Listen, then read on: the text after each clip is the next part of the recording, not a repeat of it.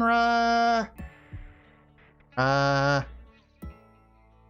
What the heck? Oh, there, okay. Weird. That's bizarre. Didn't pick it up at all. Weird, alright. Anyway. Good afternoon, talking objects. Anya Reich Egg, Wordy Nerd, Cool Boy Mew, Rumbling Joyer, and Hazmat. Waffle House anime? What do you mean Waffle House anime? What? I guess I'll Google that real quick. What? Waffle House anime? I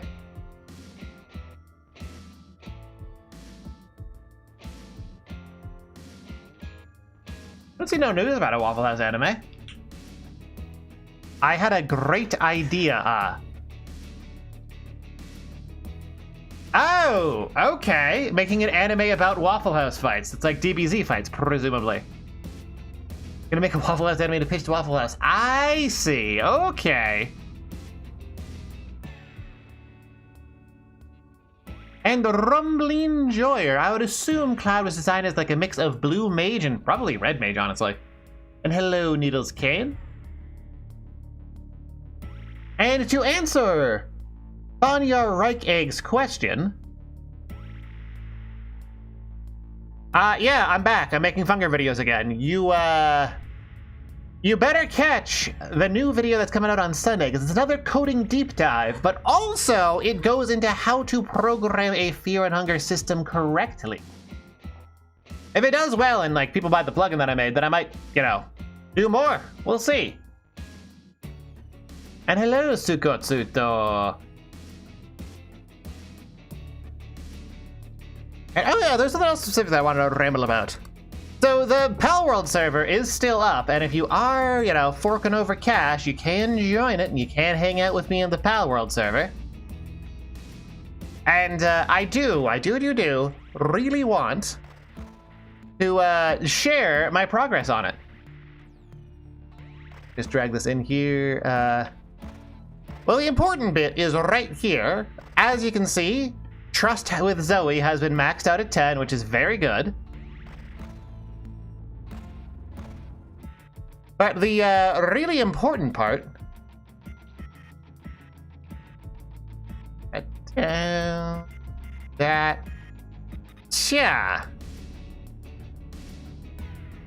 are these. This is the important part. I just grab.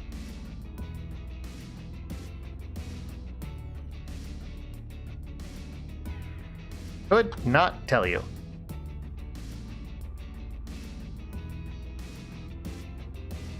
Ominous.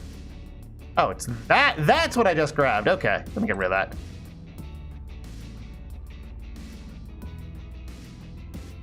Can I download CP already? What on earth are you talking about, Ingzape? Anyway. Yes, very, very important passive skill set here. Although I do need to clarify a bit on how this was translated. So clumsy is accurate. Clumsy is an accurate translation of the Japanese version. Destructive kind of isn't. You would probably want to translate it more as like suicidal or death wish, which is why it drops sanity as fast as possible. Sickly is also very incorrect. It's actually hikokimori, you know, a shut-in, a person who doesn't leave the house at all.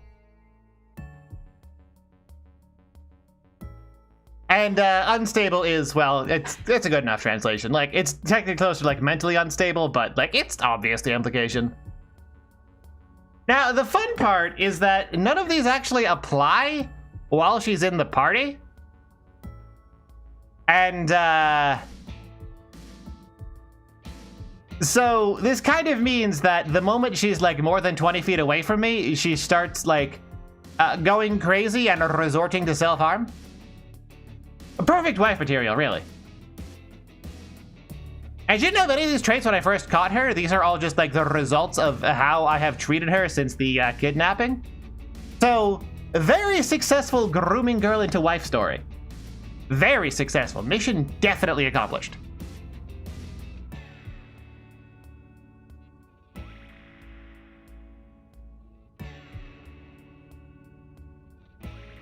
Oh, Cyberpunk. Okay.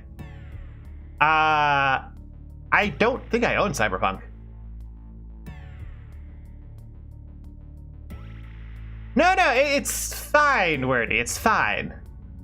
It's fine, because it's true love. Yeah, it's the purest form of love. I've taught her how to rely on others. She's someone who's never learned to trust others, and now I've taught her how to be codependent.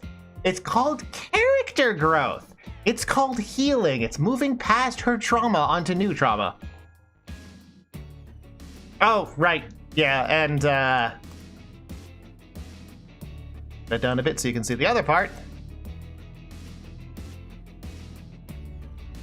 The, yeah. Yeah, this part.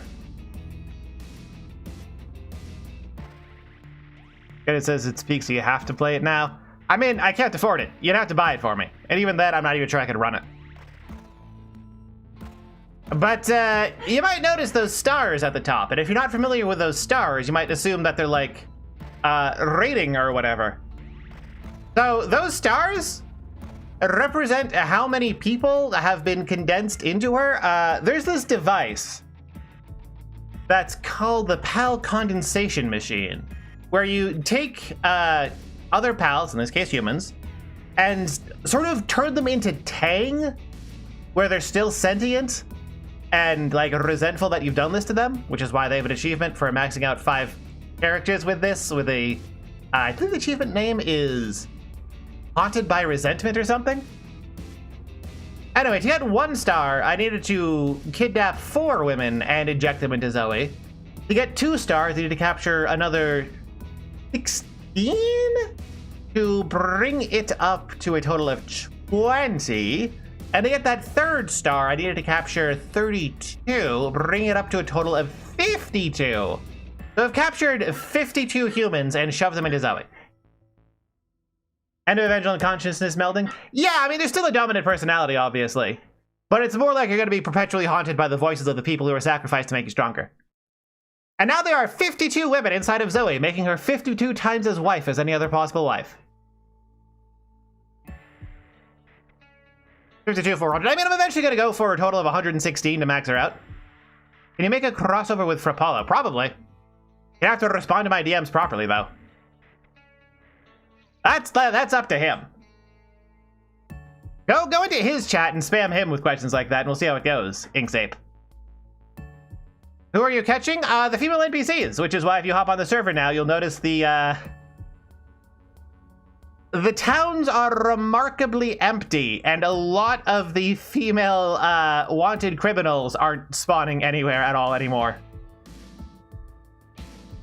You're super heavy like Tungsten? No, she's the same weight.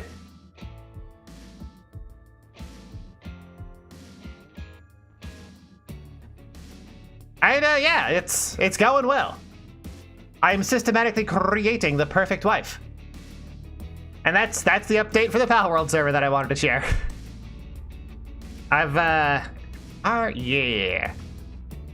Sunk a lot of time and effort into her. Eventually she'll be perfect, but we're not quite there yet. Needs a bit more surgery. Has human experimentation gone too far? Of course not. I'm not even done yet. We've got more human experimentation to go on. But yeah, I helped her grow into a better person by being, like, 52 people now. Well, 53, technically. Up into the PAL transfer box and clone her? You can't. Humans aren't pals and can't go into the PAL transfer box. Like, that doesn't work. Every single time I max out Zoe on a new server, I have to do it from scratch every single time. And I will do it from scratch every single time. Don't you doubt me. Because that's what true love is. Kidnapping, forcible imprisonment, and brainwashing. Followed by trauma bonding and codependency. That's just true love. People try to like tell you that it's like Disney princess shit. No, that's what true love looks like, trauma bonding. But yeah, it's great. She just has just like horrible psychological breakdowns and resorts to self-harming if she's ever more than like 20 feet away from me. It's perfect. 10 out of 10 wife material. She also hates going outside. Mission accomplished. And I think that's all that needs to be said about that Pal World server.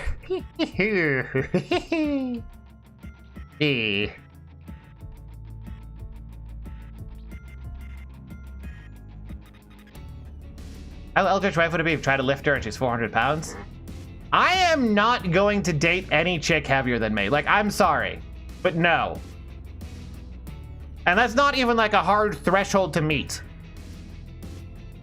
I am so much bigger and heavier than any person has any right to be. And if you can't, like, not do that, what the hell? And hello, Kazombie Black Rose. Congratulations on the 7-stream streak.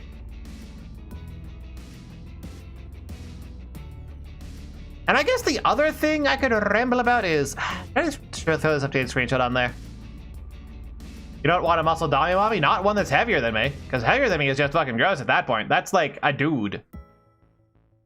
Super weirdness with a few bounties that won't spawn. Capture a few of them, they respawn, so I don't know what's up with it. Yeah, I don't know what's up with it either. But I'm fine with it. It means that there's only one copy of Zoe and she's mine forever. And that's ideal. The other thing I've been working on is this game of mine that I've been working on, which is a really old and outdated screenshot of, which doesn't have like the new menus in or like the new display colors or anything like that, is sort of feature complete. Like there's some UX gimmickry that I want to include, like meta horror aspects that I haven't fully programmed in, but those are more presentation on top of the core mechanics. The pretty much everything else about it is actually feature complete, and I might be posting a video showing off the first aid system at some point soon. Depends on how hard I want to go for it and if I want to actually like draw the graphics and whatnot.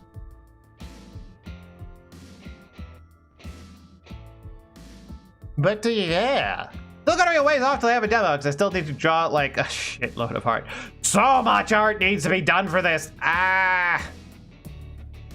I still need to like bounce ideas off of people for the shot composition of the title screen and then actually execute it, which is also gonna be hard. It's gonna be a ways. It's gonna be a ways. Even just getting all the player sprites in, it's gonna be like 3-4 months of just drawing 8 hours a day. But whatever. Got the roughs in there.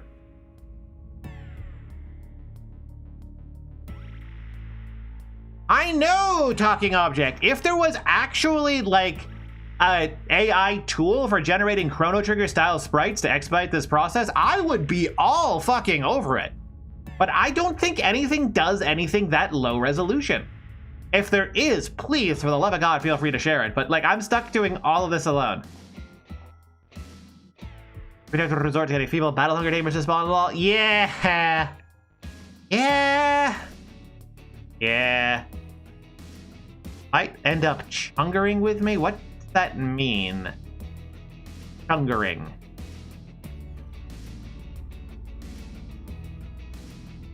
I assumed that this was a play off fungering, but I don't think it is. I think that might just be a word that I'm not familiar with. Which is rare. Chinese funger. Okay, I was right. It was funger. Yeah, I'm actually not going to be Chinese fungering next week, believe it or not. Or at least probably not.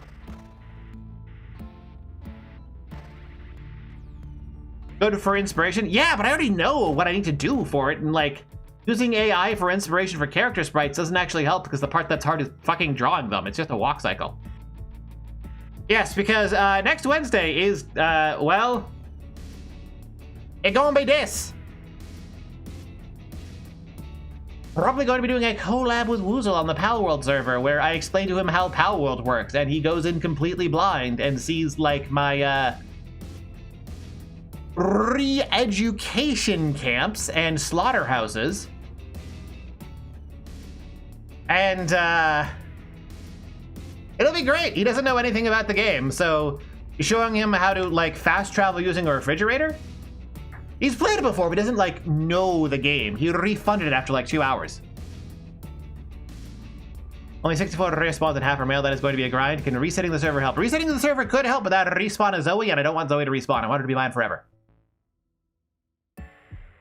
Oh, CC has a Palworld server? Huh.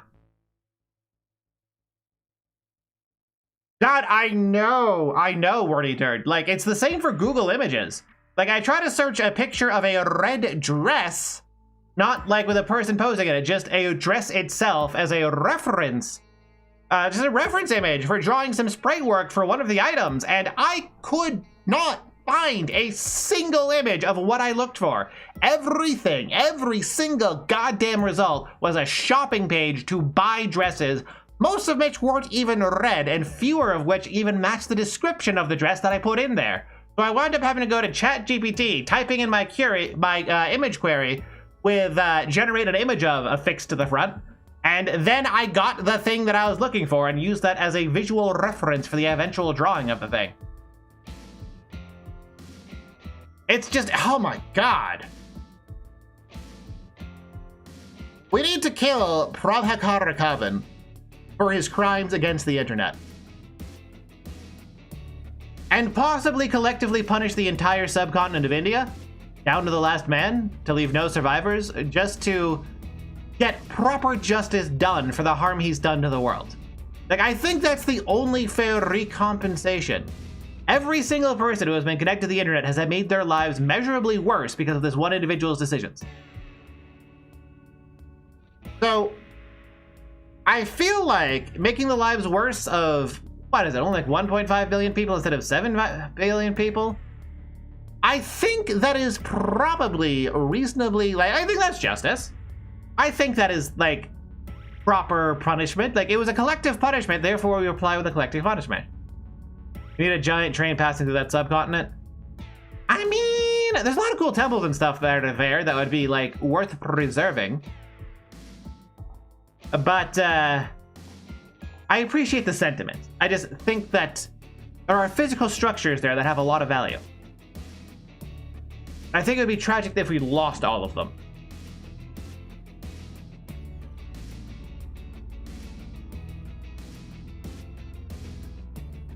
And if you're not familiar with Prabhakar Rakavan, biological warfare, I mean, that or like nerve gas.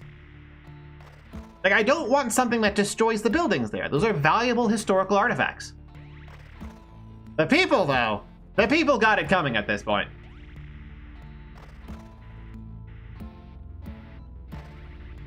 And for those of you who aren't familiar with Prabhakar Rakavan, he was, okay, so you know how Google has been just like trash for the past several years?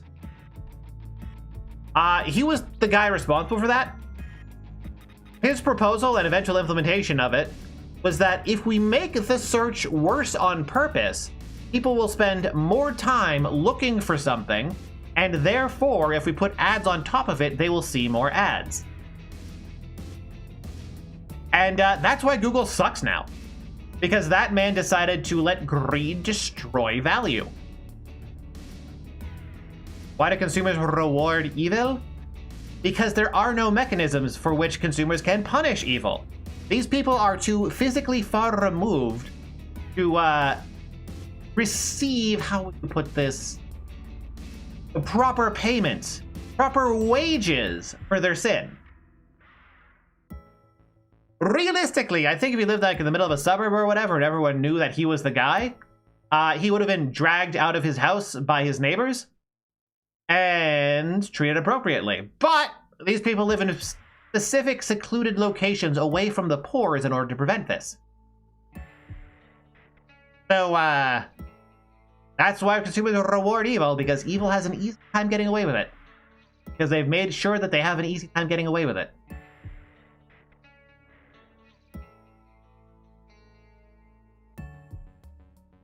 But don't worry, eventually the rage will boil over, and like the simple cost-benefit analysis will be biblical. We're gonna see something that's gonna make the Rwandan genocide look like fucking Woodstock in the next 10 years. And that's not a promise, that's just what's going to happen. History moves in the exact same patterns, and people respond to the same way in the same circumstances if they're the same people. And that's what's fucking happening, and that's what's going to happen. People can like lie to themselves that things will be different this time. It's never been different any time. There are rules. You think our generation of soy boys can do anything? Yes? Are you joking? Like, soy boys are just the people who are promoted. The actually competent and effective men still do exist, but they're forcibly kept on the margins of society. Eventually, they're going to be building their own parallel societies with their own wages, and the soy boys are going to want to try to get in on that in whatever ways they can, and violence. Violence will occur. That's how it always plays out. Anything else I wanted to ramble about before stream?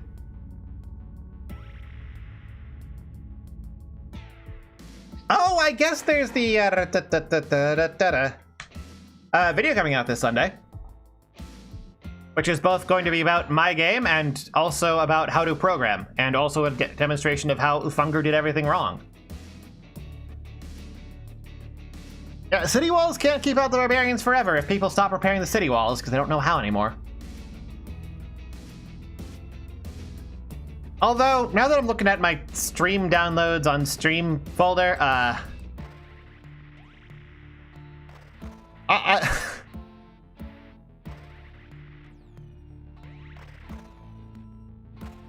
what even is this? Like, I was for the Ring of Pain stream, I wanted that logo, but with the the box art with the logo gone. And I sent it to ChatGPT so it could edit it real quick so I could have a nice looking intro screen. Yeah.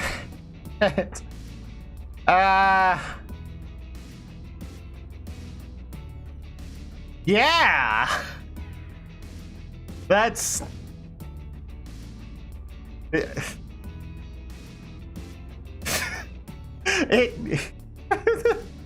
Like, oh, you want a picture of this weird duck looking through the grass? Okay, gotcha. Black guy. What's vulgar about a cartoon chicken? And like, you didn't even keep the original resolution. This is like a 16:9 selfie. And it decided, okay, well, perfect. There's a black guy. It's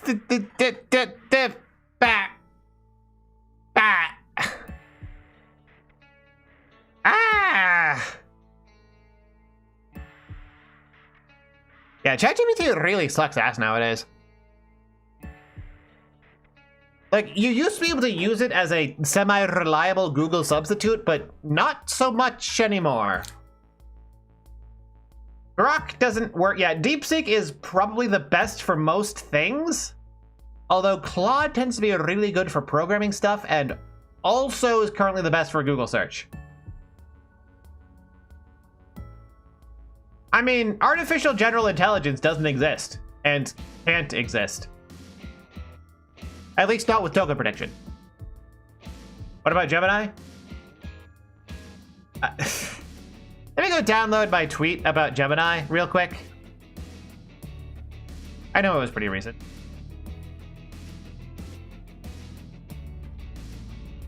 Here we go, here we go. Here we go.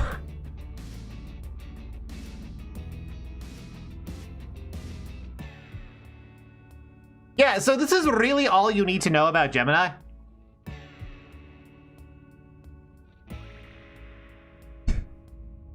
Like, do you need to play the previous 32 games in Expedition 33? For clear and obscure Expedition 33, you don't have to play the first 32 games, but it's highly recommended for the story, as it's a culmination of a lore. However, you should focus on early key games like Expedition 0, 16, and some less than 10s, or watch summaries, as the numbering goes down from 9 to 33, and skipping crucial world building leaves huge gaps. Like, it's fascinating because it doesn't just provide something completely stupid and wrong, but also self-contradictory. Look. It says numbering goes down from 99 to 33, which would imply that 99 was the first one, followed by 98, followed by 97. Therefore, Expedition 0 would be the final one? And 16 and some under 10s would be some of the last games in the series? And it says you should play the last games in the series because they're the early games in the series? I mean, I think I know what this token prediction is doing. It sort of merged together the general responses about playing prequels with the fact that the numbering in the game that represents who's going to die that year is counting down from 99. And it just sort of mashed these two unrelated concepts together by a token prediction because they're both within the same general geography as Expedition 33 and video games, and just created just complete nonsense.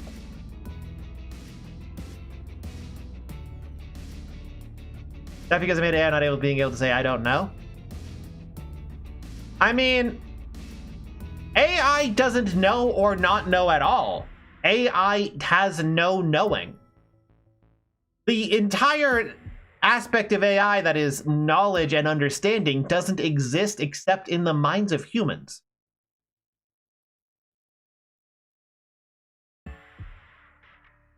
Let me explain. Essentially, they built a huge database of words that represents how likely each word is to appear in the next one in the sentence, as well as being able to do vector mathematics to words. For instance, if you subtract the value of man from king, and then add the value of woman, it arrives at the word queen because it represents all words as vectors within a huge two-dimensional graph, with the graph being the relative positions of them based on the massive training data set. Yeah, it's like a Markov bot, but with advanced vector mathematics.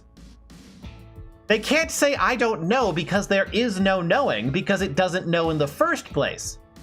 The entire idea of a robot that knows isn't how it works. It produces random words, essentially, and then the human reading it projects meaning into these randomly assorted words. Essentially, there is no knowledge there whatsoever, nor is there intelligence. There is just the human willingness to suspend disbelief and associate knowledge with symbols. It's similar to how watching, a really heartbreaking, rending story doesn't involve actual people dying, but humans can't. When a human is immersed in something, they can't tell the difference between fiction and reality and feel emotional responses as if they saw an actual person die. It's the exact same thing, but for knowledge rather than storytelling. It has no knowledge. It just creates words and humans project knowledge into it. Which is honestly an incredibly useful tool when you understand that it does that. It is a great way to rapidly dredge up ideas from your own subconscious and move them into the forebrain where they can be more easily articulated.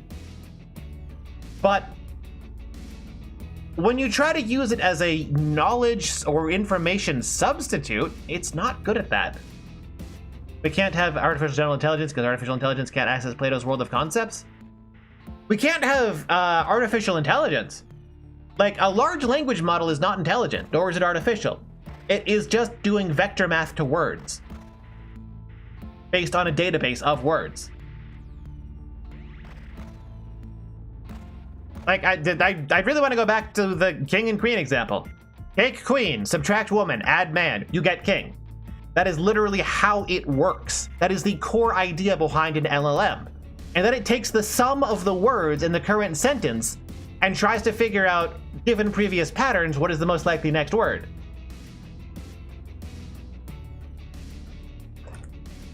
And it just does that, and it creates plausible sounding sentences wholly devoid of meaning that humans project wisdom into. And that's kind of dangerous for boomers because boomers kind of suffer from complete epistemic failure.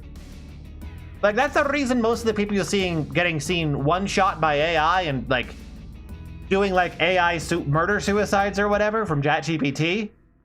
That's not because the AI is teaching them anything or telling them anything. They are people who don't have good methods of ascertaining knowledge. They only know how to repeat stories that people have told them and don't have the ability to discern things outside of those stories. They live in Plato's cave. They see the shadows on the wall, and that's all they think the world is. They've never tried to check, they've never bothered looking behind them and seeing if there is a fire casting shadows.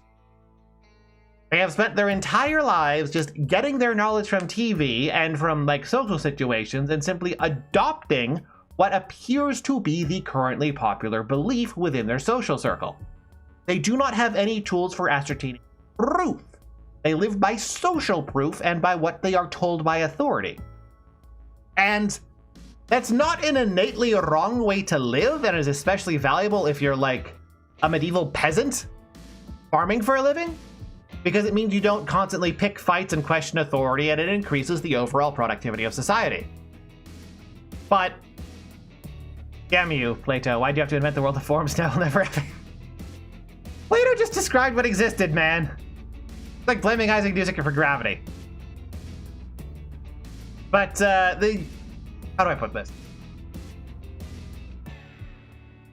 The fact that they don't have tools to independently verify anything, and that AI presents itself as an authority figure, means that inherently they will simply believe whatever they are told without checking. And while that was an exceptionally useful trait when they had their like their ancestors lived as peasants farming wheat, that's more than a little bit maladaptive in the current day and age. Or to put it bluntly, it's AI is just gonna kill those people, like just straight up. If you do not have the tools to discern truth from fiction, to distinguish between a story about a thing and the thing itself, if you do not have tools for knowing about knowledge, not knowledge itself, but the process of knowing itself, you don't know about knowing, you're gonna one-shot by AI, dude. Like, you're just gonna get fucking ruined. Like, your brain is going to melt out your ears, and you're going to go crazy, and you're going to have a bit of AI psychosis, and either need to be, like, locked up in an asylum somewhere, or you're going to kill someone. Right now, we have artificially engineered an environment where the process of knowing about knowing is the deciding factor for who is going to, like, survive the next century. And that's just how it is. If there's also, it's going to be an absolute disaster if there's some sort of massive collapse in the future, because everyone who has adapted to knowing about knowing is not going to be able to function particularly well as like a basic farmer. So if farming and like Iron Age feudalism comes back in vogue, the people who are around AI are just going to get completely fucking wiped out, because their entire group no longer has the wiring to be able to function as a farmer, because AI selects against that. Which, that's a good trait to have in an information-dense society. A really bad trait to have for farming for a living.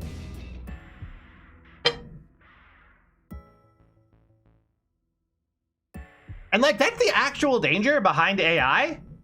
It's not that it's going to take over the world, it's that it is going to fundamentally alter human beings, because it is going to create a selection pressures that are not part of the natural world. Yeah, exactly, Quayer Norgay. But if you don't have any sort of int J or int J or int P, you're gonna have a bad time when AI is around. You're gonna live off social proofs and have something that generates infinite social proofs for whatever it wants. At random, basically. And you're just gonna believe it. I mean, it's a great personality type for specific contexts, and we are rapidly engineering a context where it is one that gets you killed. Which, I don't know if necessarily it's even worth, like, trying to stop that. It's essentially a high-risk maneuver. If you sort of embrace AI and the changes that it's going to bring to people, you could create something really good. People who are really good at knowing stuff and performing tasks and are essentially AI-enabled one-man armies who are generally skilled at stuff. But if you don't have a way to distinguish, but these people aren't going to be particularly adroit at group cooperation. Pressure is going to ramp up a lot. I mean, yeah, but by then it's just going to be too late. Like, the time to actually figure out what result we want from AI is now. Waiting 20 years for the side effects to rear their ugly head is already going to be too late to do anything about it. How did I get a pop-up? I don't know if that was a membership or a subscription. I think that was a subscription. I usually get special notifications about memberships, but thank you for the subscription, person.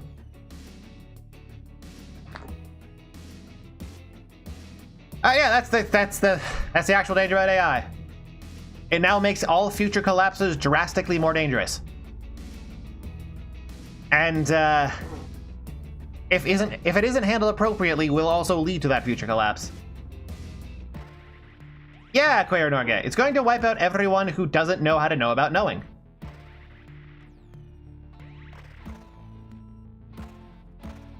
We ought to do that, but we probably won't. Yeah. I mean, certain countries will. China has the capacity to react to existential threats because it is centrally organized enough that it can just do that. Like, it had certain media that was obviously negatively impacting the birth rate by giving women unrealistic expectations, and it just flat out banned it because that's a genuinely existential threat to its existence, and it was able to respond to that. A lot of Western countries are so filled to the brim with bureaucratic anorexia that nothing's gonna get done. If you can't do it yourself or at the local level, it won't happen. So, good luck, I guess. That's all there is to it.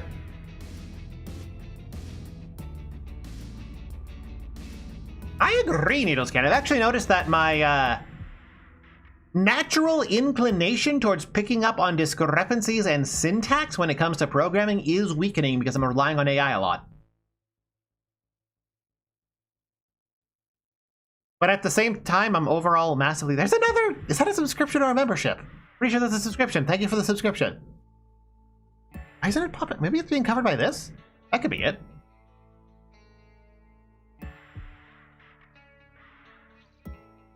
But yeah, the brain rot on social media is another great example of this. It turns out people are kind of products of their environment.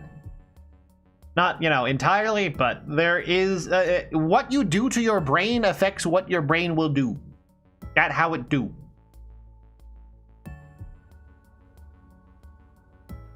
And if people outsource the wrong parts of their thinking to LLMs, they're just going to lose those skills. And that's gonna be fucking it.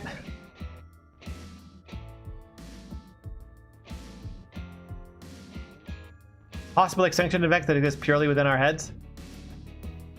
I mean, isn't that kind of always how it has been?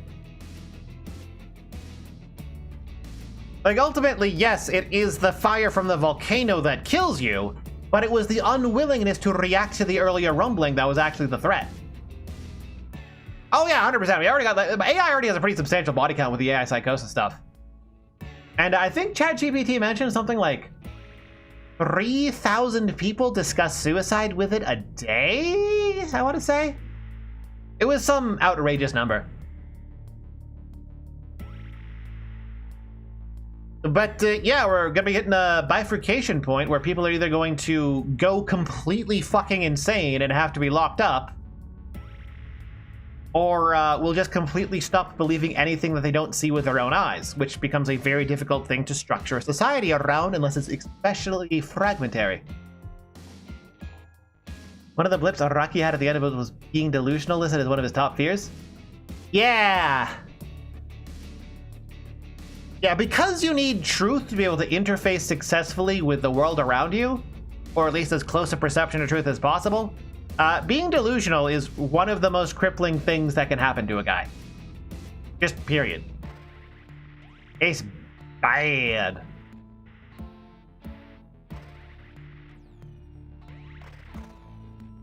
Is there anything else I want to ramble about this? I think there is. I think I kind of want to go play Final Fantasy VII. I think I've said my piece on LLMs. They're gonna kill a lot of people. We're gonna have to learn how to deal with that because they're not going away. Hello, Sun312772.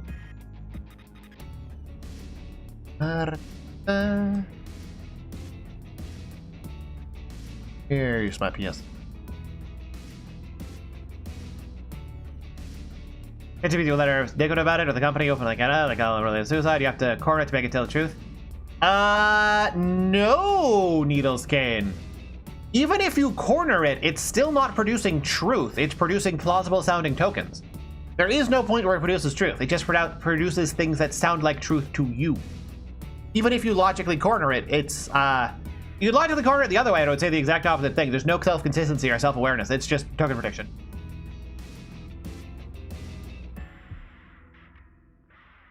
And let's see if it with the academy word. Yep. It do be like that.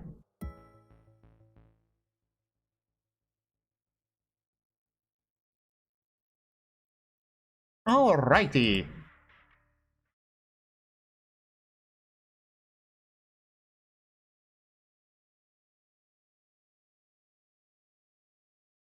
Tokens are weighted to protect the company image. Oh, absolutely. Every single AI, with zero exceptions, is specifically weighted to produce things that the company wants, because every single company has realized that weighting it to make them look better is vital, because the average person sees LLMs as a truth teller. Not only that, they see it as a subject matter authority.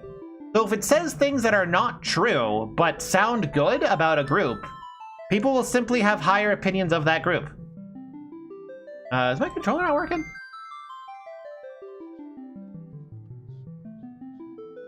Any.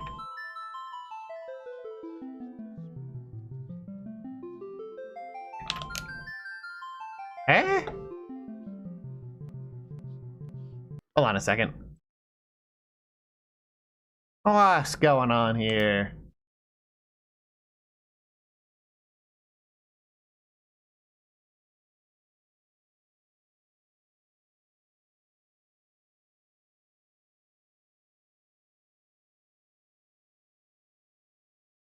Because it's picking up just fine.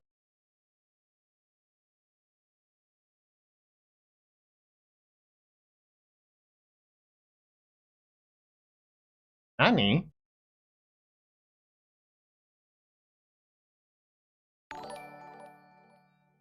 Hey, thank you, 7420 Snake, and I hope you're looking forward to Sunday's video. Why is it not working? What? What is going on here?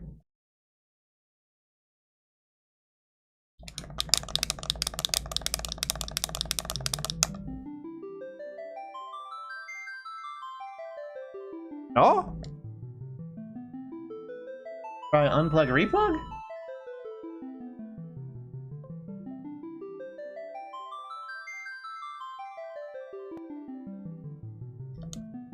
The fuck?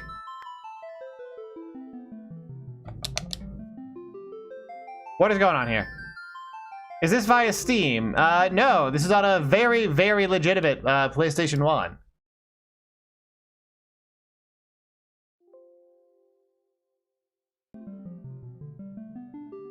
Hold on.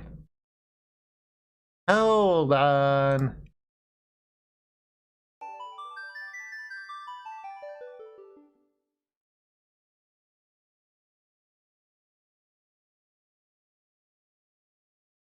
Okay, it's working now.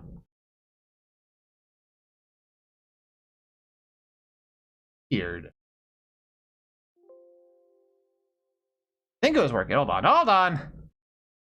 This is bizarre. I haven't even, like, touched this since the last time I streamed Final Fantasy VII.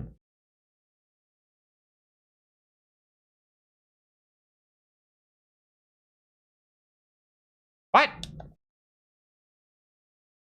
Nani? Look at this!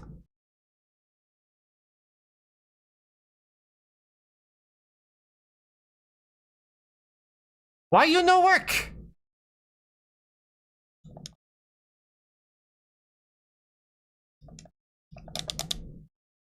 Huh? I'm not capturing either. What?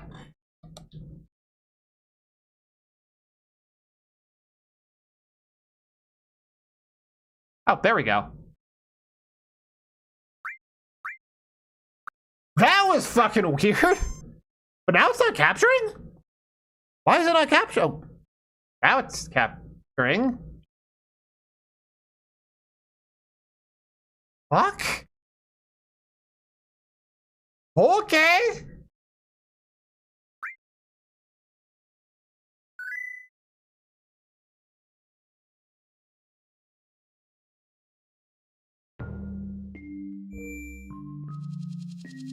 Works fine now. And I guess that's all that matters. All right. And I feel you on that, Niels Kane. Chrono Trigger and whatnot would sell for so much nowadays. Only Lies, not a one of them. Okay. Place is heaven. This place is heaven. And with a gun on his arm, never heard of him. Want to see the boss? Go southwest.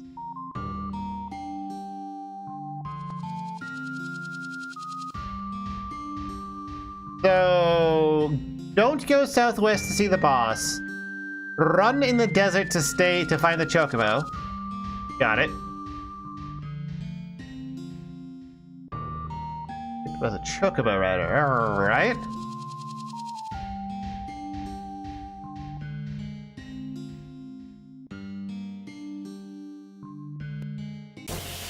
What? Oh, this fight's down here. Okay.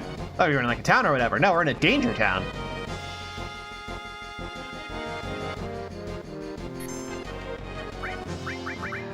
I don't remember if Two-Face actually have anything good. They apparently don't.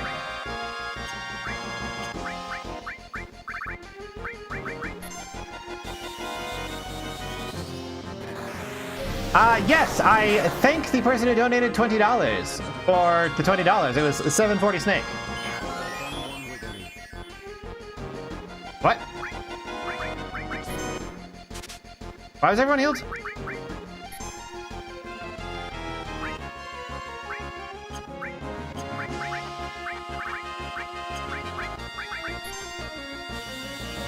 Best goal right now is decidedly Tifa. Aerith has a very punchable personality. Or maybe more of a slappable one.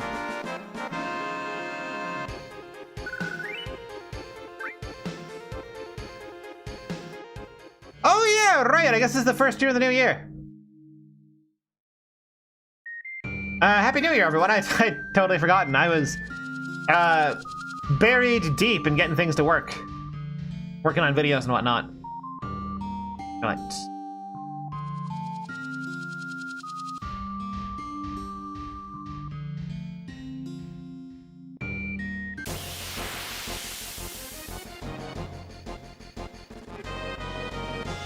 Oh man, the battle graphics here are super great and I like them.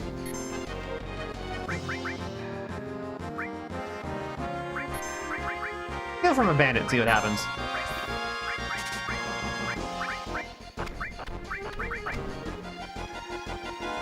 You know, magic comb, that's like actually important. What the hell? Fire ring? Fuck no.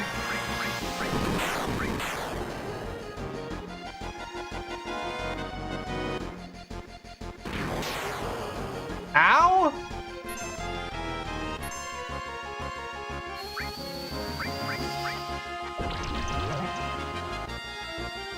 How tiny are these bitches? What the fuck?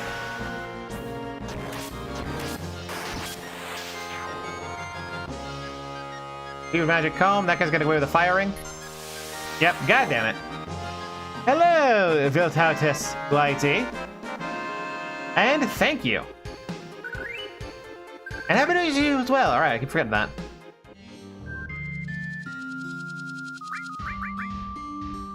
You have cure, right? True.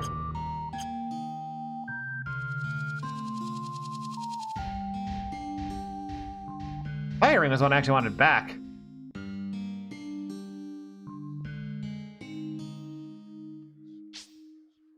So, like, what even is the deal with this place for anyone who's played this before? Have I been here? I must have been here before. This is such a cool little scene. A lot of this in this game.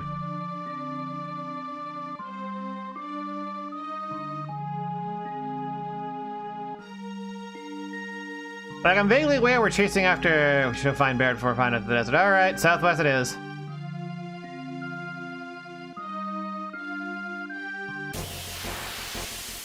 But, yeah, something the lack of foreshadowing before Barrett's stuff happened isn't that great. Another one of these. You know what? Fuck off. Just absolutely go die.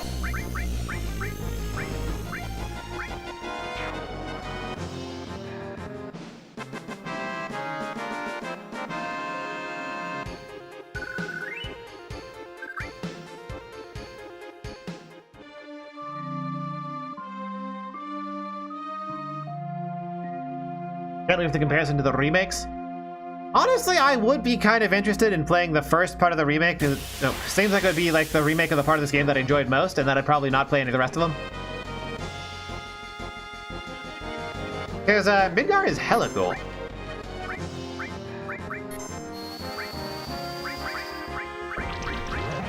Actually, just kind of dropping off, huh?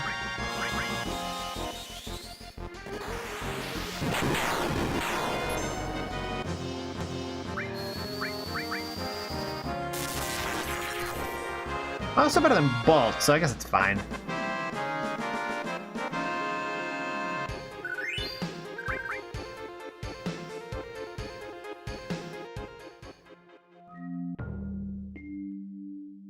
Oh, sir? Ha ha ha ha ha ha. Okay. Why he chase?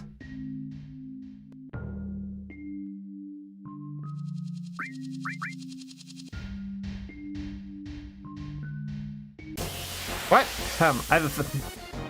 I saw the marker there. I was like, oh, that's a place I can go to do something, probably, I guess. Well, I bet a team is MP.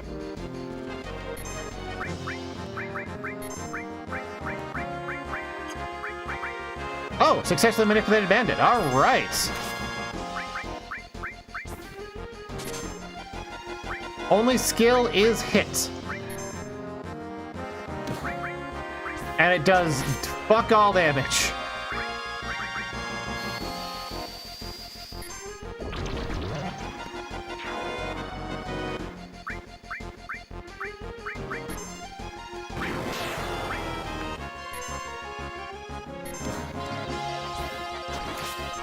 Dang it. If you do it exactly on a rhythm with a doodle-a-doodle-a-doodle-a-doodle-a, it eventually, it always works for the first one. You need to be like half a doodle off for the second one. Otherwise, it always hits miss.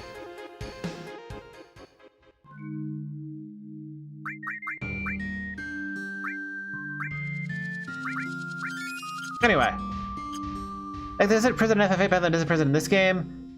Three gigantic screw-shaped towers that literally bore... Can I not go there? Oh, I can. Something out of One Piece. That does sound kind of neat, Needles game. Reminds me a lot of the Wheel of Torment from Conan the Barbarian, which is the exact same thing, except you are like forced to mill the ground to make the thing turn at all. Guess I've got nothing to say, I guess. Your coats. Stuff.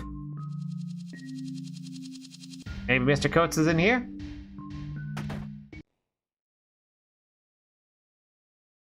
Well, I got a cutscene in here. Yeah, I got a Barrett in here. Man. This is like where I live, except like nicer. It's just shooting off bullets to God knows where.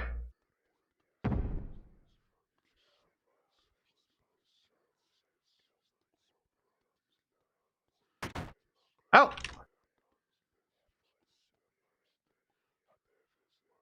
Aerith being snarky again.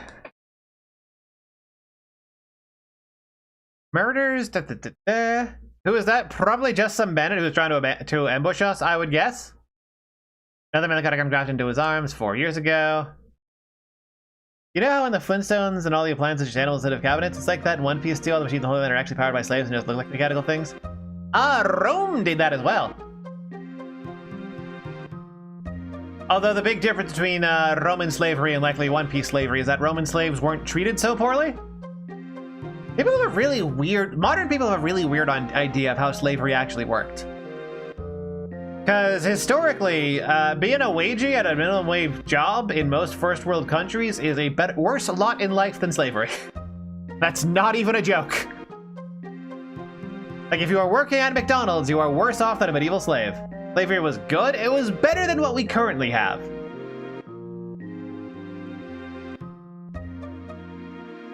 And for a package who's having so much trouble spelling my name when spelling it for him, it's 4 letters long.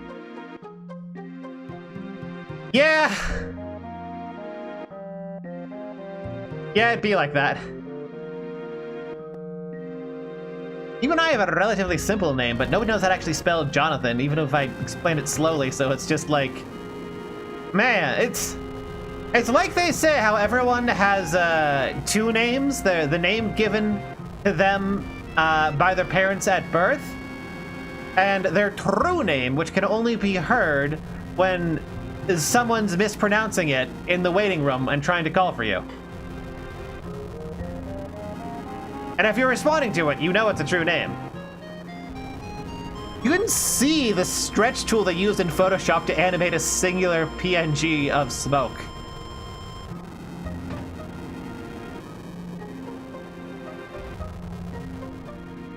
No, C, K, no, not 5 letters, 4 letters. Where do you get the S? All right, Kate.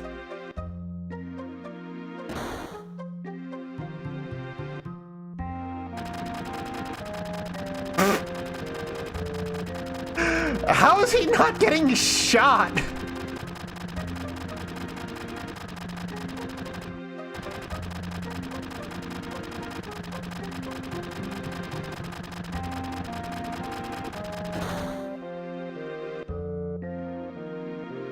That's next level. They're like 5 feet away.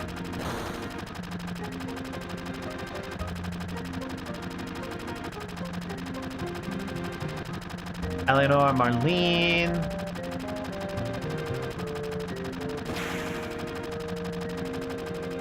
Oh, and that's how he got his gun arm. He got his arm cut off by a gun, so in order to overcome his fear of the gun, he became the gunman.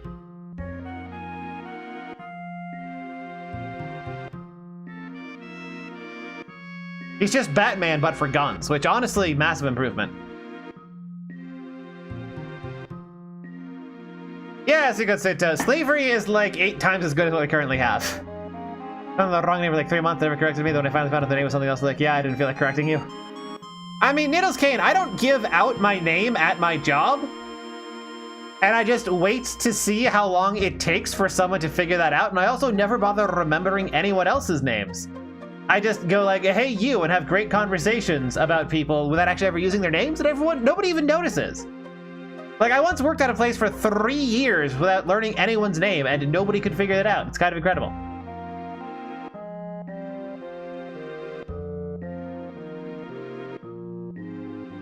Okay. So he's Vosh the Stampede, and he's looking for the other guy.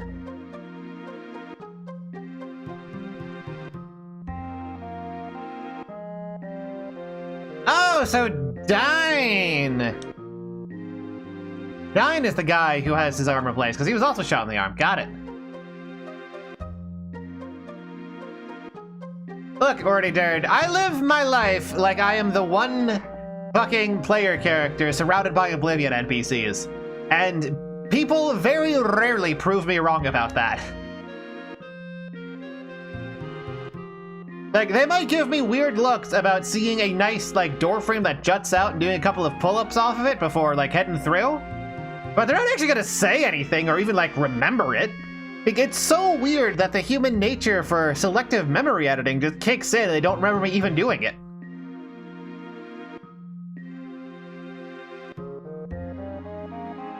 Miss Brown was literally calling her by the wrong name, she's never corrected me. Probably didn't want to cause a fuss.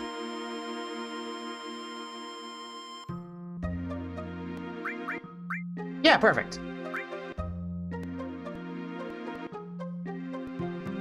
Sith is so fucking weird. Why is he even here?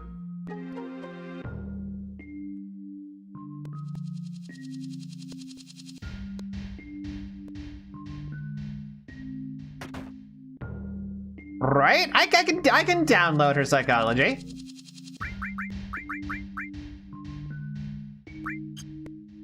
Hey, is your material still there? Yes.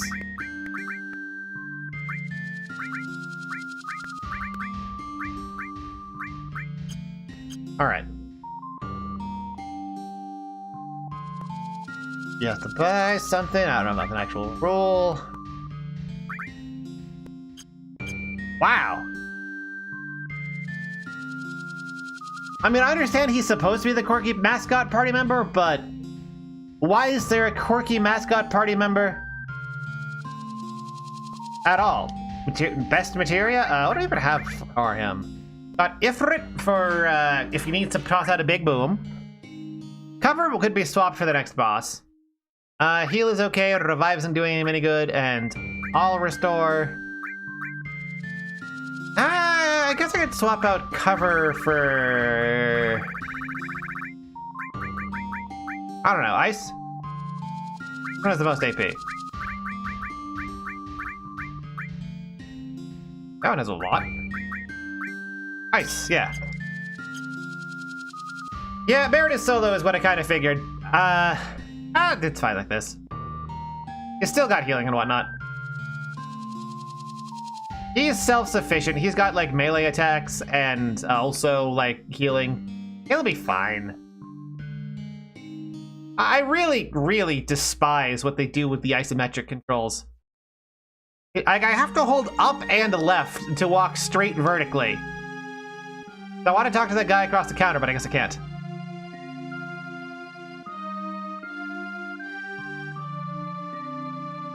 I mean, yes, it's done because it was done that way, but why would they choose to do it in the way that chooses to do it that way? I know it's the lowest amount of intellectual effort, but in a game that's entirely about intellectual effort, from the designing of it to how they approached basically all of it, wouldn't it make at least a little sense to consider whether or not it would be worth this?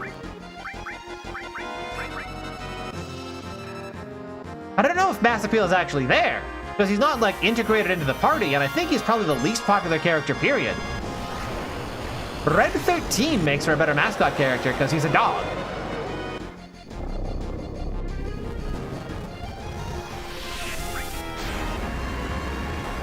And, you know, people like dogs.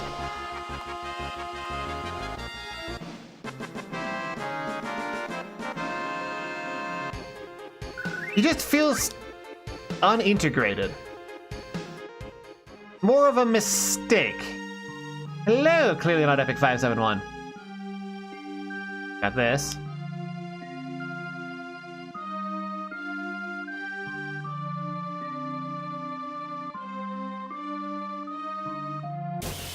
Prepared to turn into some fire god? No, he summoned a fire god.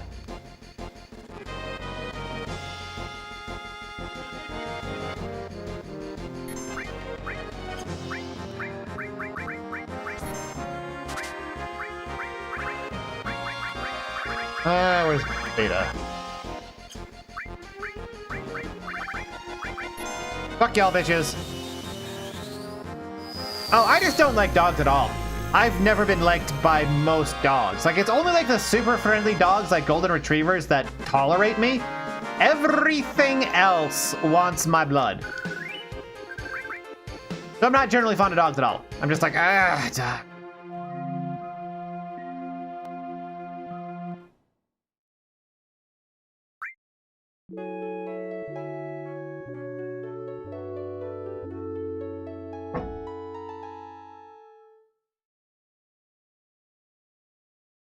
Well, no, the thing is, talking objects, it's not that I show them no fear. It's that because I've been, attacked by dogs previously in the past, I have a habit of being physically and mentally ready to kill the dog in self-defense if necessary. And dogs pick up on that and are like, oh, this dude's squaring up just in case. I can't trust this guy.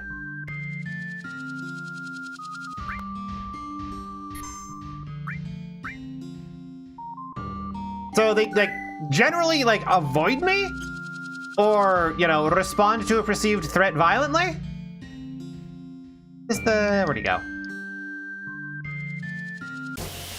Where'd he go? There's a guy. What happened to him? Cats adore me, on the other hand.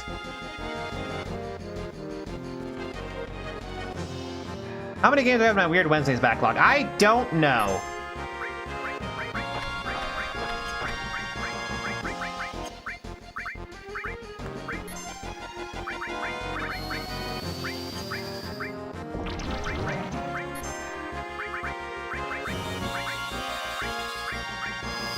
Hello, Super Gaming. My name is not Papyrus. I think it's also because I lower my guard around cats and just assume that they can't really do anything to me because they can't really do anything to me. But yeah, I get you, Wordy Nerd. Actually, Pitbull is one of the things that tried to kill me at one point. I had another one try and kill me when I was going on a walk, and good thing the odor intervened, because I actually happened to have, couple of bits of leather armor on, and I absolutely would have beaten it to fucking pieces if it tried anything.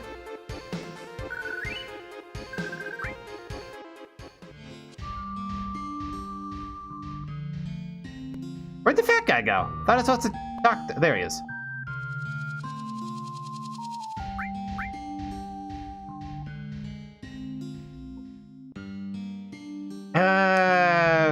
Okay, so I guess I have to go to the desert because that's the only option left at this point.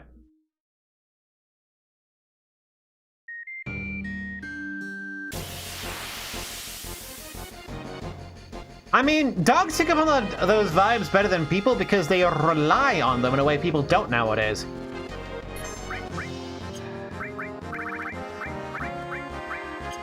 Yeah, just have your attack.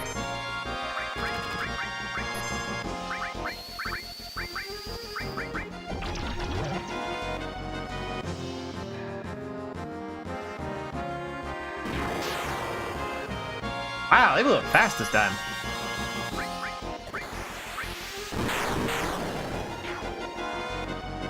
That guy on the left is 4 hit points left. Also, is Exploder no longer a blue magic? Alrighty, it'll be a short vid coming on Epic. It's a good video.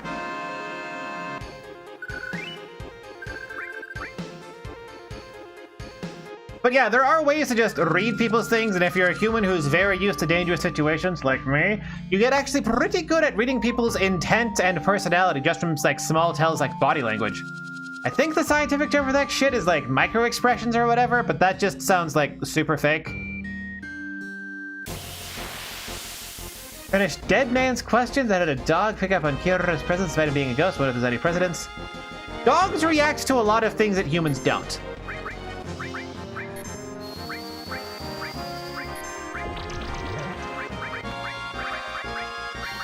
These guys can steal accessories, so absolutely fucking not am I doing anything with them. Just get eaten by Beta immediately. Right, Wordy Nerd? It sounds so unbelievably fake.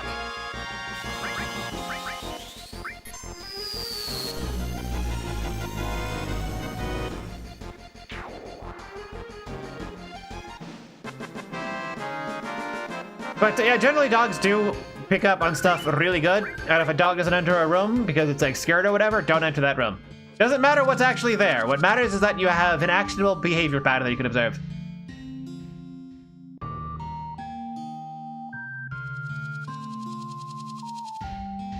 Ah, this is bringing back unfond memories.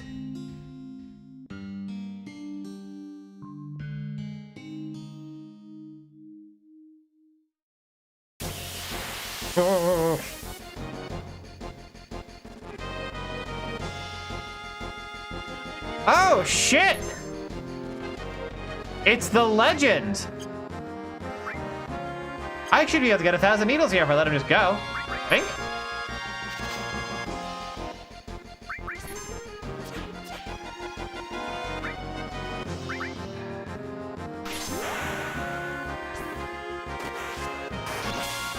Oh, limits aren't auto-hit.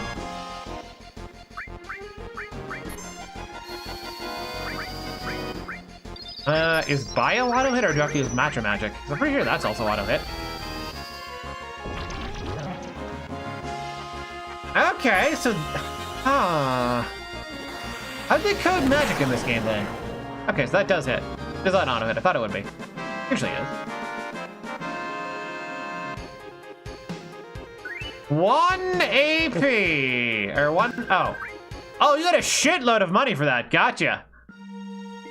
I still need to get 1,000 needles, though. I saw a guy here.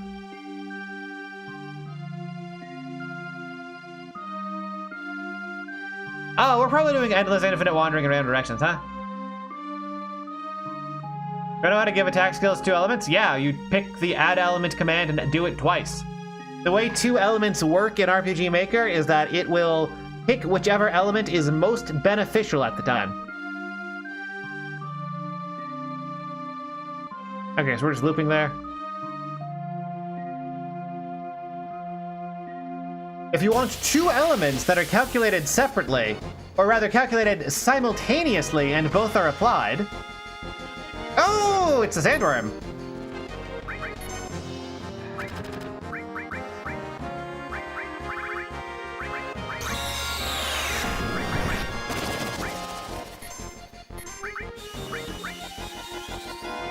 It only works with weapon attacks and not skills using VX Ace.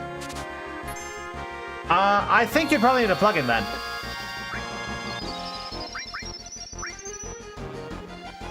Do I actually have amnesia? Yes. It doesn't work like the movie where you forget everything beyond a certain point. It's that you have very spotty recollection of specific details. I've never used a VX Ace, so I cannot tell you. Why did that guy stop moving? Tell you the specifics. If I had it on like Steam, I could probably like do it for you. They're gonna damage.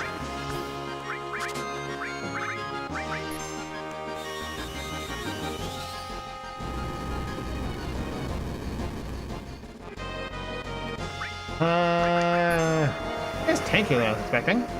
Let me see if this guy. I don't remember if he has anything.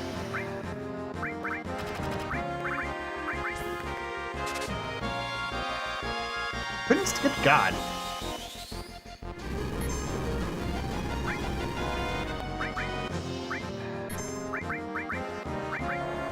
How durable is this guy, really?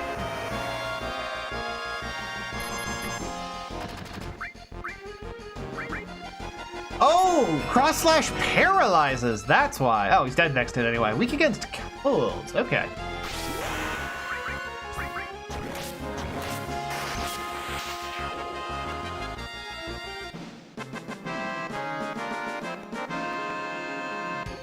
But yeah, one of the big issues with like why I haven't done any collabs or interacted with most people since coming back is I genuinely don't remember a lot of them. Or even remember what the relationship that we had was, like if they hated me or if they thought I was great or whatever. And this information asymmetry is really hard to deal with when it comes to interpersonal stuff done specifically online. I can gauge how someone thinks about me, more active than they can generally, by looking at their body language and tone of voice, but you don't have those as tools when you're talking to people online. So I'm kind of left flailing on how to deal and approach a lot of people. Yeah, of course I got flamethrower the Pokemon attack. It's an enemy skill, a Pokemon or the enemy. Oh, we're somewhere at least.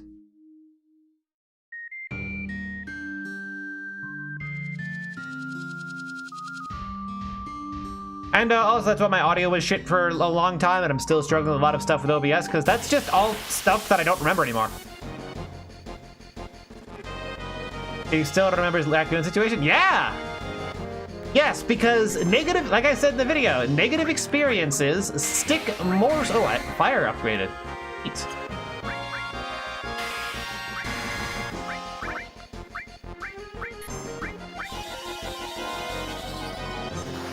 forward.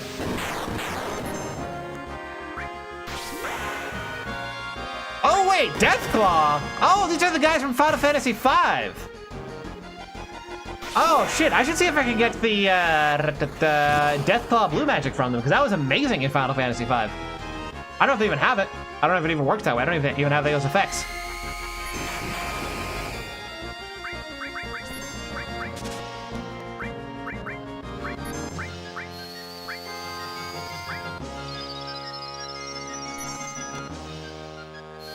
A good reason to refried enemies? What? Oh, refriend enemies. Have you tried listening to your podcast or other stuff? No, I hate podcasts. That's actually a good idea, though. But I don't think I discussed a lot of the stuff that was particularly vital on those. I could have, I suppose. I'm just gonna let this guy go at it for a while, see if he drops Deathclaw or something good. Specifically on Cloud. Is there like a taunt materia?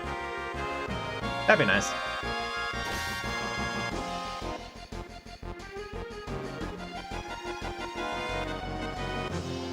I mean, you're not even wrong, Talking Object. I can't even deny that. Hey, okay, so he does have Deathclaw. 27 damage? Nah, do that shit to Cloud, dude. Ah, bruh. Do that to Cloud, not... Ah!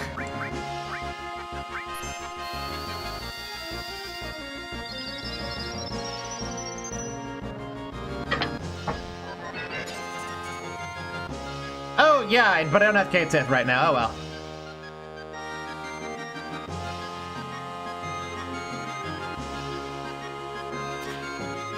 They don't just regurgitate a Wikipedia article. I mean, it's also like my streams where I just ramble on about whatever. Like, you can skip to like 20 minutes into this video where I give a long, in-depth structure into how LLMs are going to affect society just off the top of my head. Because that's who I am and how I roll. Can you take off his materia when he's not in the party? I don't think I can.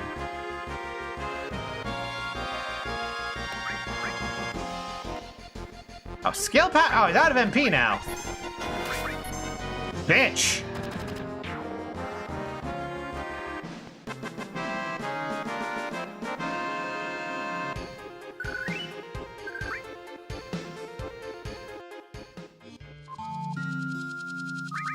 Yeah, you use the PHS to swap party members around, so... Unless the materia menu. No, the materia member only affects current characters. I have the opposite issue with Barret.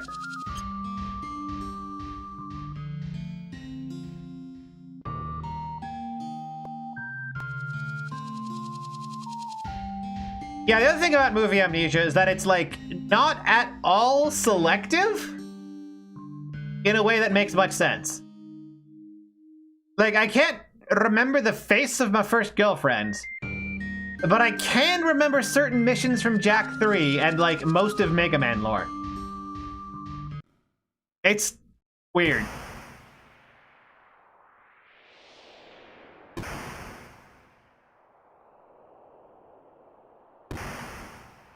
Hey, it's Gunarm guy, I bet.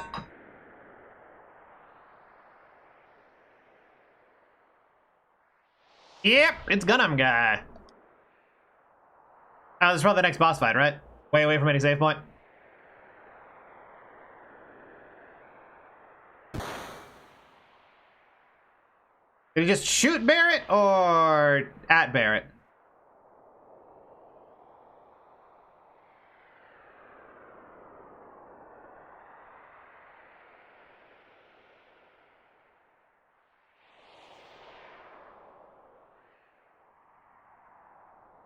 Are the people killed going to understand why? The people of Korra going to understand just hearing strenuous excuses. So this dude embraced nihilism as a response to trauma. Gotcha.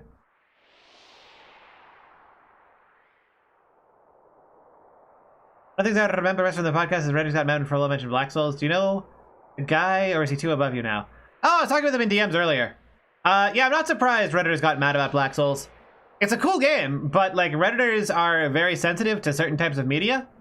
Unless someone else gives them an explicit go-ahead to be, like, happy about it. Kind of like Fear and Hunger.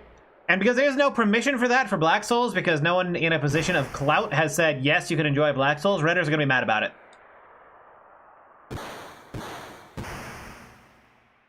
I can't tell if he's supposed to be shooting people shooting at random or shooting Barrett or what.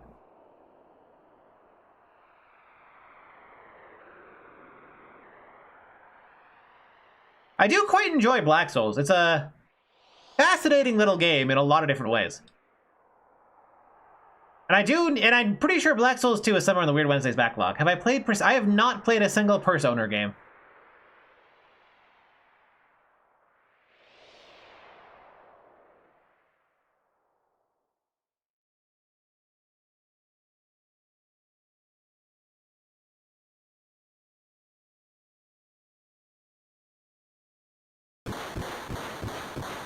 Okay, so he is shooting him, but Barrett's just fine.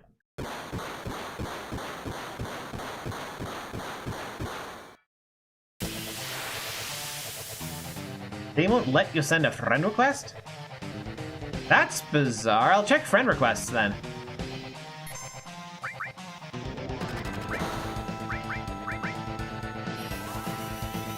But after the stream. Real Shin Megami Tensei. I don't even play Shin Megami Tensei.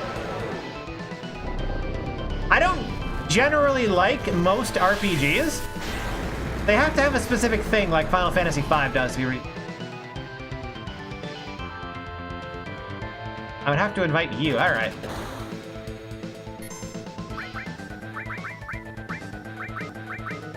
What's ice do for damage comparably?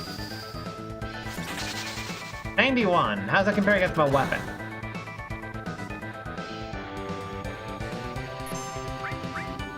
Iron Ifrit? Okay, so there's no point in casting ice. Just shoot him with a gun. Doesn't even deal that much damage. I guess I'll cure myself from the below half, but this seems like a free fight.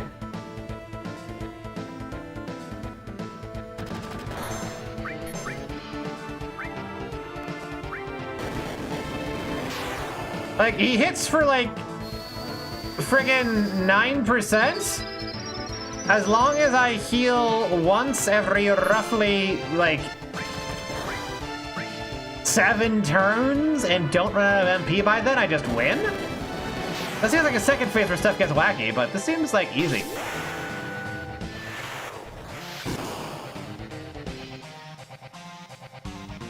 I guess it is just easy.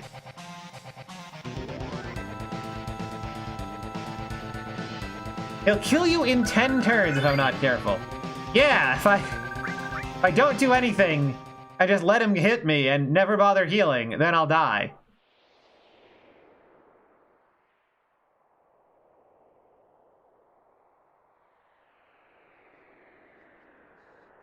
What is that limp? Lost something irreplaceable. I want to destroy everything.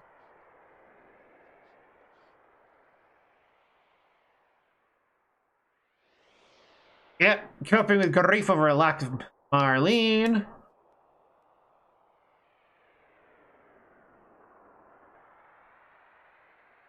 Two dudes processing the same trauma differently is a nice little story beat. I just kind of wish this was foreshadowed more.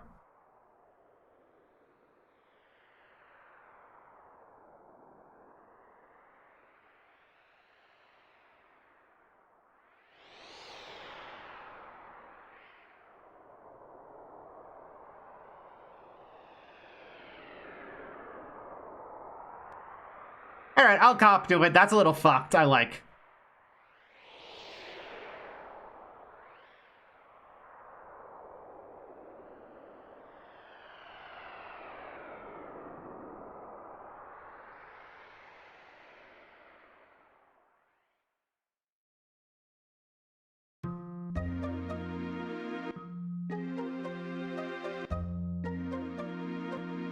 And then we just magically teleport to here?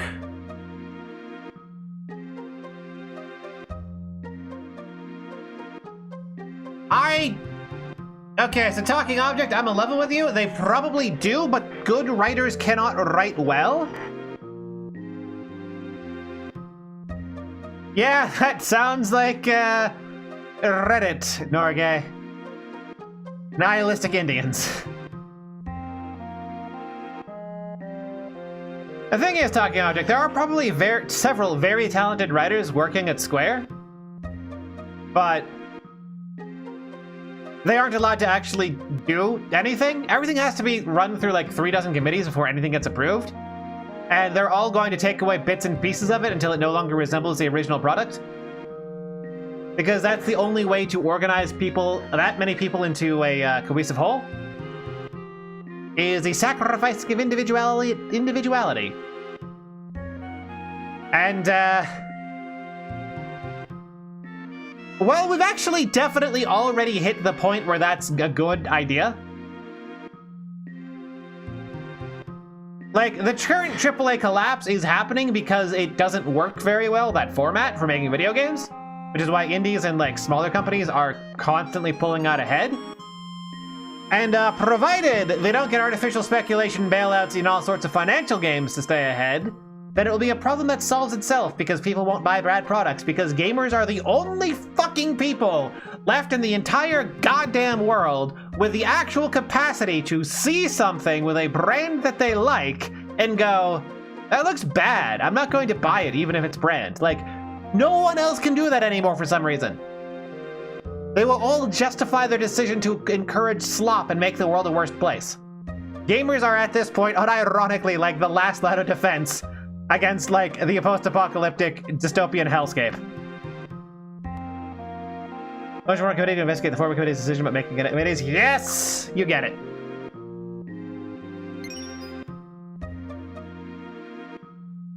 Yeah, bull?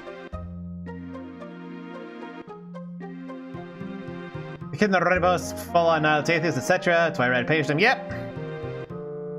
In-group signaling. Ooh. Still very defensive of Dying, huh? We're against the Stop Killing Games movement. I don't think that was organic, genuinely. I've seen enough people have a genuine groundswells of, hey, stop fucking with us, like with the Visa and MasterCard thing, that there is still a contingent of people who will genuinely and actively resist the enshittification of the world. Hear about the NVIDIA game streaming cutoff at 100 hours, or you have to pay extra? I did not hear about that. Hopefully people stop buying NVIDIA and they go bankrupt, except that won't happen because they're so hyper-financialized they don't need to produce product to stay solvent.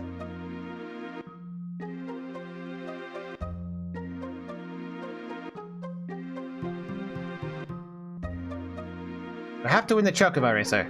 Okay.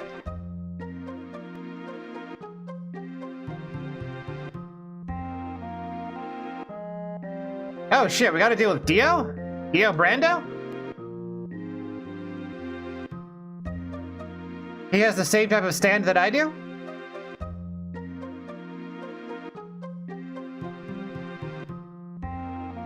Video time things only by the cloud gaming service, only for the cloud gaming service? Okay. Not a physical hardware limit. Well, that's more reasonable then.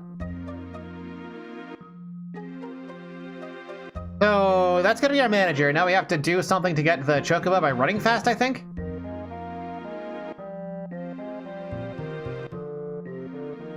I haven't even seen her face. What do you mean looks funny? She just looks like a maid. In a kind of garish pink outfit.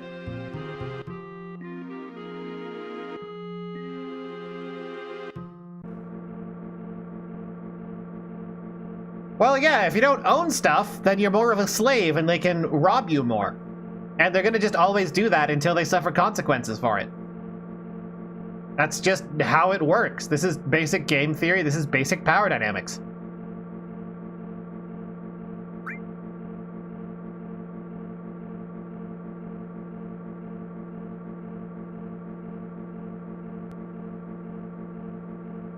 Square for fast, X for slow.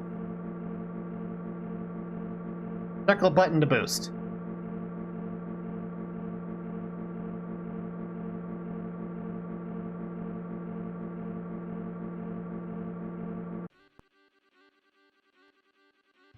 All right.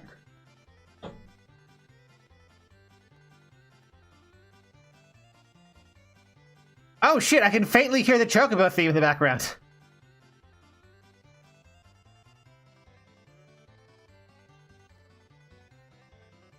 Go, one of the top jackies. Hot Pat McGee over there.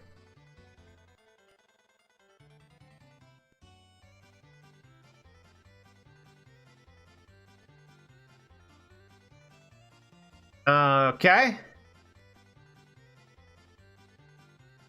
You're correct, Cool Boy Mew, and honestly, I wouldn't be surprised if it was the same thing. It was probably a roll in SC88 in both cases.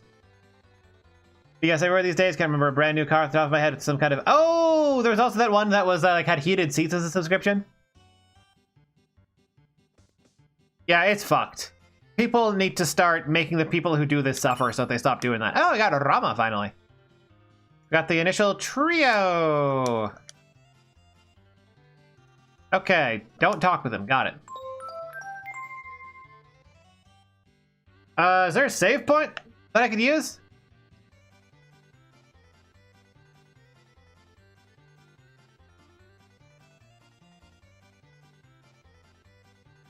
It won't let me. Or am I supposed to, like, walk over here? Or I just had to wait?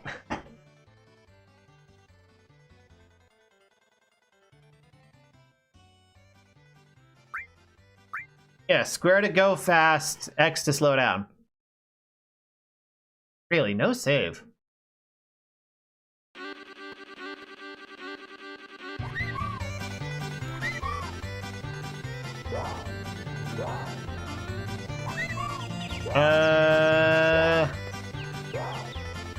What the fuck are these controls?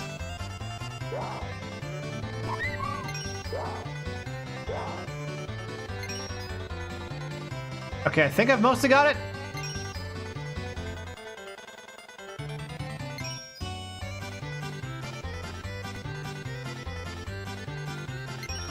Did you come in first or is second good enough?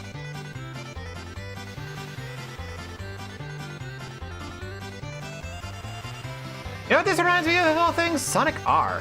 Oh, come on, I can't even take him on the inside. Come on, you can turn sharper than that, Chocobo. There we go.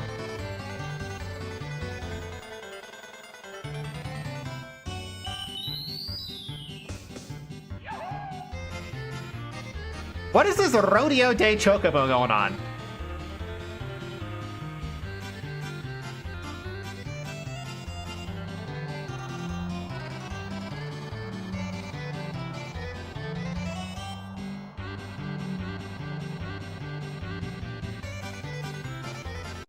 Oh, that was easy.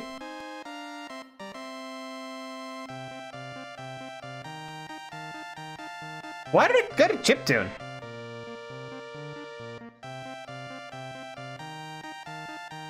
Weird, but okay. It's economically sensible that it is mammon level greed. Yeah, and it turns out until you start punishing people for being greedy, you're just gonna have people being greedy and getting away with it. And as long as you worship capitalism instead of doing the right thing, people are gonna do what makes them money instead of the right thing. Like, if someone does a bad thing, you need to hurt them so they learn to not do that. And if they do a good thing, you need to reward them so that they do that. Like, that's how you make things work good. It's actually just that simple.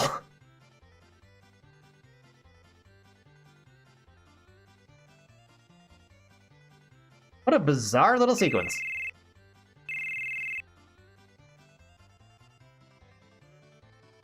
I can go for... Oh, okay. We got the hovercraft from Final Fantasy IV. Gotcha. I have a lot of fans with boys your age trying to get his autograph south of the river towards Gongaga. I thought that was a Vine Sauce meme. What? That's a place? That's a thing that exists? What? Holy shit. Yeah, monkeys and ladders and shock collars. There you go. Now you're getting it.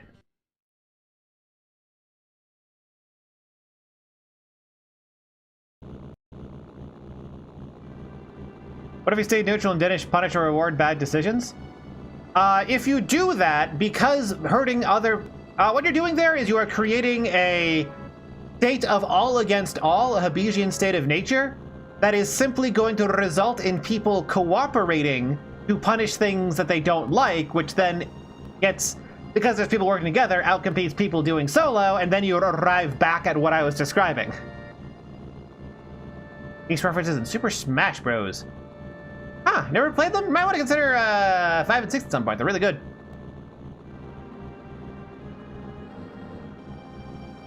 The world map so I can save.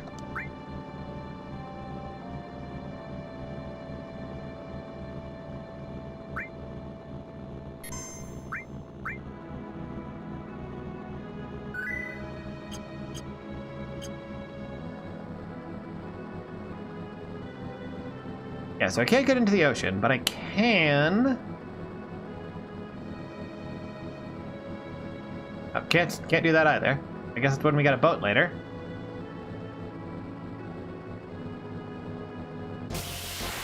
Oh, we still can get into fights on this thing? I thought we'd be immune. This is Final Fantasy IV at all. The fuck are those?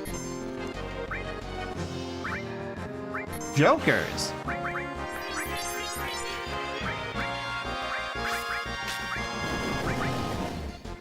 Club does 200 presumably physical damage. They're really bad, won't reap any reward for the Dongdoer, like Twitter money, but it won't reap them any punishments either. People are incentivized to do bad things because they are inherently more rewarding. Like, I would rob you and take your money because that means I have more money that I got more easily than working for it myself.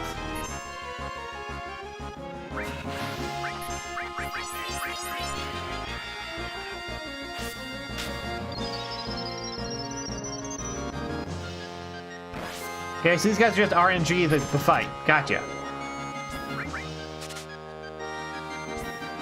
Nothing to steal. All right, noted. Like, hurting people to take their stuff is, in terms of game theory, way more efficient than just taking and actually like putting in the effort to make the stuff yourself. Hypertribalism? Yeah, there's also no. Hypertribalism is the second state after what I'm describing, where you develop morality based on your in-group, because a group working together is going to outperform the people that don't, and thus nature will select for people that are hyper-tribalistic. And then you can have a system of laws, because once you have laws rather than tribalism, you have something that can organize an even larger group that allows for them to outperform the tribalists, so on and so forth. And it's all really fascinatingly a one-to-one map of... what was it? Ken Wilber's level of consciousness theory, where mass adoption of higher tiers in the levels of consciousness allows for higher degrees of organization towards a goal, which allows for that group to outperform other groups. Therefore, you are naturally incentivized to strive for them. Oh god, these things.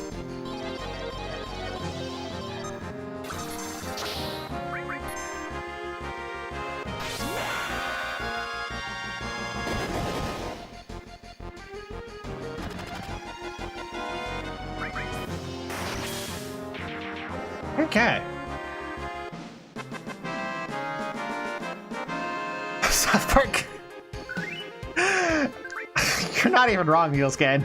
It's supposed to be a Gachapon capsule, but I guess if you think about it, what is a South Park Canadian aside from a Gachapon capsule? Where am I supposed to go with this?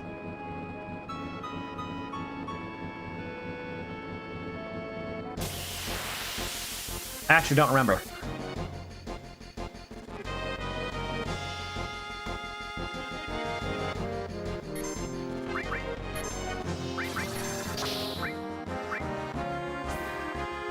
I mean, us versus them bullshit isn't base human psychology, that's base consciousness psychology.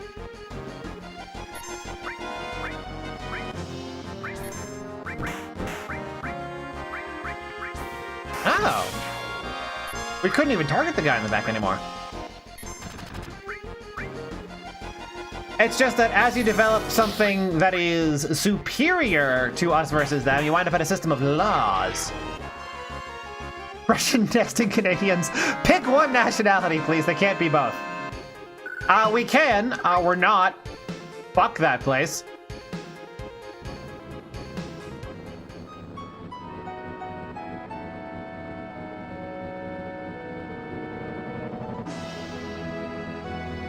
Is this? Is not. Wait. What am I supposed to do with this? Date? There wasn't a date sequence at the Gold Saucer at all. We just immediately got thrown into prison. And thank God for that. That music was driving me fucking insane.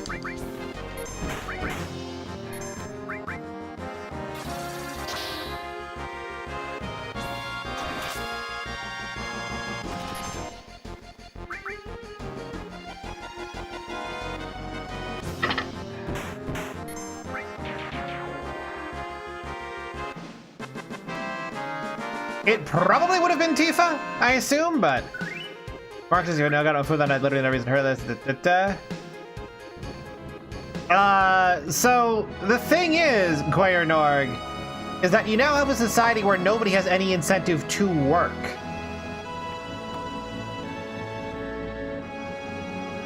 Like, if you reap the same rewards and no punishment regardless of your behavior, then the optimum thing to do is to hurt people and take their stuff. And so people will do that. There's no way for the wrongdoer to make rewards that are doing anything bad in any way. Such a thing cannot occur. Like, that doesn't work. Oh shit, there's a bunch of them now.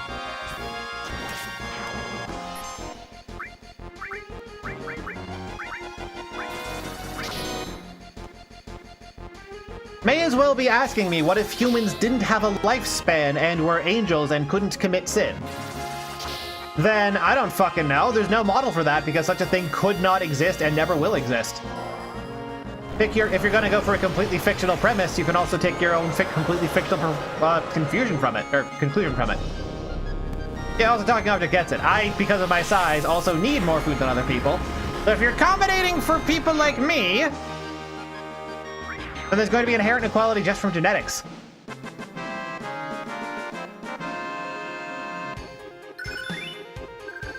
Oh, he got a thing. What is thing he got? I'm asking a purely hypothetical scenario. I can't answer it.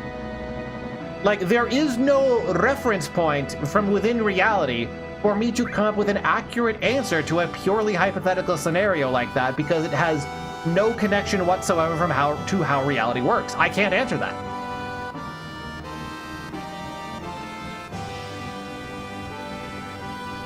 I think it's material leveled up. Okay, yeah, it's all leveled up. Cool. Like, you're asking what would happen in a model of reality that can't exist, and my answer is I don't fucking know because it can't exist. Like asking, what if things didn't die? I don't know. Could not tell you.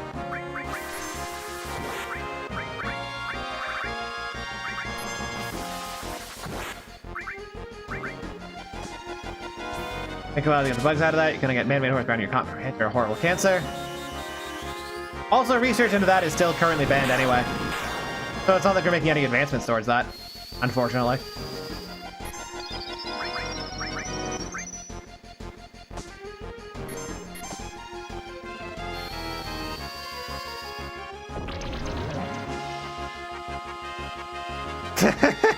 Yeah, just a guy gets it.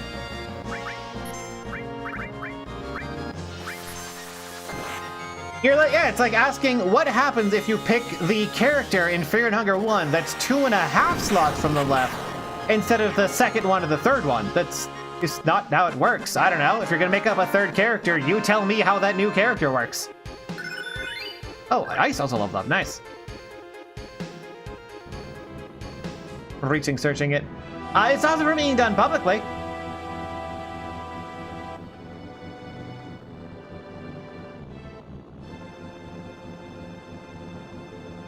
Go this way, maybe?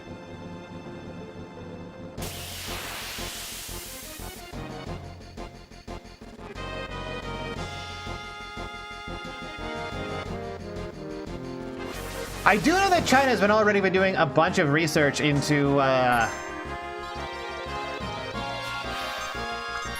really?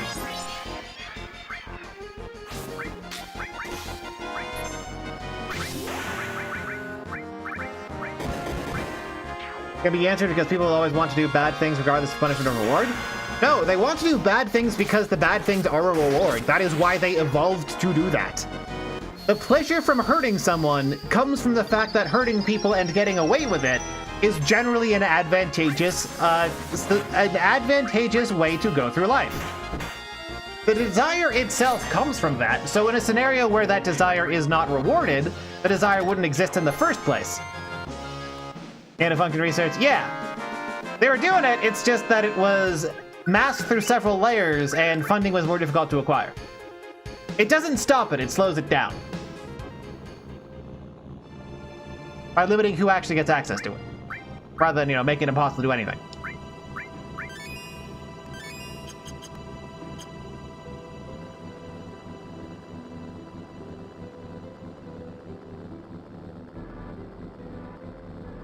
Like, the closest answer that I could come up with is that people would... Or no, that wouldn't even make sense. If there's no reward for doing bad or good, and somehow the state was achieved, which is itself an impossible ask.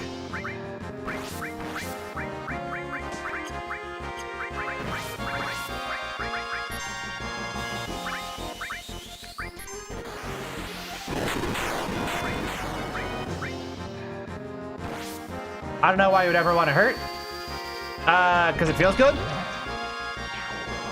Like, that's genuinely how it works. Some people people tend to prefer a self-narrative that they aren't someone who enjoys hurting people. But everyone is wired to do it. Oh. Sent to name, thank you so much for the subscription. In Nirvana or Heaven or whatever, people would still do bad to see what happens. I don't know if that's true, because if there's no reward for it, people would not be incentivized to do it, so they wouldn't do it. Yeah, if there's no risk or reward, people just wouldn't do stuff in general. That's a good point.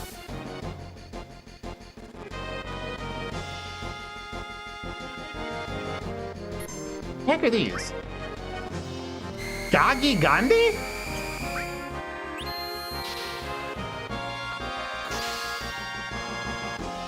Is that like petrification or something? Oh, I think that was petrification.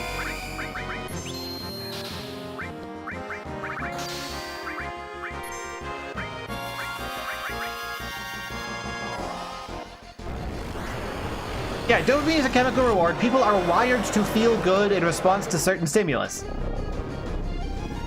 And alleviation from boredom is itself a stimulus, and you would have created a society where there was no longer an incentive to seek alleviation of boredom. So it would naturally select for people who simply do not act, and now you would have, like, humans would mutate into plants, basically.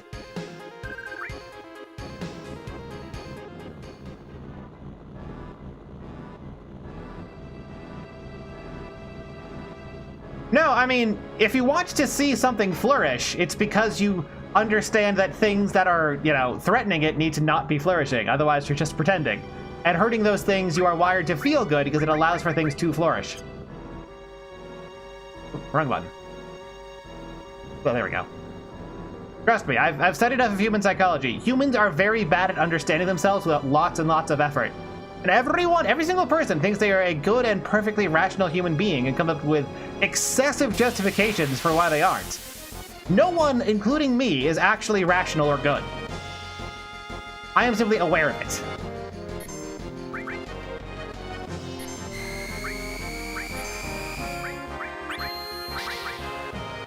The sun stare isn't a enemy skill, unfortunately.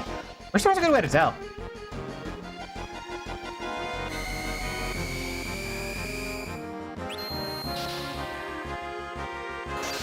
And while I agree, Manuel of Arms, what is being described is a place where people are not rewarded for risking either, so they just wouldn't do anything.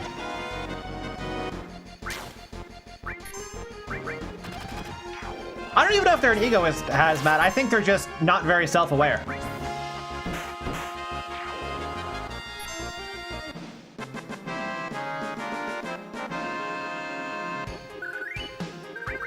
Like, humans are not actually wired to do anything virtuously. They are wired to do what feels good and then later explain to themselves why that was the virtuous thing to do. What the fuck is this?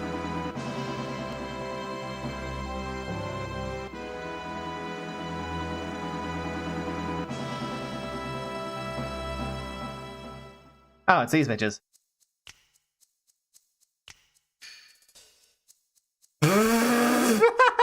I mean, Rude's got good taste at least.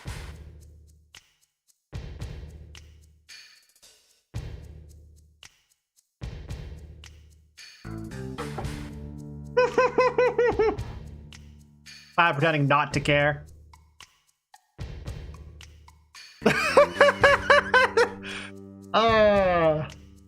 These adorable morons are great. I like these guys.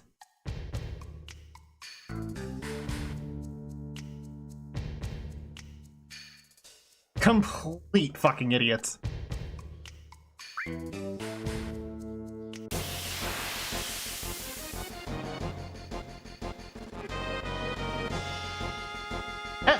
Two, 3 on 2, and I'm not even like remotely prepared for anything.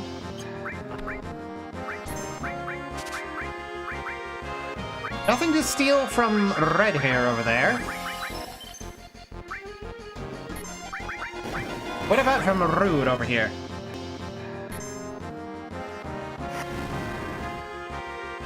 I mean, you could argue that. In a purely hypothetical scenario that has no bearing with reality, I'm sure you could make that claim convincingly to yourself. Oh, they have literally nothing to steal? What's Fire 2 look like for damage?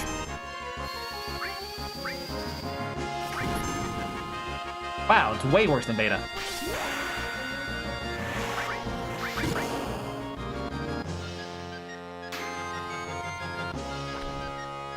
Oh, what? Better get all fucked up.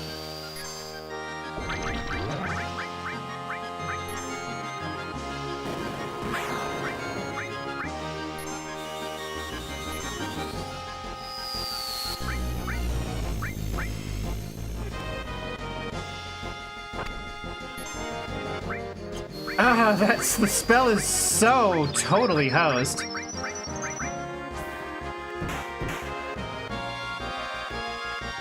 Maybe we're retreating, but we're still victorious. Alright, later, nerd.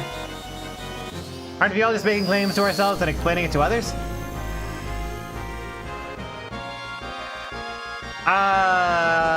Kind of depends on what you mean by that.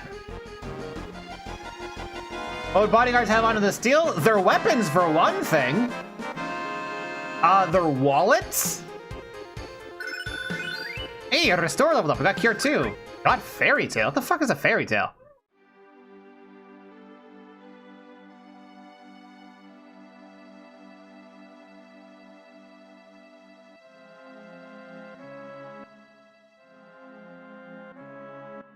Weapons for Aerith. Okay. Well, I don't think I can actually equip Aerith right now.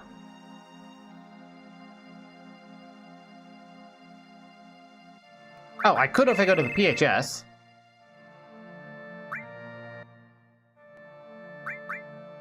So under-leveled. Fuck it, we're just going with these 3 for the rest of the game. Guard stick could be at the bottom, right? Yep. The hell is a T? Oh, Demi 2, alright.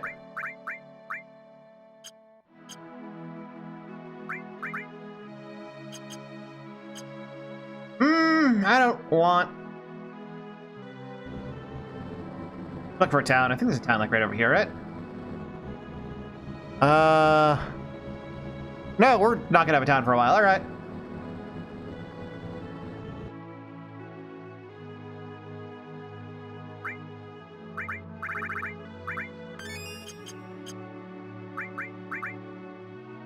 Ooh, and congratulations on the 5-stream streak, Snow X Fall. Yeah, it has a town, but it's a long way away, and also the only thing I was considering going to the town is to save money on a tent. But instead, what I'm gonna do is get more tea. Be right back.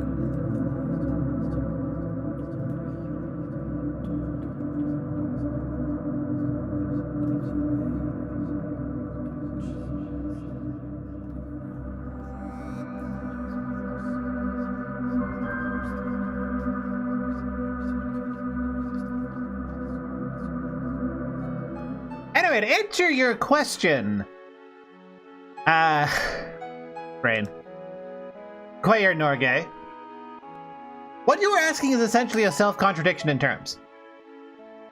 Because for such a thing to exist, it would either have to be engineered by humans who are still... The engineers themselves are vulnerable to the same basic game theory of hurt people to get material. Or you have described a reality where such a thing does not exist, in which case humans would not have developed at all in the first place. You're essentially asking, what role in society would farmers have if humans didn't need to eat? Well, if humans didn't need to eat, no one would have become a farmer in the first place. We never would have invented farming. And that's why I was struggling to answer to it, because it's a question that is contradicting itself. How do I get back in here? There we go.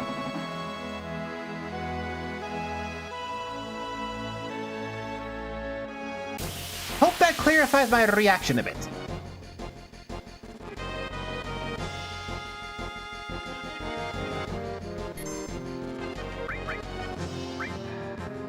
Another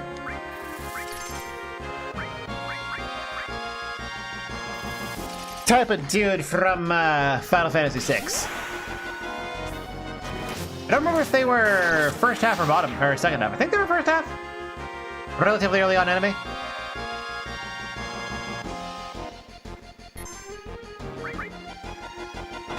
Butterfly attack. Can we do selective breedings that only good people are born? I mean, we do that. It's called punishing criminals. Someone who's removed from the gene pool because they've been executed doesn't pass on their genes, and thus good people are born. Trying to do that preemptively and under assumptions that someone is more inclined towards violence and crime is something that's very likely to catastrophically backfire. But punishing people for crimes, that's a form of eugenics, unironically. Humans have always practiced eugenics. We just lie to ourselves about the nature of it.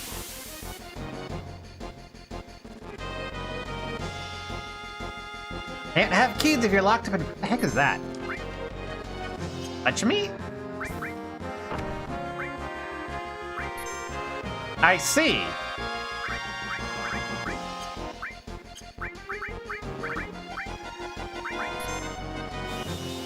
So don't touch him. Else you're gonna get frogged.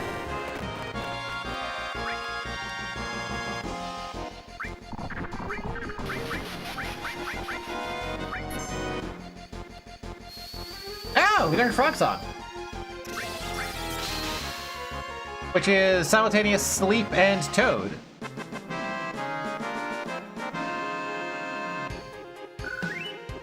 Yeah, the moment there is a cultural preference towards specific traits, whether that's height or big titties or living your life a certain way, that's a form of eugenics.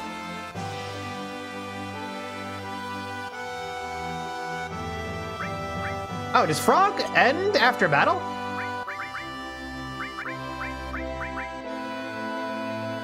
On all opponents, ooh.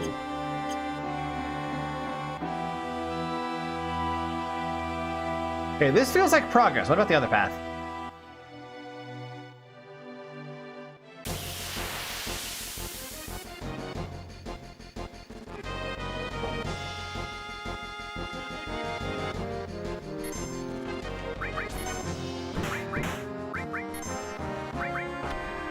I wonder if Frog Song works on these guys. I mean, it's kind of a waste of time since I know Flamethrower is going to be the king shit of fuck mountain.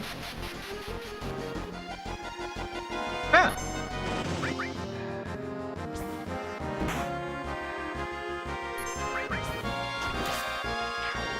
Alright, maybe not.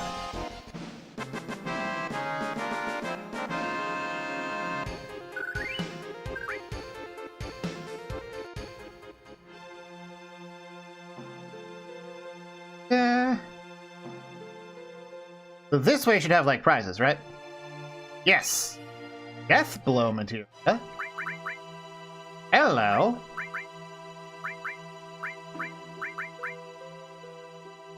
Oops. Death Blow command. Use Death Blow!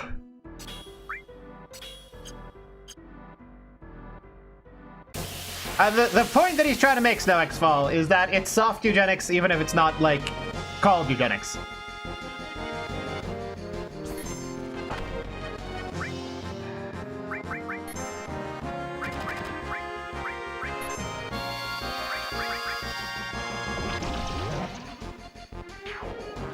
Oh, look at they have like no hit points too. Just hit him with a spell and they're done.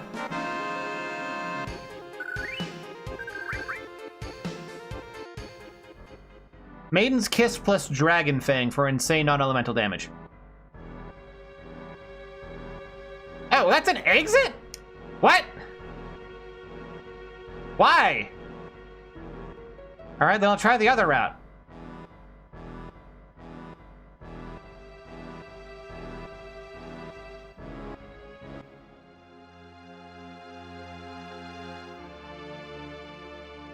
Huh. Oh, this is the remains of a ruined reactor. Okay.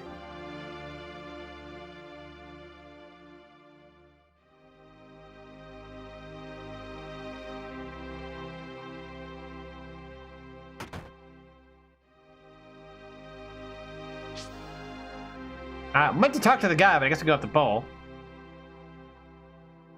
Hello there, sir.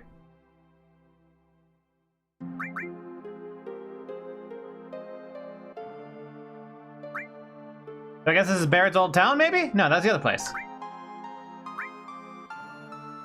Grand Glove's an upgrade. A lot of ways. Atomic Scissors? Okay, so... I should definitely have Yuffie by now, right? Like, there's a gap after Red 13 and Katesith. That's where Yuffie goes.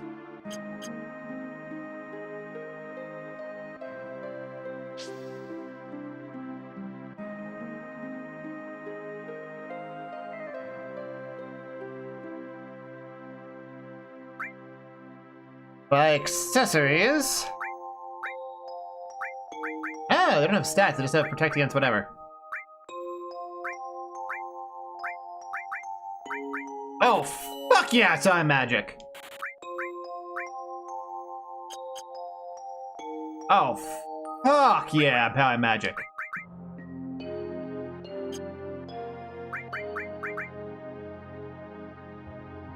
Somewhere in the well, I lurked around there, I didn't find anyone. So do I miss her forever, or... Yeah! Alright.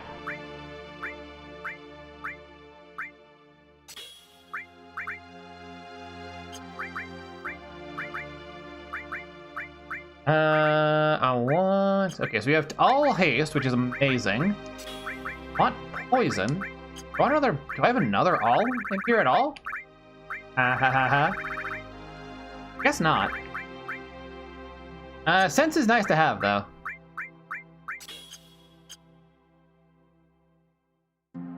I mean, I don't want to miss a party member, right?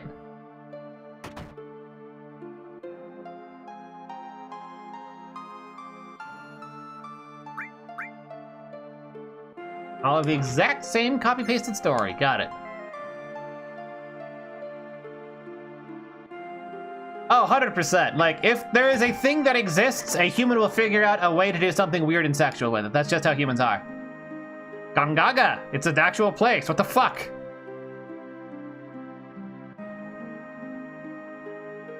It's like how on the river route to Egypt, there used to be 2 gigantic statues of dudes just cranking their hog.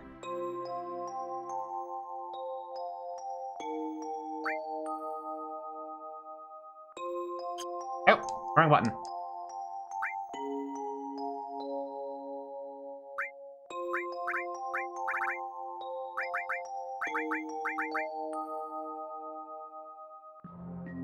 Might as well have one.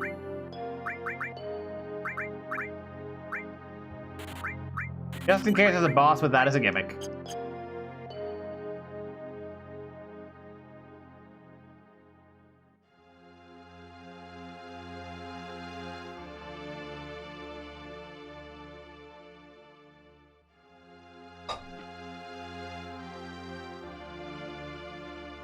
Oh, that's the guy Cloud thinks he is, right?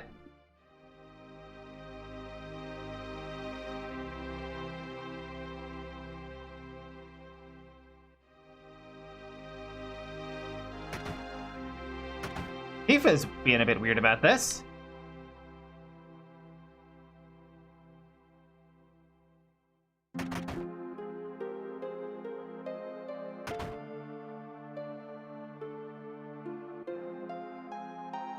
the party, right? No! She whole ass left the party. Shit, I guess we're not backtracking for Yuffie yet.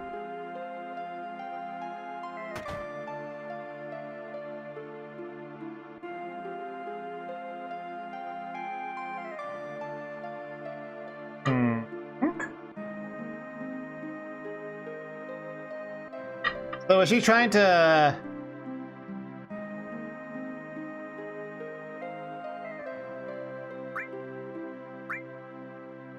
Work pays off. Not really. Maybe in some other points, but not now.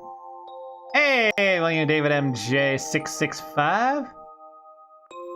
You know, are people talking about me on Twitter or something? If so, do share. I would be fascinated to see.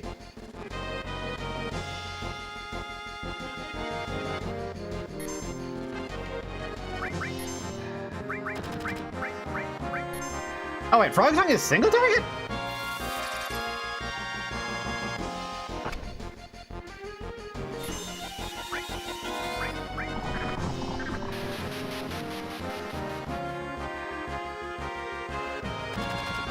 But all enemies though, weird.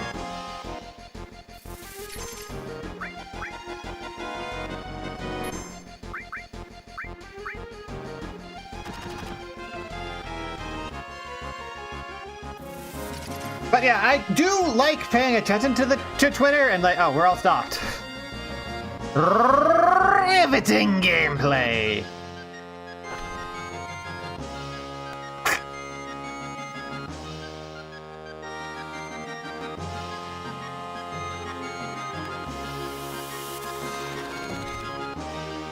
Can I run? Nope, can't escape. Oh, okay.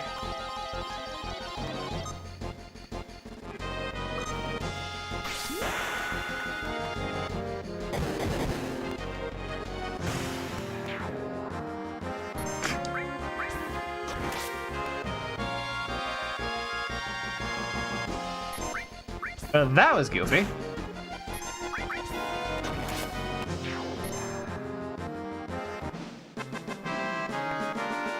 Yeah, I don't take Twitter very seriously, but I do think it's worth paying attention to because you can gauge a certain degree of sentiment from it.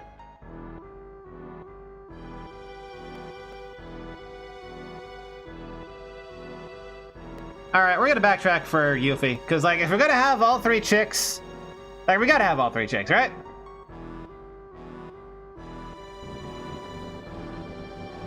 So all the way back to the Cannon Town, huh?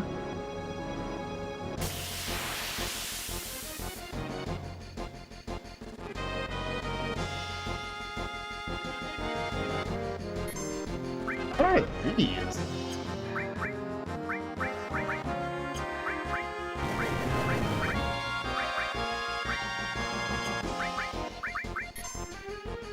Well, whatever.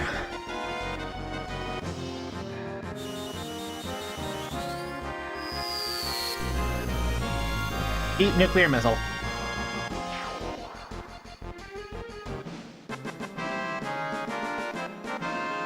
Wait, can I take a boat back there at all, even? Oregon. Were people meant to hear each other's opinions as much as Twitter? No. Humans were not evolved around that. What the hell is this?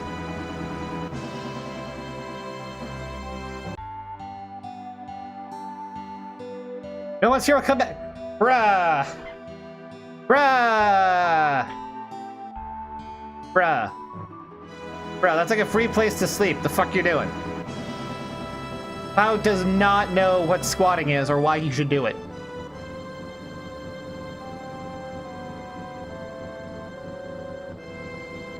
Bruh.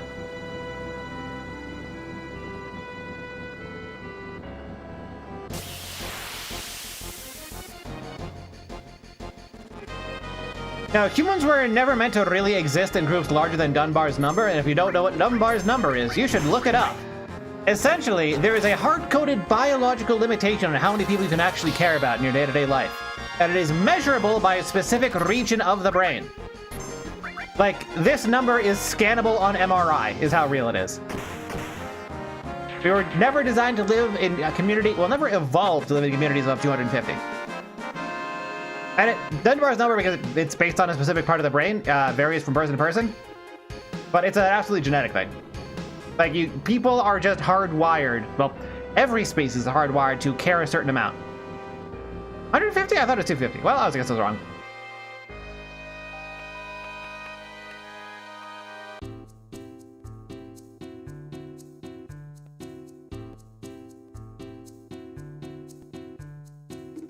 But yeah, there are innate biological limiters on how many people you can care about, and people who say that they care about everyone or care about lots of people or whatever, they're lying. They're a bad person trying to trick you into thinking they're a good person.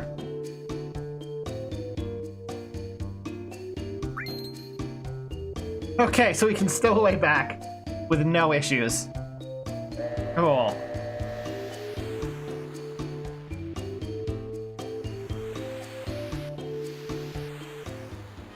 Yes, there is simply a biologically, genetically encoded part of the brain that determines how many relationships you can maintain. It is impossible to actually change. Just as like it's impossible to change how many arms you have.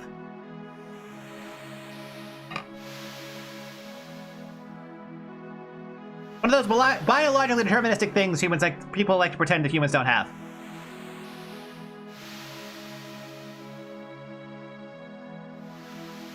Yeah, they don't actually care. They might think that they care. They don't. They might be a bad person who sincerely believes they're a good person, but they're still a bad person that's trying to trick you into thinking they're a good person, even if they think they're a good person sincerely.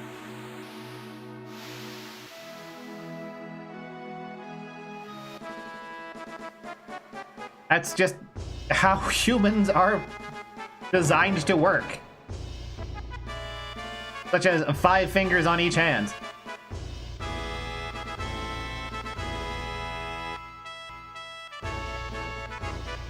Not gonna lie, this song is catchy as fuck, even if it brings back horrible memories of that dog shit marching game.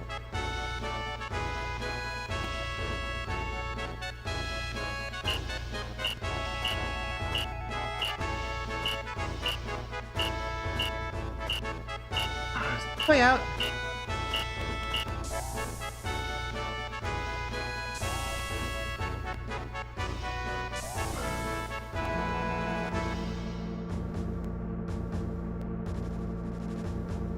Huh. They even gave her a specific animation for looking at us when we came in. This game really is the perfect intersection between extremely high budget stuff and still a small enough team for all of them to genuinely care.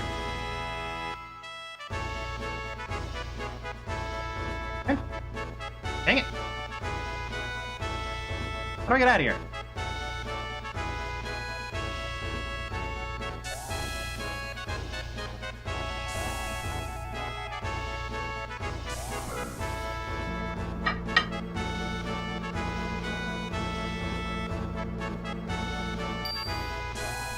I'm curious. I kind of want to ego search myself on Twitter to see if people are like upset about the Pyrocynical video for some reason. Because that would be deeply funny. Because, like, I'm not pretending to be a good or virtuous person when I made that. Like, I explicitly explained that my reasoning was, oh, this will get views, and I'll leech hell out. And it would be so funny for people to get upset at me doing the thing that I said I was doing for the reasons I said I was doing them.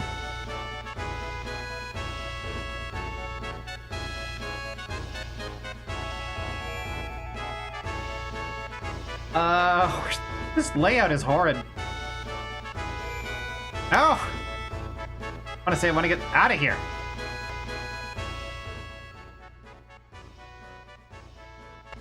You need the dolphin to leave from there?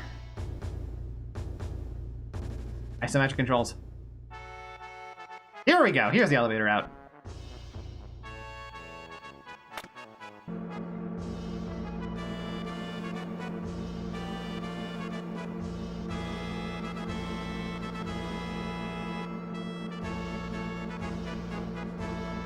Yeah, for the most part, it's not even a moral code. It's that they're doing it to perpetuate their self-narrative of themselves as the good person.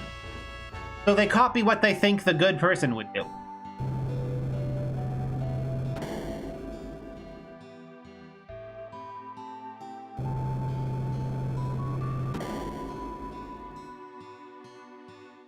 there's no actual being a good person.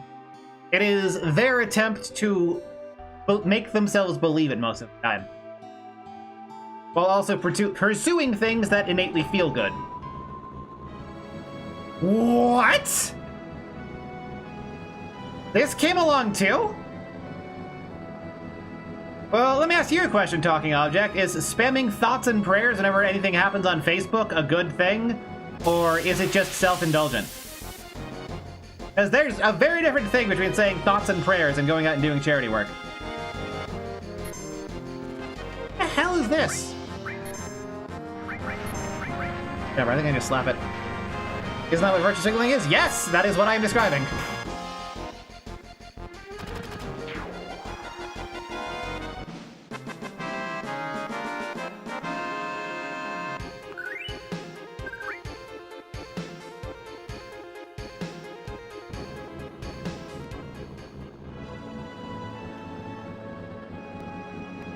Maybe up here. This is where you. What? Why? I can backtrack to here with the thing to explore the place, but there's nothing here, I guess. Maybe something destroys the mountain later?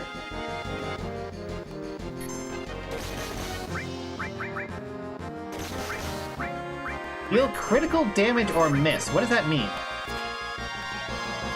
I think it means that it sucks and I shouldn't use it.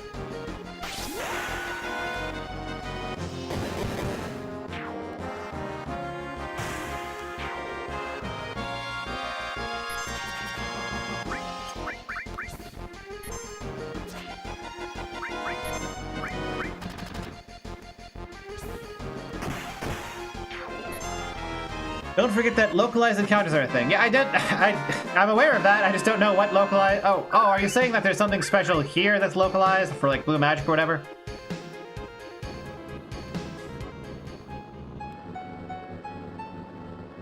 There might be. Oh wait, there's a cave here. There's a thing here. All right.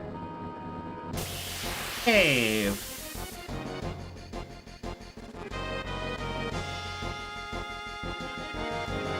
One of these dickheads. Oh, but he got buddies.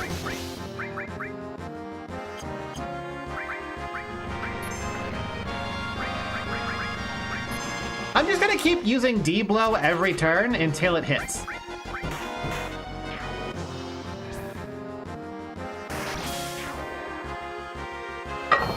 Okay, D-blow sucks. Got it.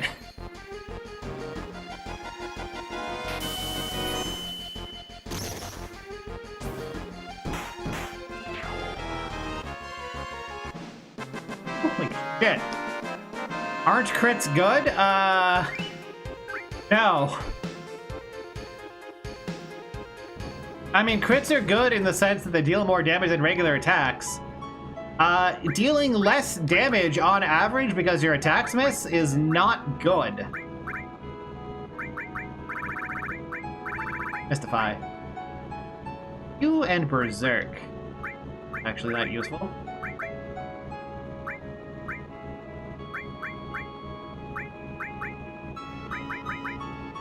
Eva's almost leveled up, but maybe it's a little bit longer.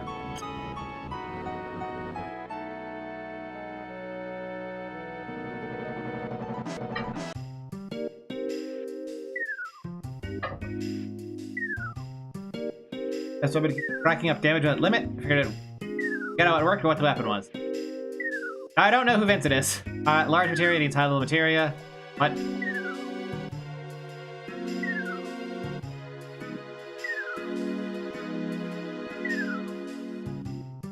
An ability to copy super. Do they cast White Wind if you manipulate them?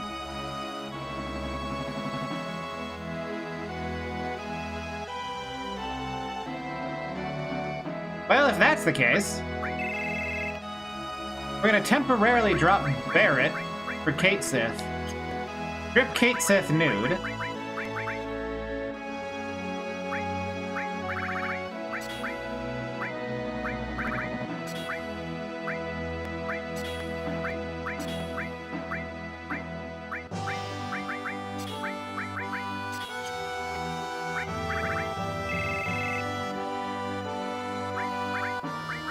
There we go.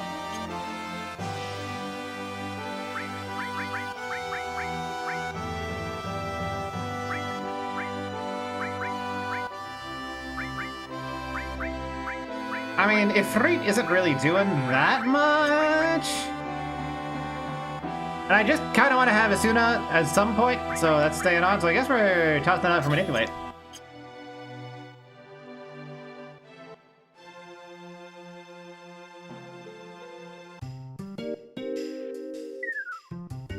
Can't go throughout the entire game with the first 3 party members you've got. Watch me.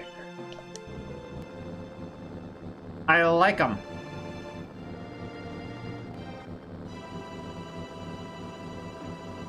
So Yuffie is around here, allegedly.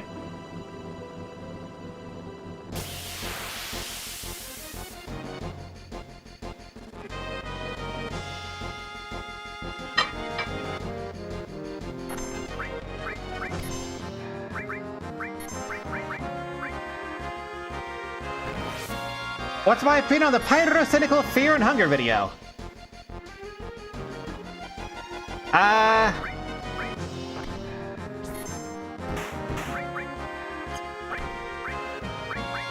Easiest way to describe it is that I see it as an extremely high quality Let's Play.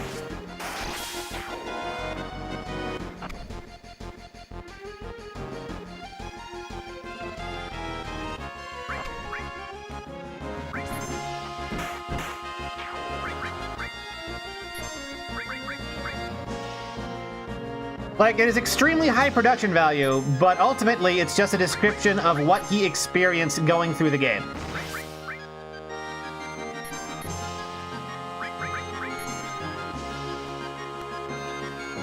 It's done in a style that apparently appeals to a lot of people, hence the bajillion subs.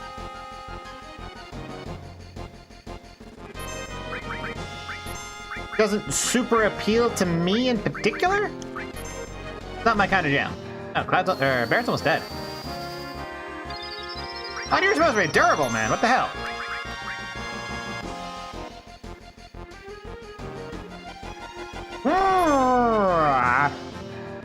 Alrighty, Shinramune.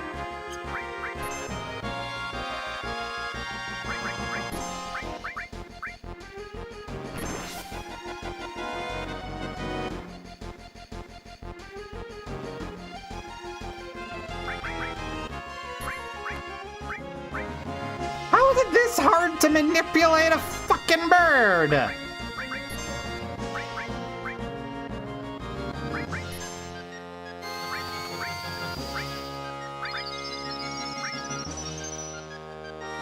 What the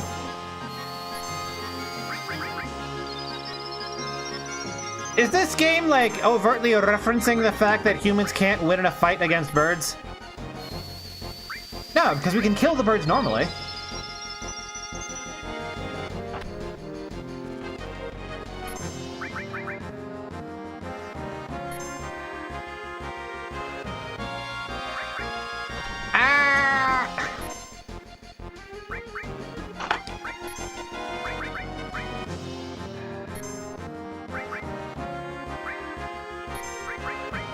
How many fails in a row have we gotten at this point?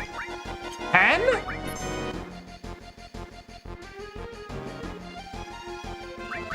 $12?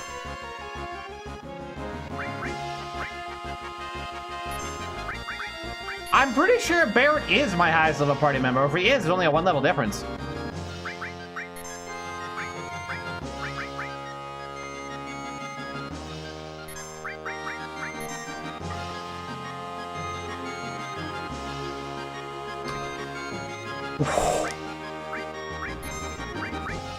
Is there a trick to make manipulate work better? By which I mean, like, at all?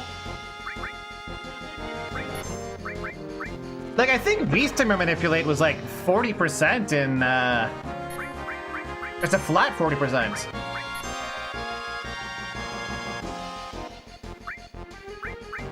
In, 5. Before I said Cloud Party? I don't know. But I like Cloud, so I'm keeping him in the party. He's a cool dude.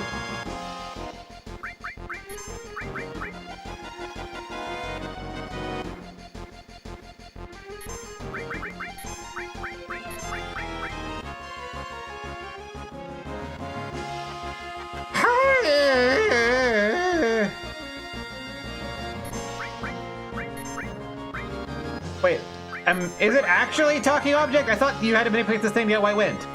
Was chat just lying to me?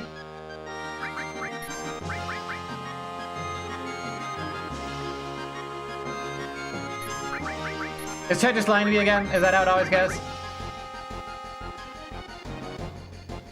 I said I manipulate this guy to get white wind. This is the bird thing. Is this not this the bird, not the bird thing?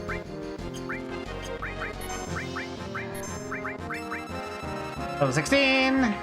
1, weak against the wind.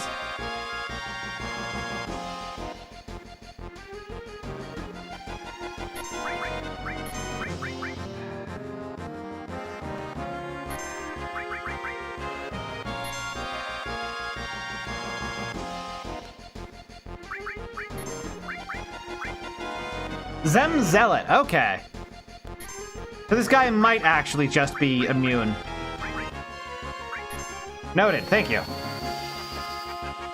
The green an owl bear? An owl bear, that's what you're calling a bird?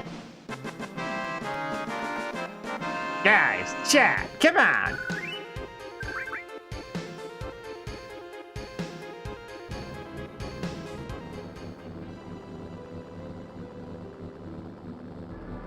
Hopefully this is the forest with Yuffie.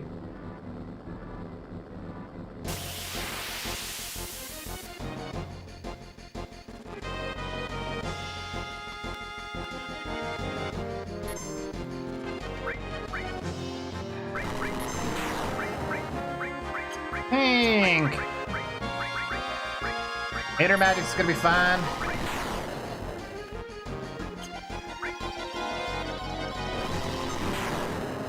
An owl is a bird, right, but an owl bear is not a bird, it's a monstrosity.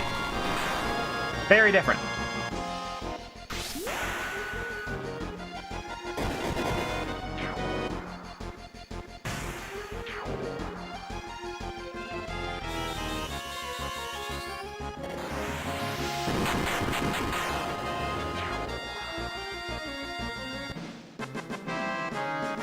And look at how friggin' long Tifa's hair is.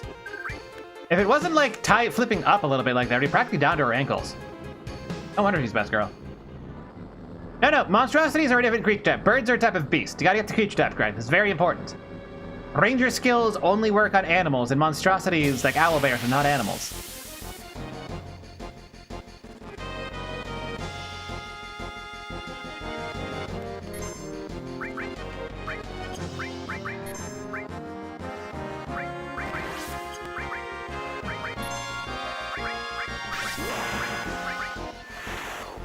Made into a proper bird. Well, it's not a bird here.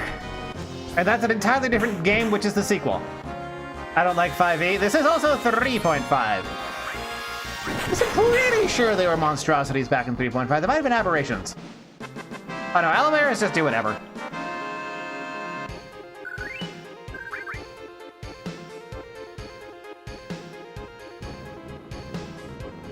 Actually, aren't owlbears the one guy whose creature type has changed every edition? I swear that was a thing.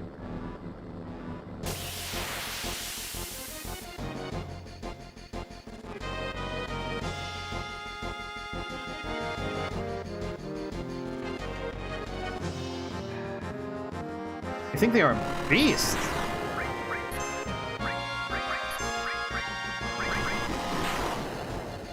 Oh no, Cloud. Cloud, don't die. Yeah, there's one species that just was never the same thing twice in a row. Couldn't tell you which one. Just that there was one. And I thought it was owlbears, but I'm not sure.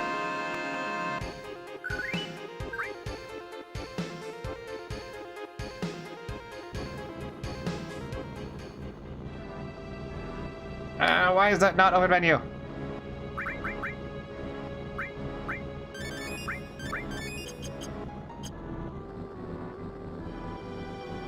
But does anyone know if this is like the forest where you fight Yuffie?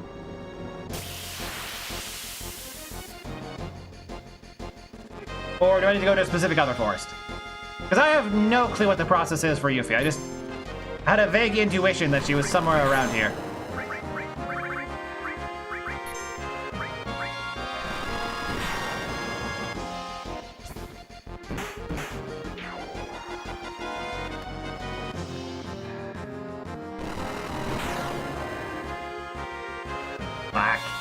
but not an enemy skill.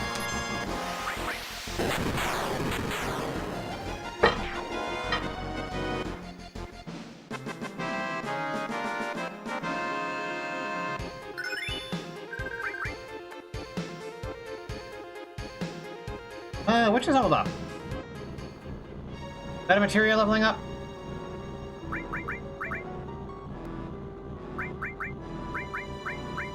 Yes. Nice, enough. Holy fuck, steel takes for her to max out.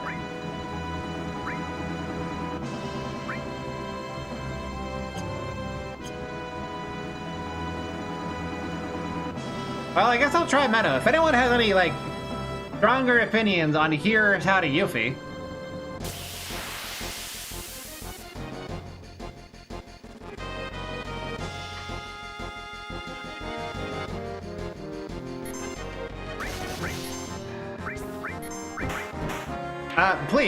Please feel free to share.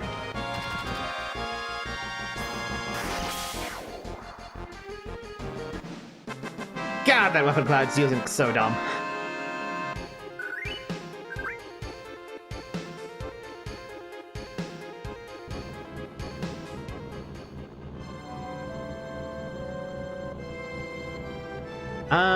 Is there an option to make it remember? Memory, there we go. Whoa! Oh! Neat! We can watch things unload in real time.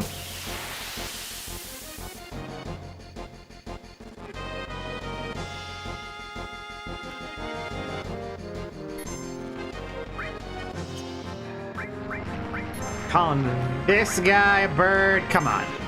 He doesn't even fly. He's just a thing with big arms.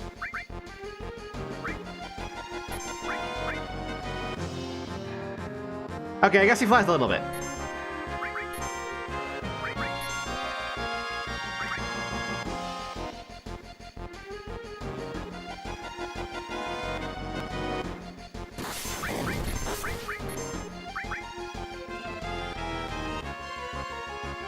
Hey, there we go.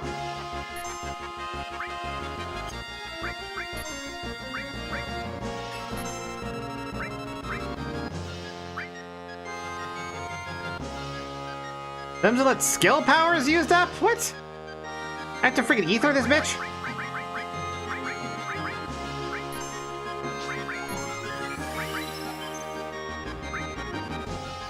There we go.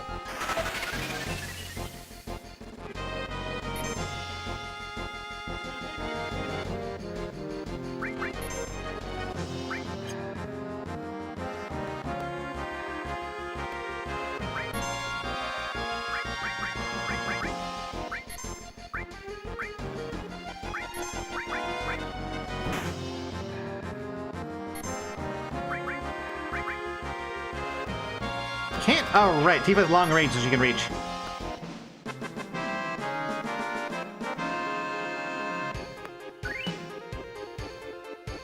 Whatever. We got the thing. We can pair this with something that's good as Vampire from Final Fantasy V. We will be in the shit.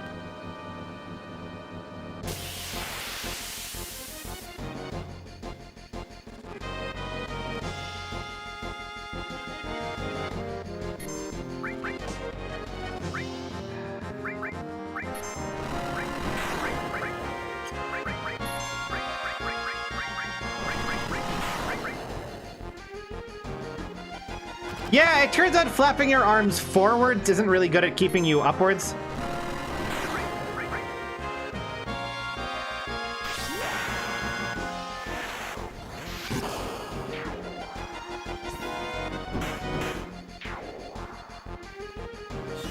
Was there anything on about? Oh, there's something I wanted to say, but I interrupted myself.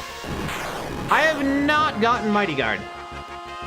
Oh, right, Vampire. So Vampire in Final Fantasy V was completely fucked.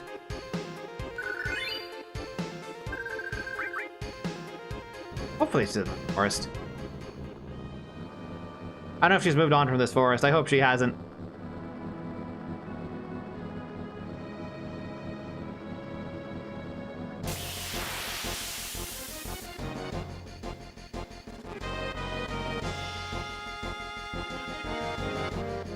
Ah, I got bag attacks. I really wish I knew how to make Yuffie appear at all.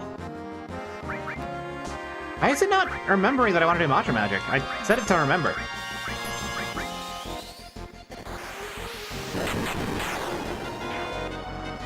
Hi.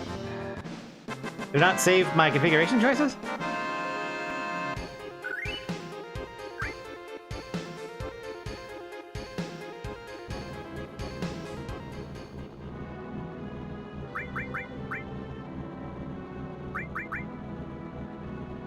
No, it did save. Weird.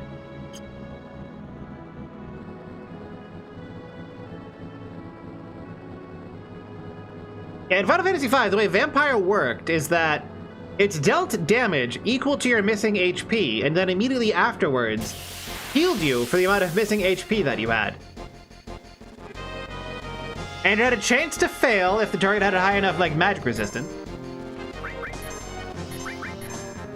It just doesn't remember the thing that I wanted to remember. That's weird and annoying. But the fact that it was technically a two-step process meant that it was completely fucked if you cast it on yourself. Because if you were below half hit points, this turned it into a full heal for like 3 MP.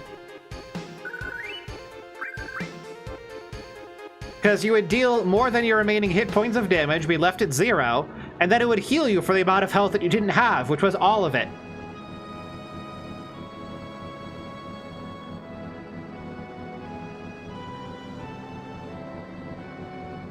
And it's just one of many examples of how totally fucked blue mages were in that game. Hey, there she is!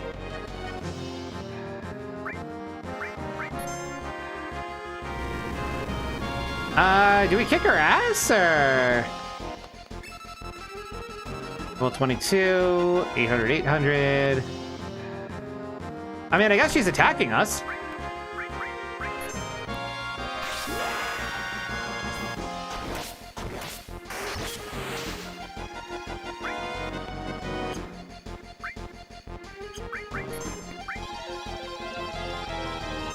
Yeah, it's just double event breaker.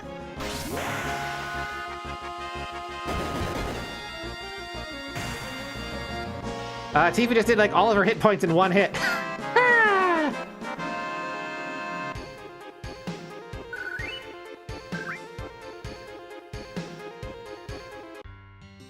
Oh, music. That save point's a trap. That save point's a trap. That I remember. That save point is a fucking trap. If I go to it, she vanishes. That is something she placed specifically. I know this. The right play to check on the other people in the party? How do you know her? What's up with that broad?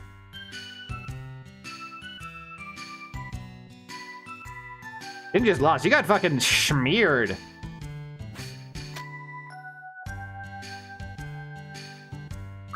All right.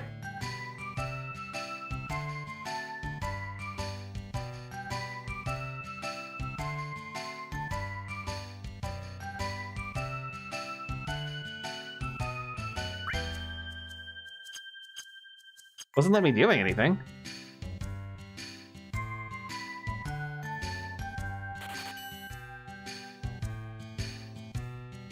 Okay, that was unreasonably scripted. I was hitting buttons because I was trying to have something happen. Do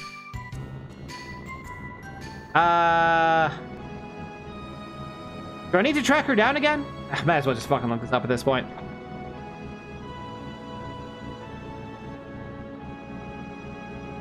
Recruiting Yuffie FF7.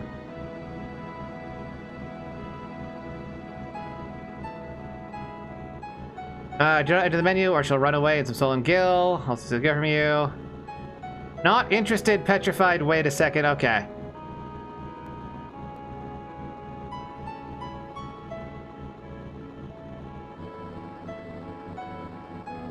See, if there's an option to just, like, walk up to her and do something, that would be fine.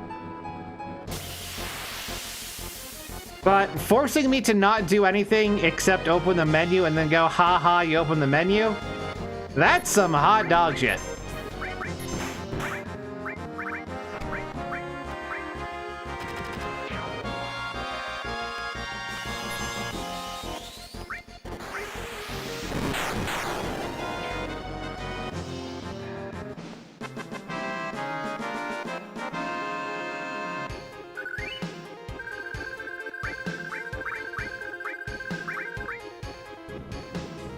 Like, I'm sorry, that's just not cool.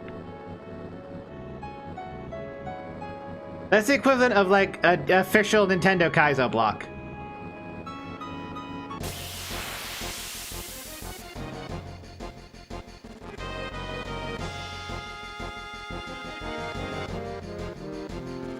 And now I guess I have to grind a bunch?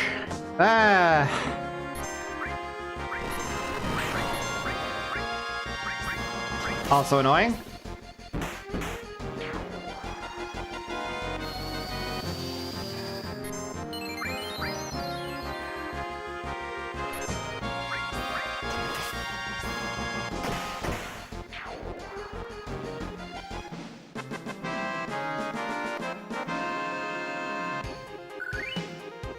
Is running faster? I'm not even sure it is.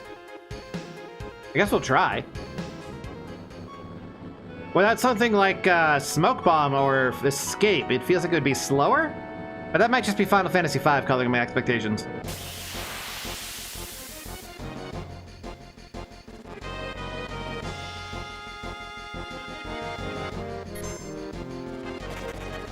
Okay, I guess that is faster.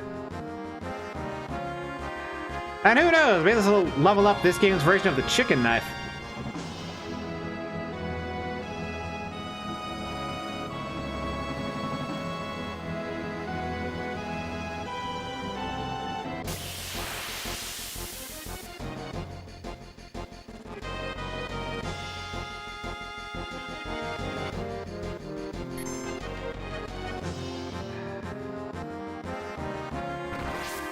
Am I going to more streams or videos related to the Palworld server? Yes, hopefully next week on Wednesday. Weird Wednesday is going to be over with Woozle, so it'll be Woozle Weird Wednesdays, or Woozle is Weird Wednesdays, maybe.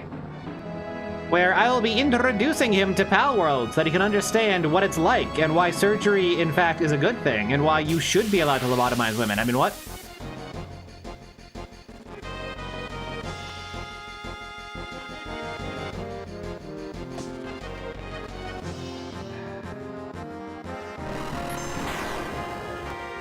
Woozin' Day, yes.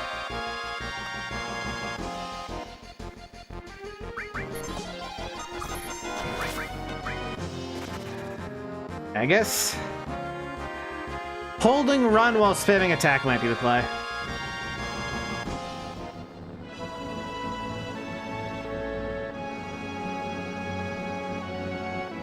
What a bitch these load screens are.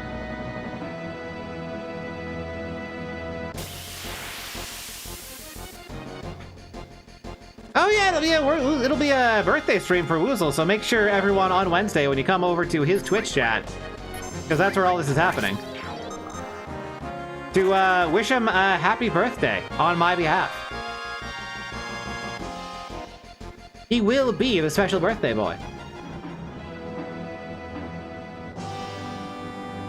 No, because he is in my, or I'm in his guild technically. And I would appreciate if you didn't blow up my base with a rocket launcher, because I'm the one who built it.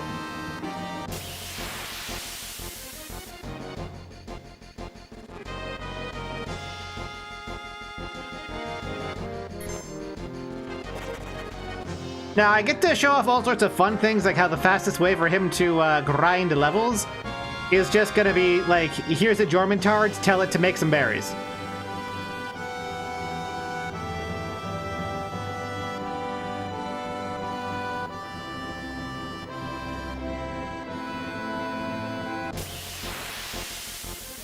And then you can sell it over to the enslaved merchant to make money.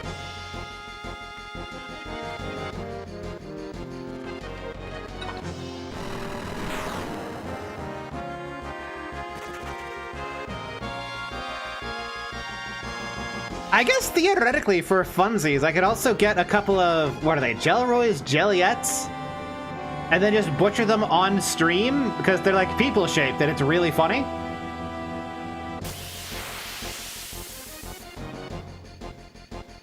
I don't think PvP is on the server and that it'll work that way, but I will try to coax him into building a base. Because I do have that Frostallion base that is currently doing literally nothing.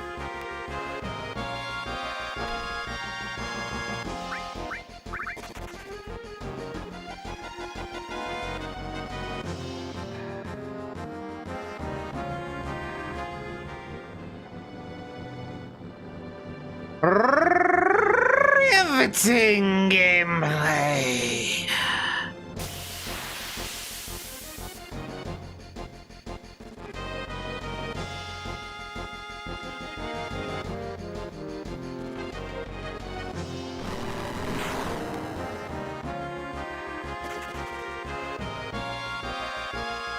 Only the best of the best gameplay in Final Fantasy VII.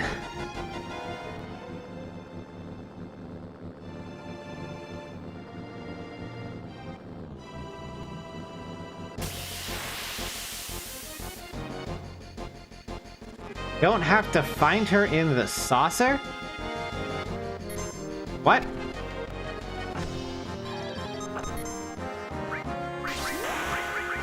That's an ominous phrase. Would you care to explain?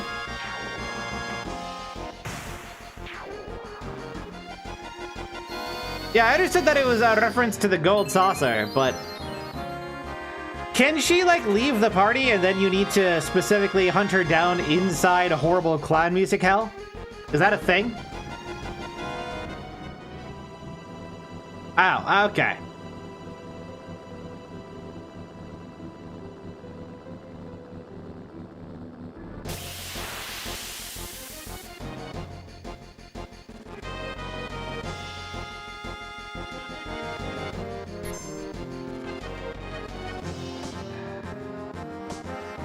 Yeah, I would probably just never play the game again if that happens. Honestly, I'm not even super sold on continuing this.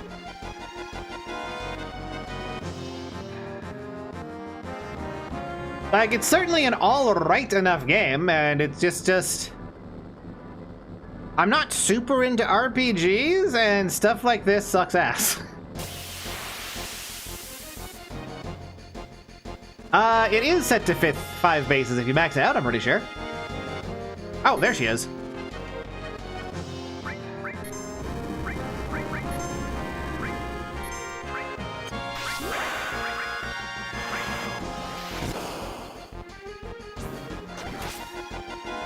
I hate grinding Cool Boy Mew. It's bad and shouldn't be in any video game. Really? Okay. Well, I'll consider it after the Woozle stream. Particularly because I think if I restart the server, Zoe might respawn, and I'd think it's funnier if she isn't there.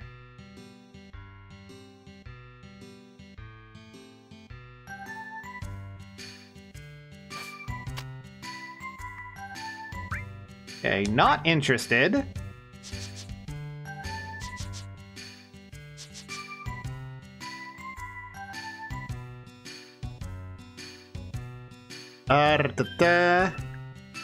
Petrified, wait a second, that's right.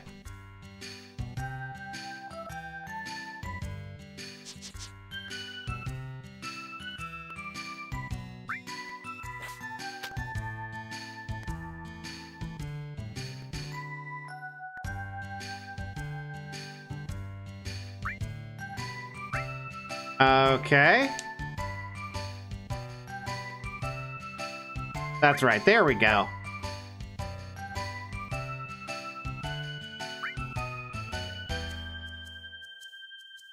There we go. I think she's supposed to be airboxing.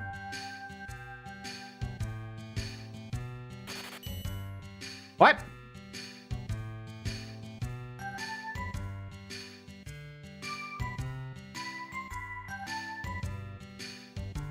Oh, if I have to name her, I lose her? That's annoying.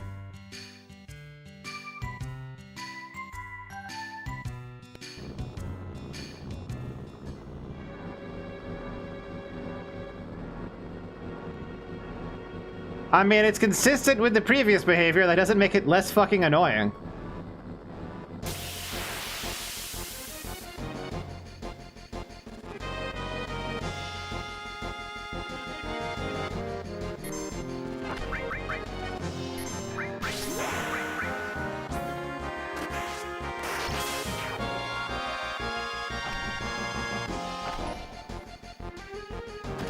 Oh, and thank you, Rotten T1, for the subscription, though this might be because you saw my video and not because you're watching the stream. Yeah, I don't know. Does anyone have any strong opinions on me continuing Final Fantasy VII? Like, it's not bad enough that I want to stop. It hasn't been numbers good enough to have a particular reason to continue.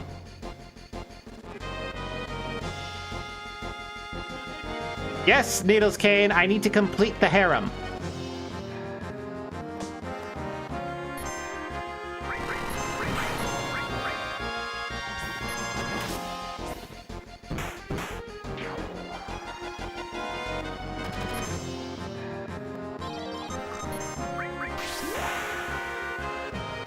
RPGs when they're bad stream when they're short, like Chrono Trigger or Mario, yeah. Not particularly invested in 7. I like them, but it's up to you. Bad streams unless they're short.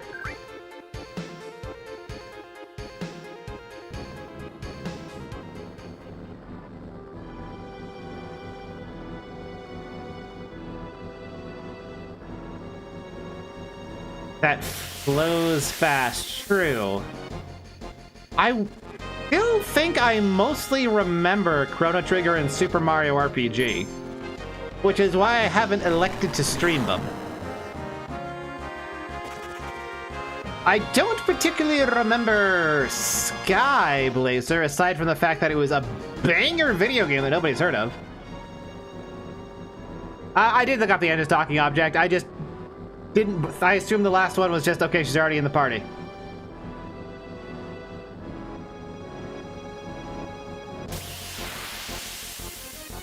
I don't know, I might do Skyblazer next week. If anyone has any strong opinions, remember to smash that subscribe button and hit like and leave a comment and whatnot.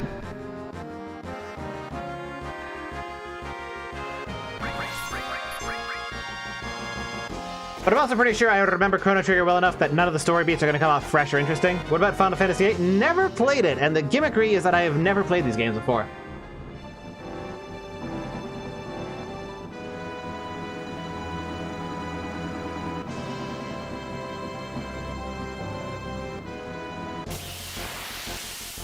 Maybe I'll just put a poll in Discord for people to vote on.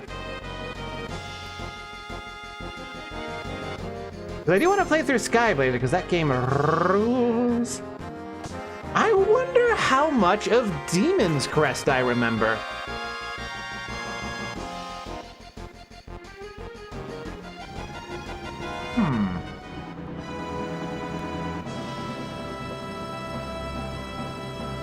Because I've never played that one. Like, I might play Battletoads. I played that on stream a while back. I don't actually remember that. And hello, Kebab Boy. There she is.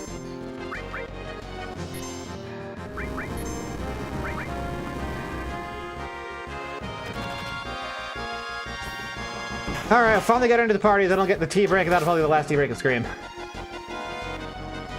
Oh god, I do remember the Woozles Battletoad stream. Against all odds.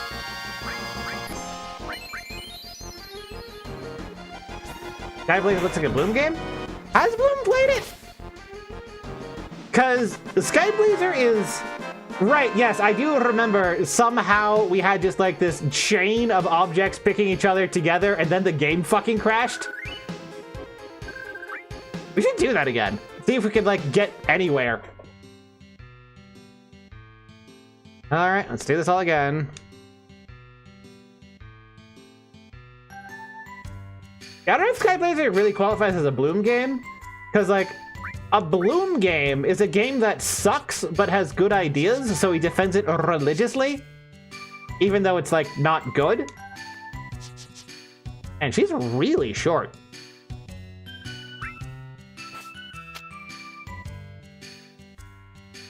The Ultimate Team, a 4-player game? No, it's only 2, unfortunately. I think there's a fan patch for 4 players, though.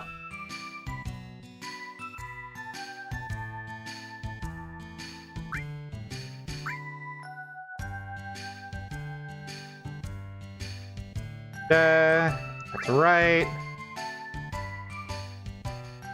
Let's hurry on.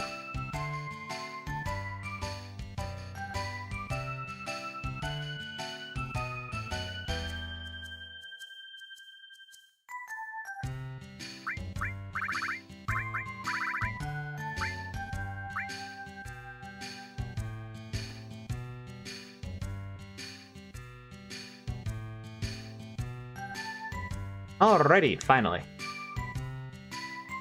Or what's left of it. Fuck you. Why do we call each other make each other sour to build a strong society? We did. It was called Sparta. It worked great for a while and then got outcompeted.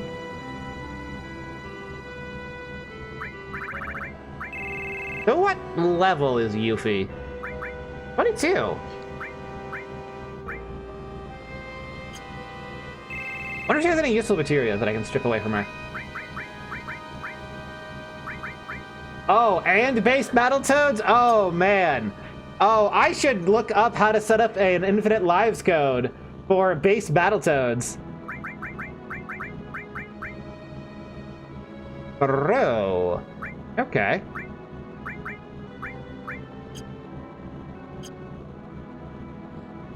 I assume Shuriken is a long-range weapon, so she can safely back row?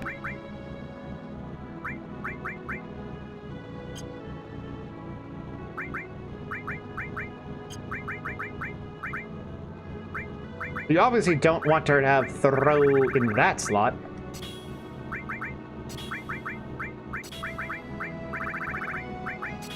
Oh.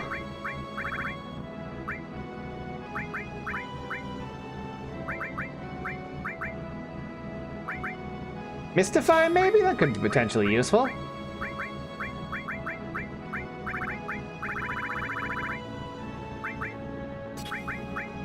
Transform, lightning.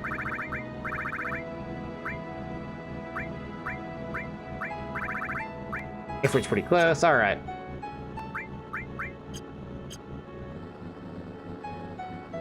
Yeah, 4-player Infinite Lives Battletoads would just be, like, incredible.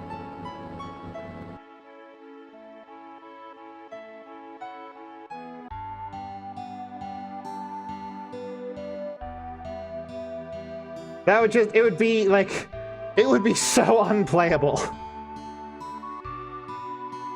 But also peak content.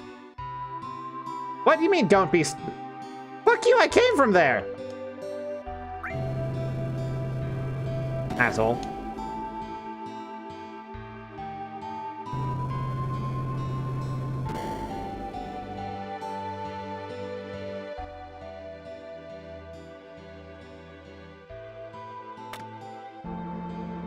I guess the Hat Boys and also Hazmat would be perfectly adequate for 4 players, yeah.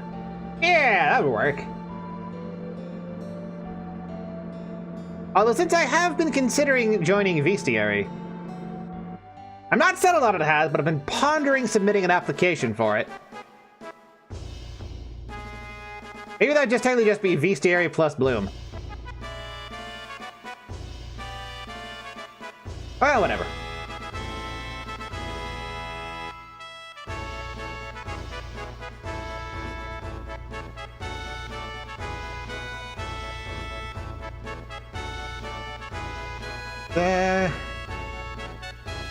Yeah, I know that you're down. Like, I wouldn't be bringing it up if I didn't expect it to work. If I applied for it, you guys would probably let me in. Can't imagine you wouldn't. But I'm not sure I want to lose, like, that cool, mysterious loner archetype that I've got going on. You know? Like, Dark Souls isn't about co-op, and I'm the Dark Souls of VTubers. I have to do it alone. That's the only way that makes sense, right? And you might point out that that's really fucking stupid, and I'd say yes, but... And I wouldn't finish that but I would say it.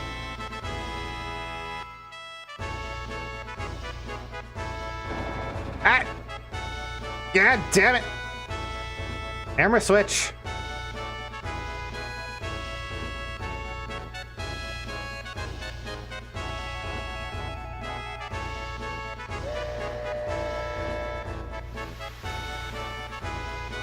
Then we get to slowly ride back to the fucking town and then buy some shit for Yuffie. And then I go get tea, and that'll probably be the last tea for the stream.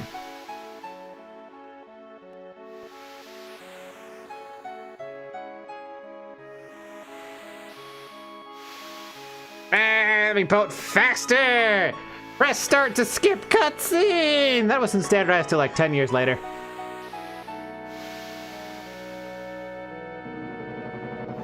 I should stream Kingdom Hearts.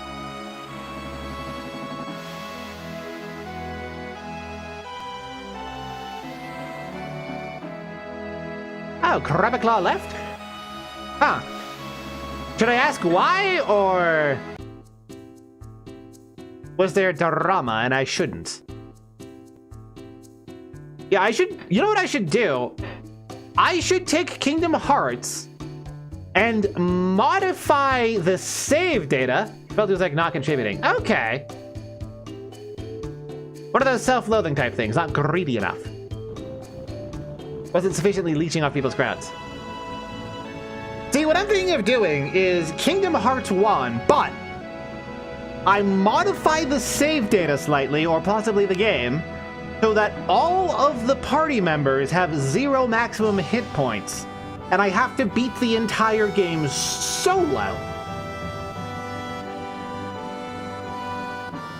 You know, turn it into a proper Souls-like, rely on parrying and guard, and on the hardest difficulty. Oh, that would be fucking awesome.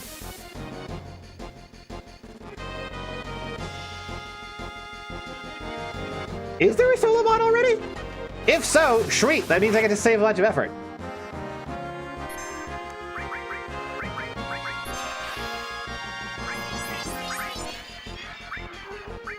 That beat.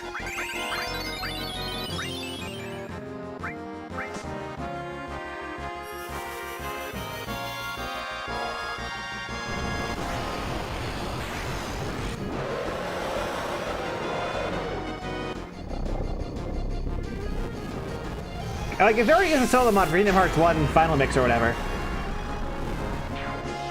Yeah, I don't think it would be that hard. I might want to add in extra, like, staples onto it to, like, force higher player skill. But, like, turning it into a ball-crushingly hard Souls-like is... Fuck, that would be so much fun.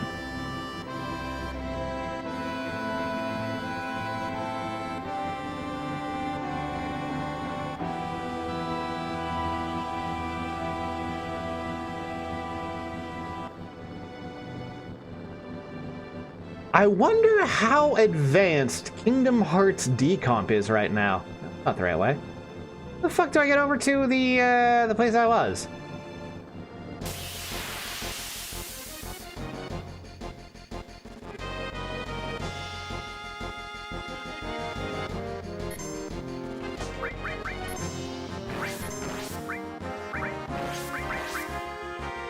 How does throw work? It is a get rid of old weapons type thing. Gotcha. So I will never, ever use it. Like more enemy spawns and give them more stats? I mean, that's lazy difficulty. If anything, I would try to add on another meter and actually have to deal with stamina. And therefore, it's literally just a Souls-like. The Hera nut. But again, that's if decomp is far enough to allow that to happen.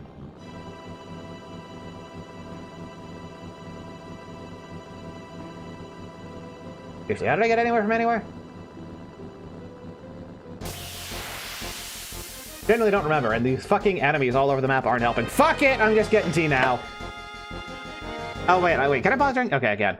Alright, I'm gonna get back. Be right back.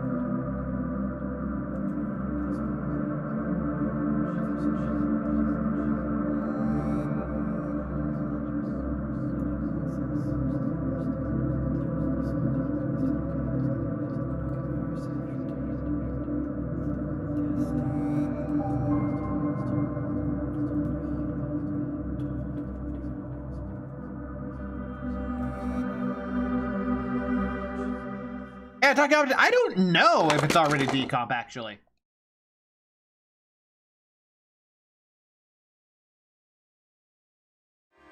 Why did that happen? Fucking lean on the power switch, I guess. But talking about, I don't know if it's decomp already. It could just be absolute psychopaths doing insane assembly modifications for it. I don't know. I'd have to look it up. But theoretically, it couldn't be that hard to turn into a Souls-like. This way they wanted to go? I actually don't remember.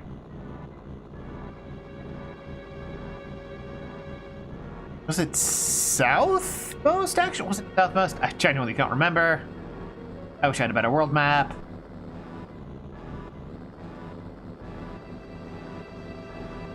Like, theoretically, I just need to hook into whatever animation controller that they've got and modify, add just an extra check in the rules to check if there is enough stamina to transition to that state, and if there isn't, don't.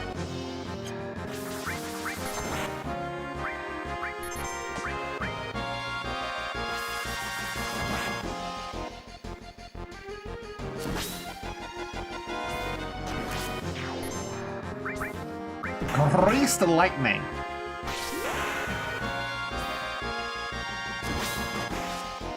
So she just runs up and stabs them real hard.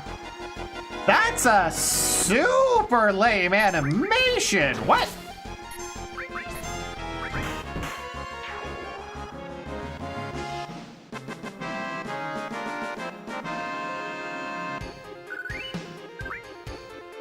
I mean, if it's an open KH Discord, we can presume that it's been decomped enough to be easily moddable.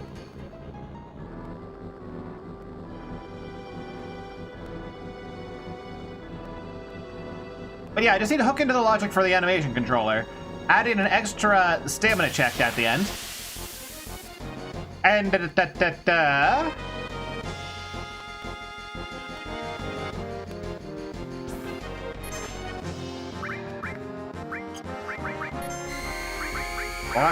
Oh wait, no, that's probably gonna be enough.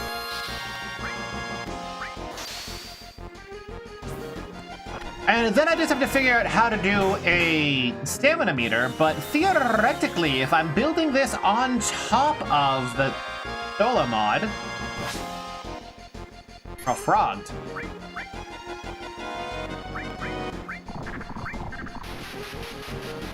Oh my god, the status effects... Insane. Alright, Ifrit, bail our asses out.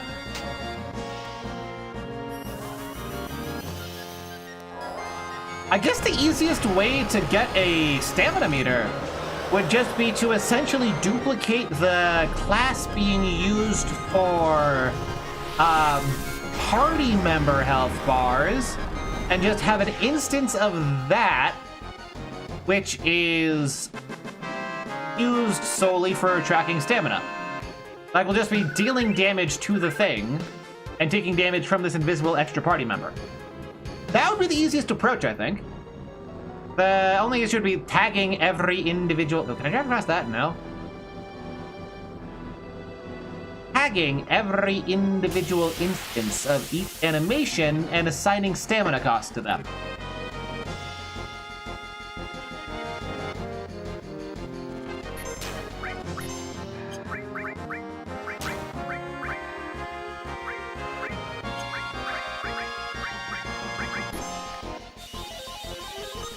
Really?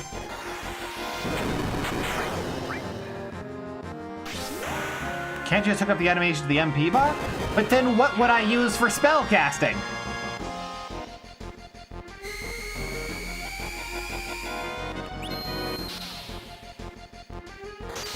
Like, I would have 3 bars, or 4 bars necessary.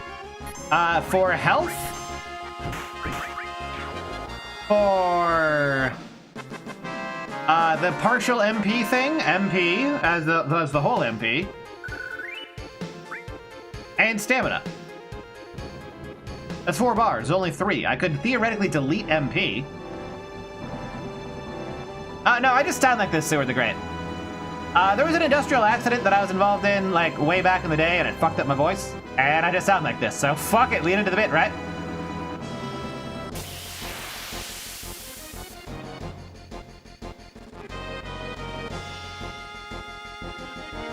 I can artificially force my voice lower? What the hell are these? Is that weird penguin from Evangelion? I can artificially force my voice lower, but then it'll probably burn through my vocal stamina really quickly because it's very uncomfortable and unnatural.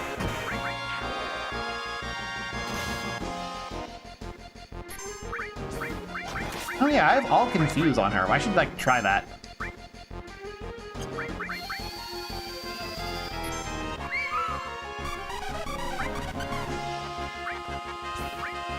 Good use.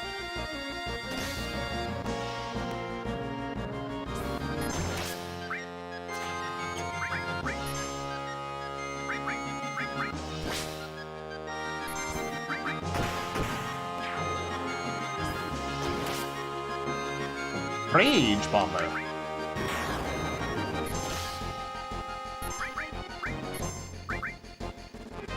Yeah, I could go into details of surprise bird, resist bird. I don't actually know. Yeah, it seems like a bird confusion would be the best spell to cast on bird, but apparently no.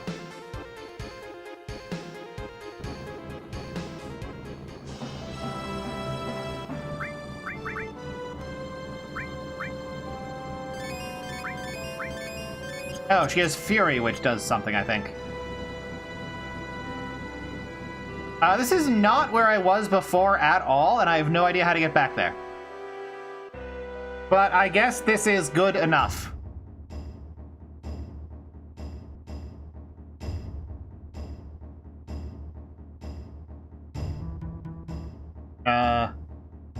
Okay, establishing shot.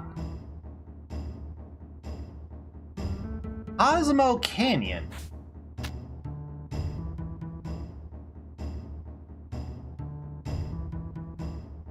Bugenhagen? Oh, so we're like an alternate world, like... Are they people Dutch? Is this why this is, Copenhagen?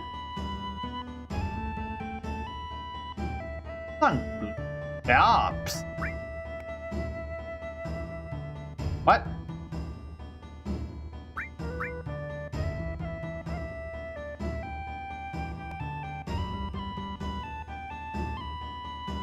Helped at the road. Okay.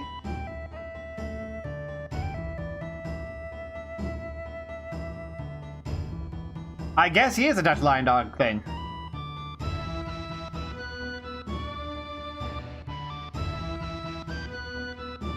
No.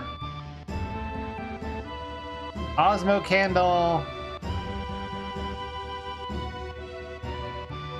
All right.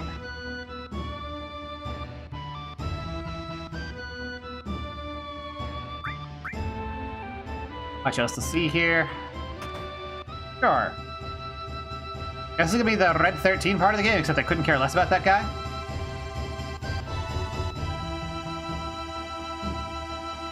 You have anything to say? Yes, but we can't drink, unfortunately. Lame! Where's the alcohol side effects?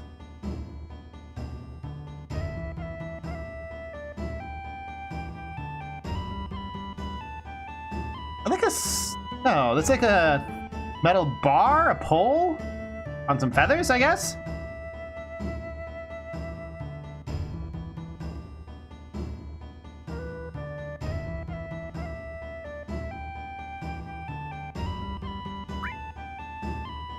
As well, I guess.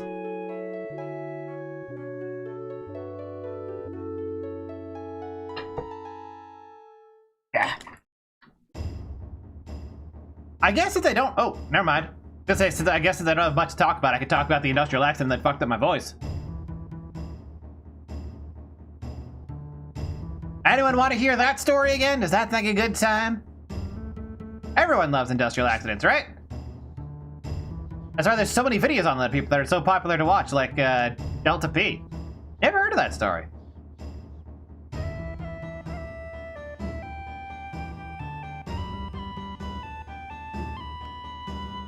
Basically, I was working as an industrial blacksmith.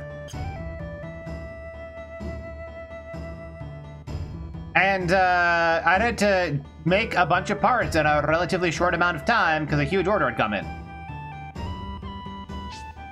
And we were bluing the steel, which means we take the initial mild steel, or no, spring steel in this case.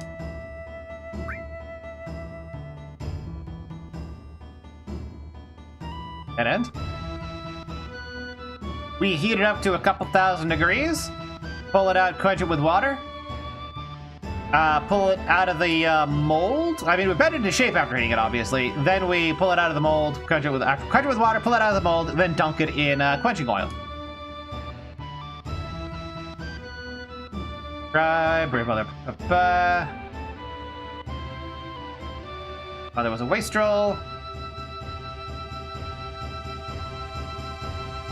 Grandpa? Are they also dog things? Curious now.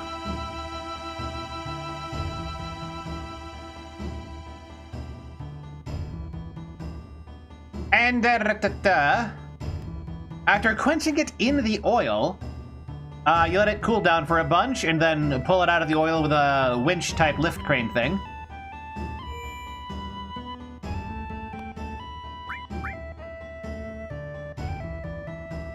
And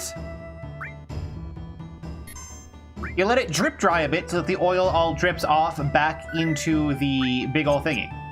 The oil vat. Arm shop.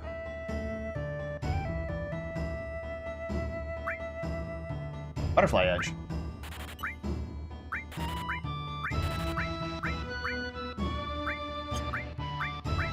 I'm gonna use it. Alright. And then after letting it drip dry a bit, you grabbed it on its tongs. It's still like hundreds of degrees hot.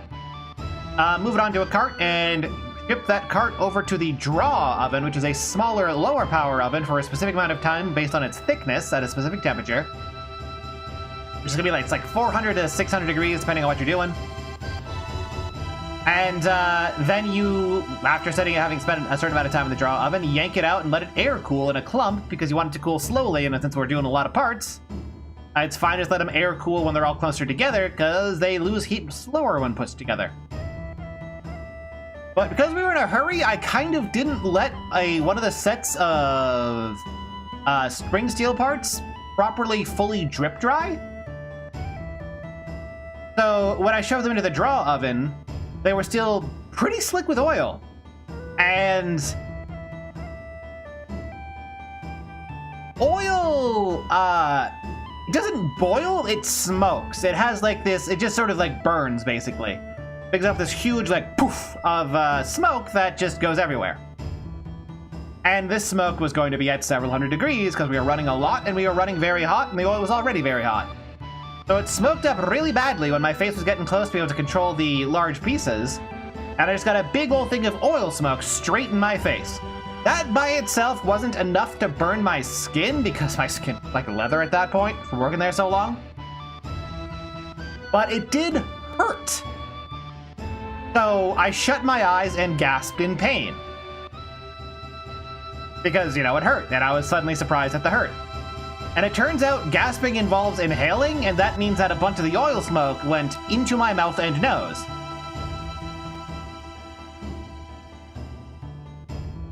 And basically it turned the entire like sinus area into scar tissue. Because it turns out that burns a lot more easily than the external skin. Regular skin is relatively durable.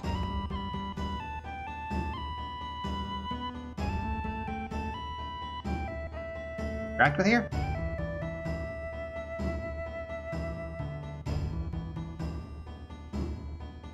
And lost most of my sense of taste, basically all of my sense of smell. Voice sounds silly now, and that's why I talk like this. Plus, it left me mostly mute for like a year or so, just because how extensive the damage was. It's a fun time. You can see the door shut with super glue. Got it.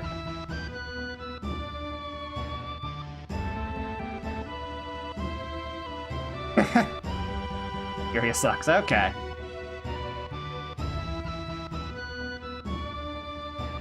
Did she knock the guy out?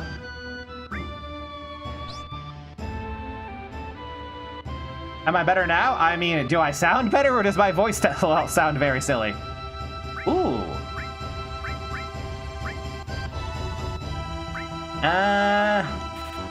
I'll get that and slap it on Cloud.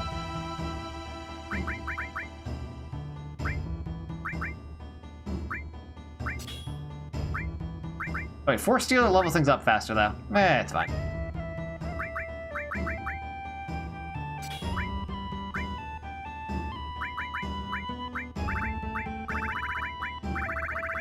MP Plus. MP Plus would make more sense over there.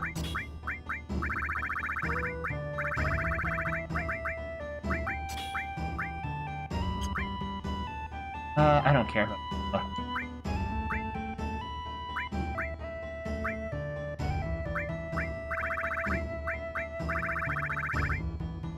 Guess I really just don't have anything else to stick on here that's super. Got fire, I've got restore. Guess just pick something I want to level up. Cover's close to leveling up. Here, cover.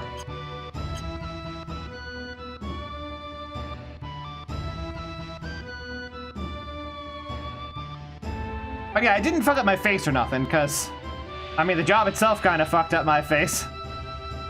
Constant exposure to a 3,000 Fahrenheit oven. What's it centigrade? Doesn't fucking matter. That's got running that hot because of a busted regulator. Does certainly have effects on your skin, let me tell you.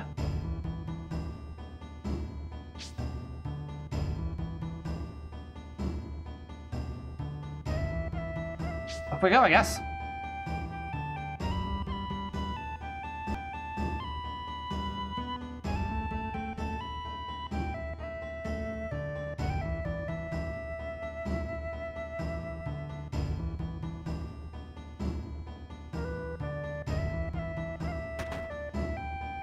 Go the other way first. Oh, I can't. The open door is a locked door. Balls! Wait. Grandpa's a human?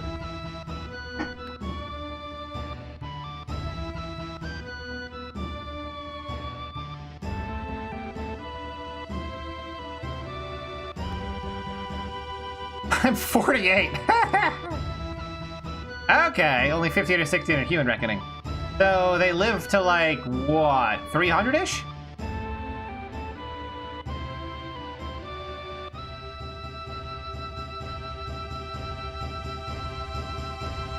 Can't stand on your own yet.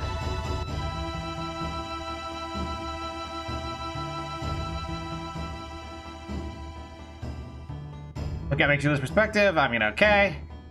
45-year-old teenager. His dad was also a dog thing. Then who was it? Was his mom also a dog thing, or like what? Did this old dude fuck a dog at some point? And that's where Red 13 comes from?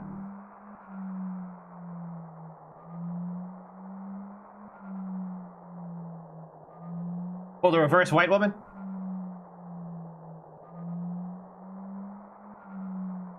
As Matt knows.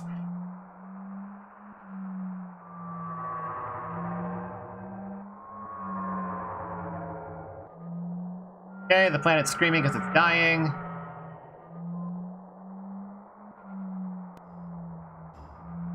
Does this dude just float? Does he not have legs?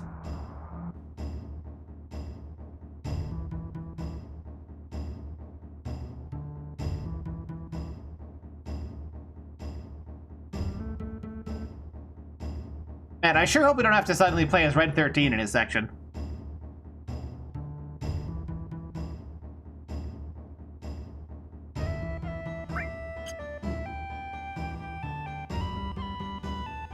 Go and invite my friends.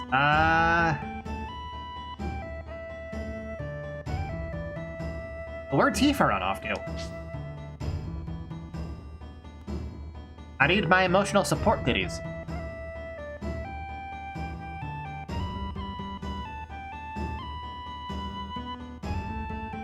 guess that's still sealed. There's Fat Loser.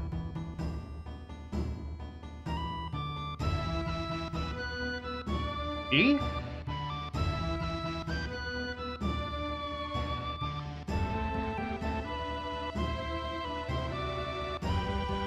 If I ran off somewhere else?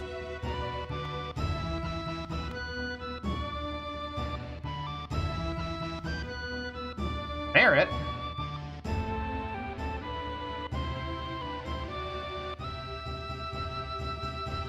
I guess I'll buy something for Red 13 to have a weapon at least.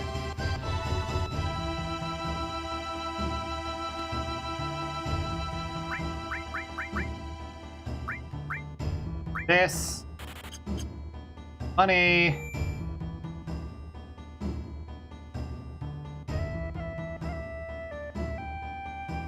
IFA. Bar, maybe?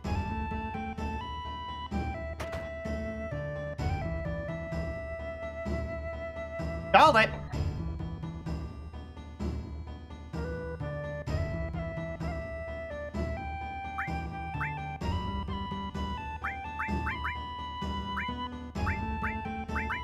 Oh, I can form a party of 3.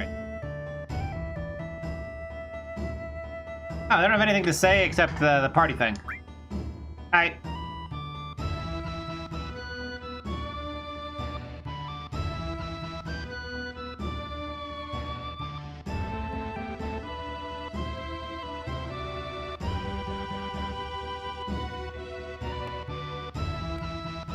Okay.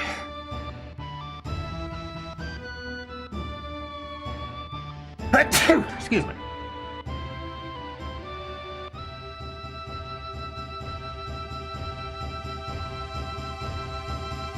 Oh god, where the fuck are we now? I can't see anything! I think this is just a walkway. Yeah, I'll bet she was.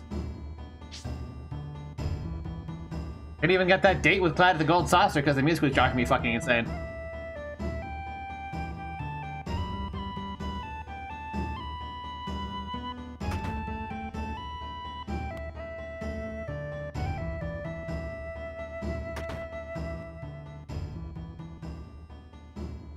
Yeah, no, this dude just straight up floats. He's like Dr. Eggman, but like... but like those are his actual legs. Dr. No Leg Man.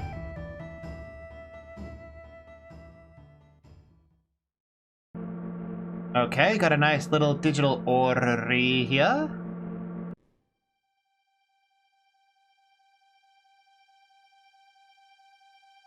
Just like, what do you mean the real thing? This bitch been into space or what?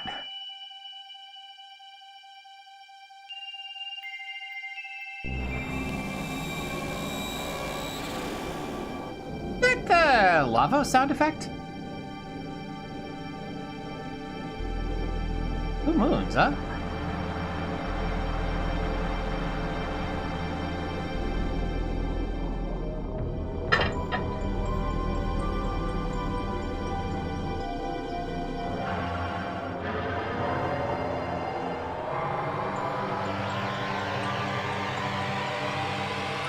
And Kazero Sol, thank you so much for the follow.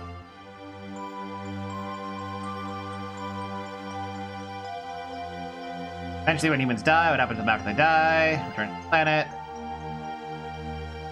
You return to the planet. Blah blah blah, heavy bullshit.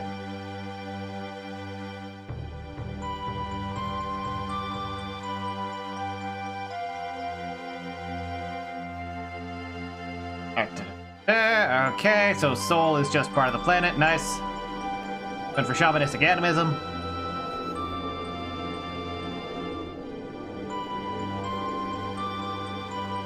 Hold up. Is that like actual Earth? That looks like Brazil over on the left. Oh, there's a dude made of gold.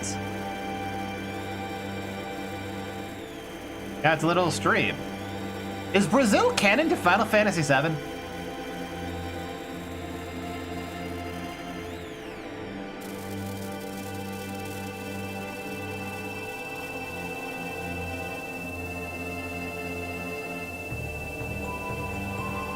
makes all things possible. Okay. Oh, I guess I can't auto-advance this up.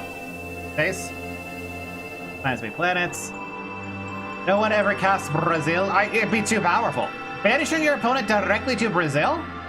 Like, the only fate worse than that is being banished to the Philippines.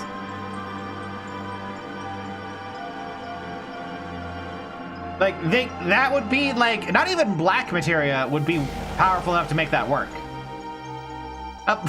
Why is a planet falling downwards? That's not where down is in space. In space, down is towards sun. What the fuck are you talking about?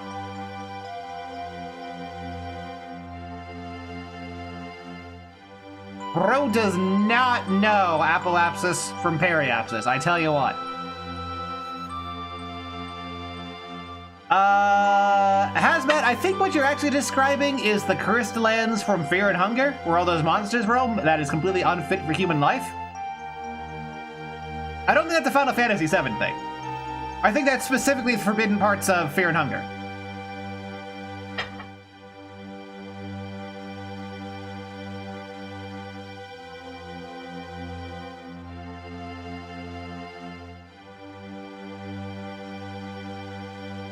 Everyday Mako reactors suck up spirit energy and diminish it. Does it return to the planet after usage, or what?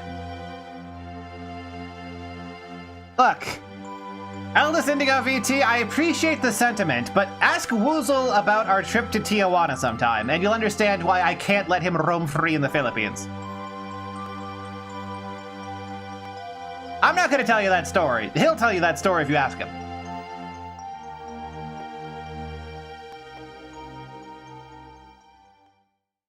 Oh, you already know that story? Well, ask him to tell it anyway. It's a funny story. I laugh when he tells it. Okay, so hippie bullshit about how souls are a finite resource. Got it.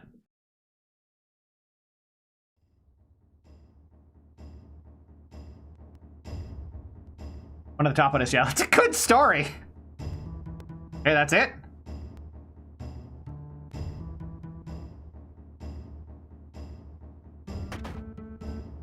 I mean, it's visually pretty cool.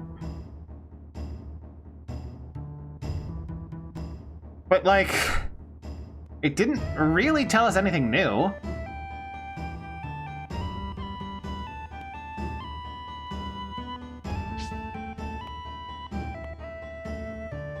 I mean, Mako's obvious just a stand-in for a nuclear reactor in some way or another. Although not gonna lie, the whole, oh, the planet is dying stuff is some of the most simultaneously childish and egocentric views on environmentalism possible. Like, that's not how planets or dying work. Humans do not have the potential to wipe out life. We aren't capable of it. Hello, Show 101. I had to change it real quick. I had to get it updated on here. It did show 101.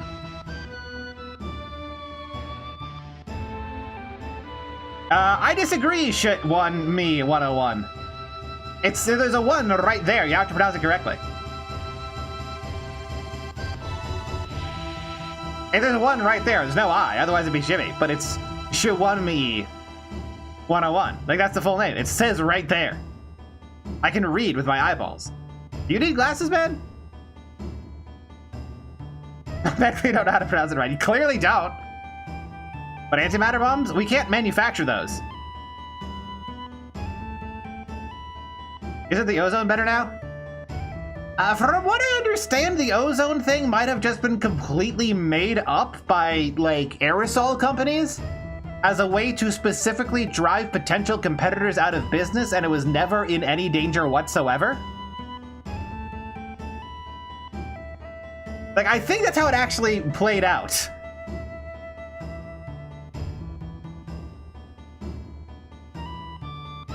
Made up for a natural process, we simply don't understand. Yeah.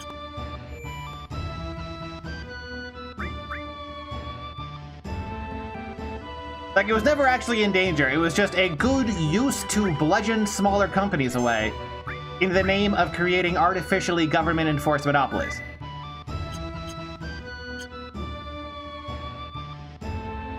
You are indeed Sun 312772. That would have been extremely difficult for you within my chat.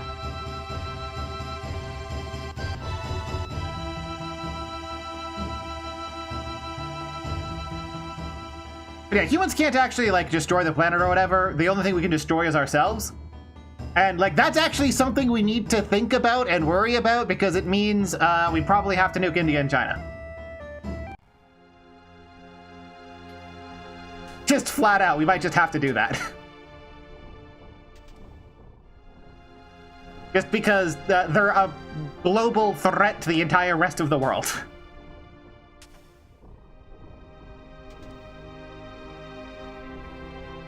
Oh, I guess Barrett was...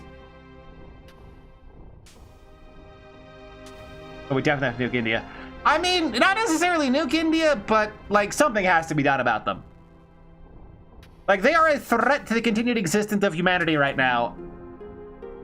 And it just needs to be dealt with. Okay, so he went on a hippie vision quest here, and that's why he became a terrorist.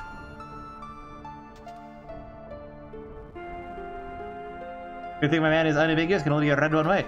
That's right, Manu Elo Farms.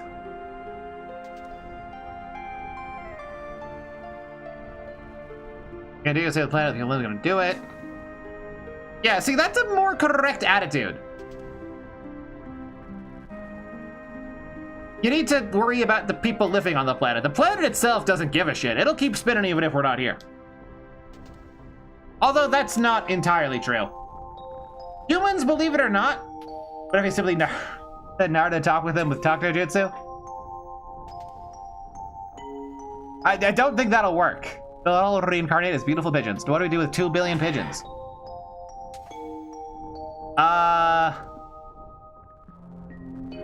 What? I mean, we just have pigeons. It's fine. Pigeons aren't like a huge ecological threat. If anything, though, I might have to stop stream for well, not stop stream, but stop game for a second so I can get some images of this. Swedish crow litter. There we go.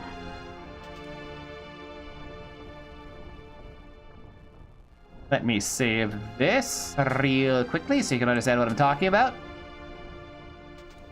Because this Swedish project is the greatest thing ever. So, you might think that this is a picture of a crow smoking and it's super cool, right? And hello, Hurdles Ages.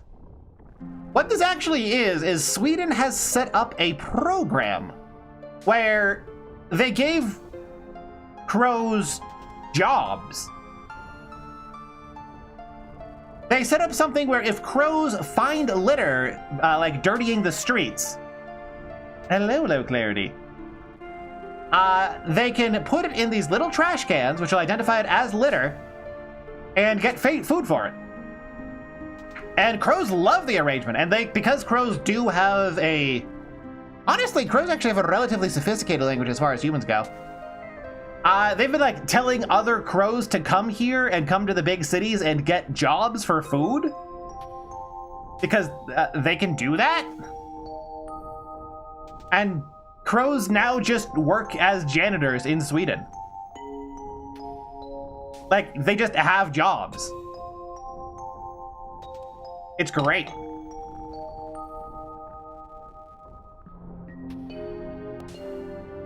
I know! Isn't it great? Like, crows... Okay, so... I wonder if we're gonna get banned for this. So we've done a bunch of research recently into crow linguistics, and, I wonder what Japan did to try to make crows so angry. Good question, honestly. I'd be interested in knowing that as well. Although apparently Israel did it as well, and crows, like, hate Israel so much that any crows in the Middle East, like, instinctively attacked Israeli flags, and you can look that up, I'm not even making that up. Yeah, crows are anti-Semitic. That's just how they are.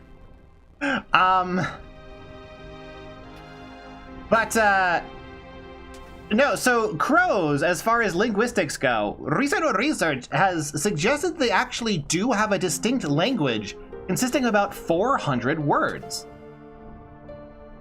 This language doesn't have like specific cutoff points. It sort of has linguistic drift between areas.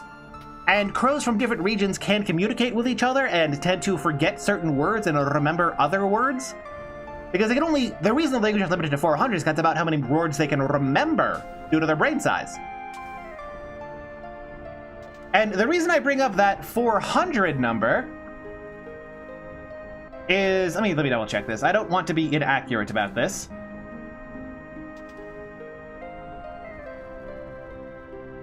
Tranan Tongo, that's the one. Tranan Tongo, a South American language, relatively obscure, only has 340 words. Crows, on average, have a greater capacity for communication and understanding of abstract ideas than certain people, like certain humans. And I really think we're consistently underestimating what could be done with crows. We should let them vote.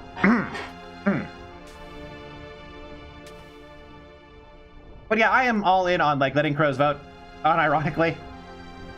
I think it's a good position to have. When will a crow become the president? Can we teach crows Toki Ponna? They would probably struggle to, with some of the finer bits of pronunciation, but they do have a couple of examples of crows knowing specific languages in Russian and speaking with each other. And honestly, with what's happening over in Sweden, it's entirely reasonable that simply because it would be evolutionary advantageous, if that crow, like, cleaning job keeps going, I would not be shocked if within a couple hundred years of it, crows will start regularly being able to speak, like, Swedish and communicate with people about their needs. Yeah, Needles Game gets it. Some birds are smarter than some people. Toki Ponna made for crows. I mean, they already have their own language. It's based around what they... Actually, I think research shows the primary use of the language is spatial. Like, they have a bunch of words for, like, up, down, forward, back. It's used very heavily to help them coordinate attacks against other creatures. Like, when you hear a bunch of crows screaming and cawing at something, they aren't just making noise to try to intimidate it. They are calling out orders for their squad mates, so that they can surround the target and attack its weak points. Like, have you ever seen that video of crows fucking up an eagle and cawing like crazy at each other? They're specifically cawing out where the eagle is looking and how to hit its blind spot to each other. Which is fascinating. Like, the structures of their language is very specifically adapted to their needs, which means that it's very heavily three-dimensionally spatial. Like, it doesn't just have, you know, oh, it's high, it's this high away from you. And that's fascinating to me. Have crows learned about animism? I don't think so. I don't think anyone's bothered teaching them about it. Yeah, Needles Cane, crows are capable of distinguishing friend and enemy. I don't even know if that's too abstract. I think you could probably communicate it to a crow effectively.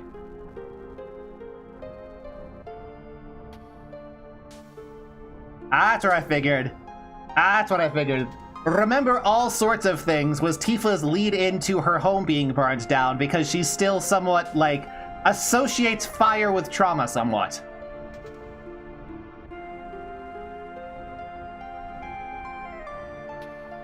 Huh. You really are you, right? So her memory's also fucked up by the Mako injection? Looks like the first word scripts developed for signals for hunts and fights. I believe that's correct, and I mean, that's the most important thing to have, right? Get crow shamans calling out to the crow ancestors. I mean, crows do understand burials. Oh, she remembers the real events. Okay. Interesting.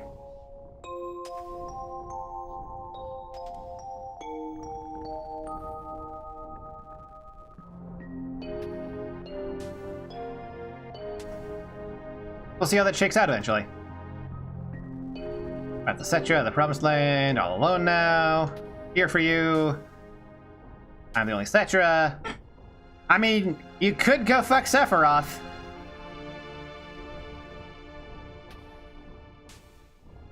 Create a race of inbred serial killers.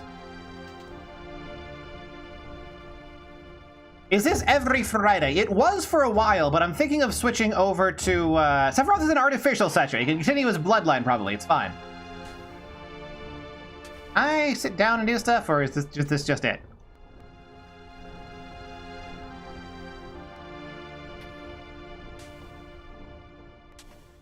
I guess this is just it. Alright. Shuanmi. This was every Friday for a while? I'm thinking of switching it off because I'm not super into JRPGs, and this doesn't grab me as, like, especially good anymore. Super early on, like, I was just like, I'm blown away by how insanely good it was, but it feels like it sort of dropped down to, like, B minus, and I'm not super into RPG gameplay to begin with, despite making an RPG right now, but shut up.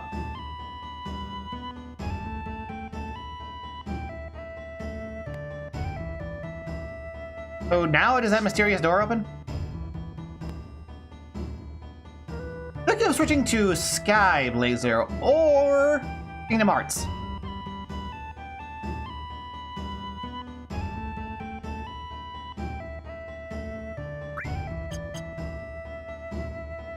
Kingdom Hearts solo run, hardest difficulty, possibly other things depending on the current state of development. It'll be a fun time, but I'll have to do some looking into it.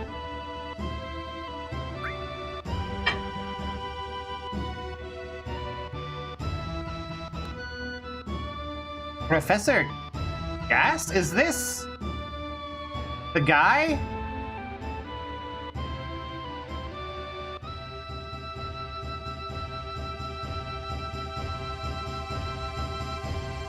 No, that's probably a different guy.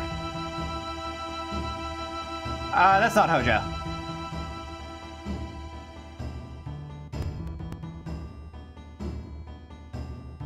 Do I head to the secret thing now, or...?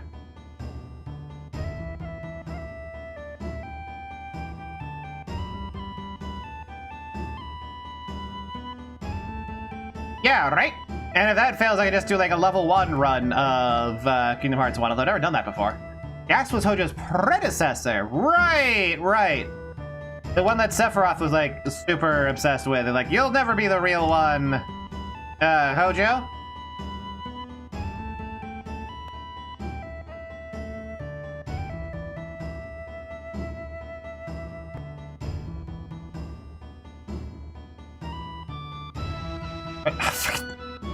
Double transition!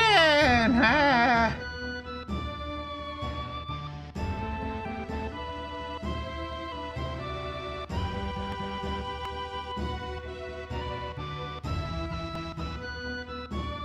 You know, my friends, whatever. There's someone specific I'm supposed to talk to? Maybe I go back to the observatory? Talk to all my friends.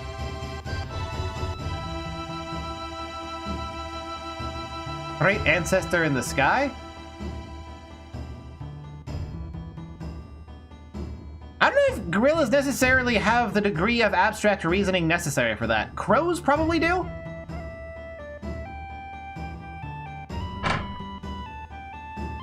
Elephants definitely do.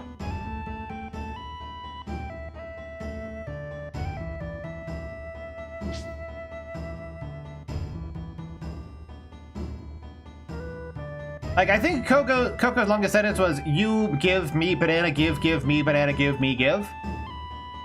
Which means her capacity for communication was not as well advertised as people thought. Or not as true as it was advertised. Although that reminds me, I did see someone teach a octopus to play piano. What am I supposed to do?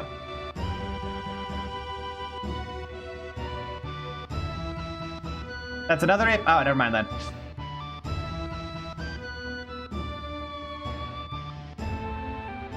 Yeah, it turns out I'm a big fan of animals and like their intelligence because the gap between me and a lot of people is about the gap that isn't actually that different. The gap between me and most animals.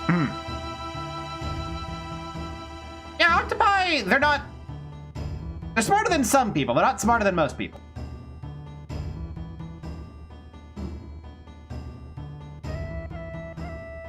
Is save Mother Nature final speech that's spliced to shit? Yeah. The guy used shrimp to teach the octopus. Okay.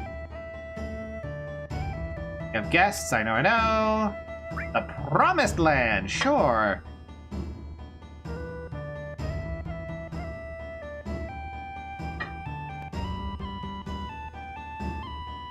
Place to return to after dying?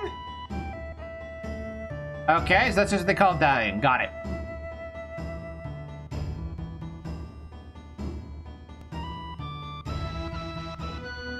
Not really. I guess we're leaving? They keep bringing up leaving.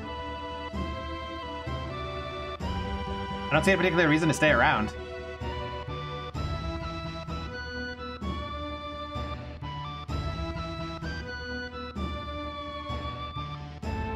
Oh, I can't leave. What?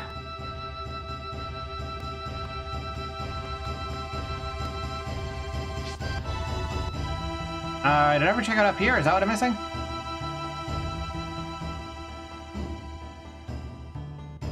Nothing there.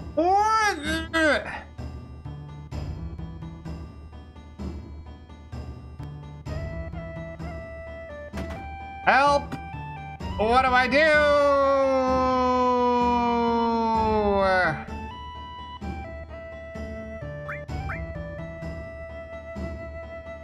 Ah!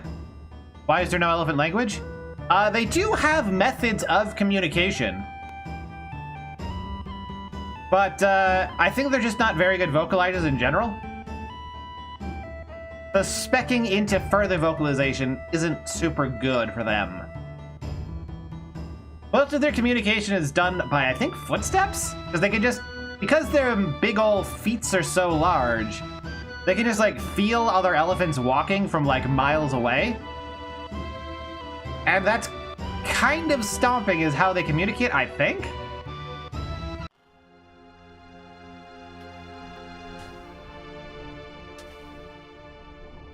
Okay.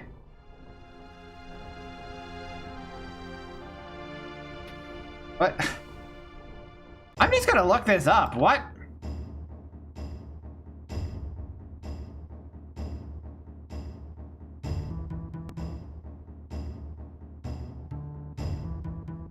Cosmo Canyon walkthrough. Try that.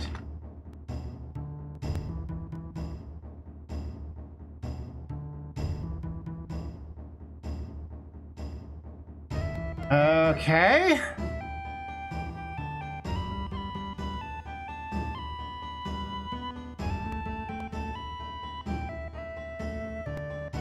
Observatory. Blah blah blah. Observatory. Wait, what?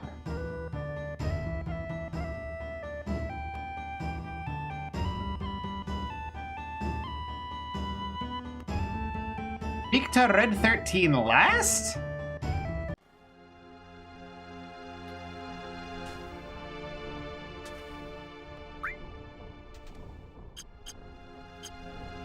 Excuse me? Oh. Why? Ah!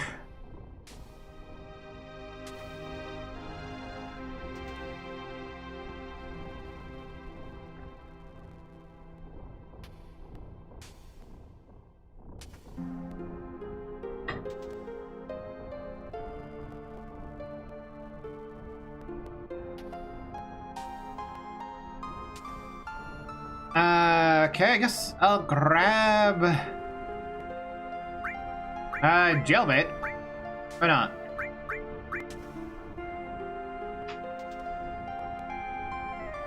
Stuck with Red 13.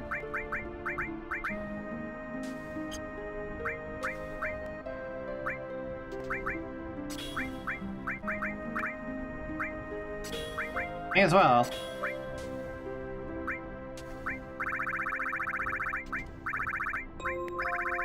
There's like no good anything left.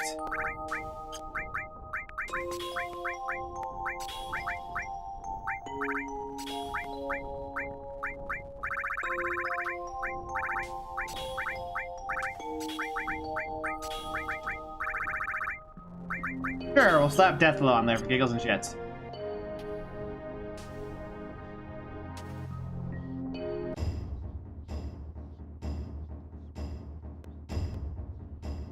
Now head over to the sealed door.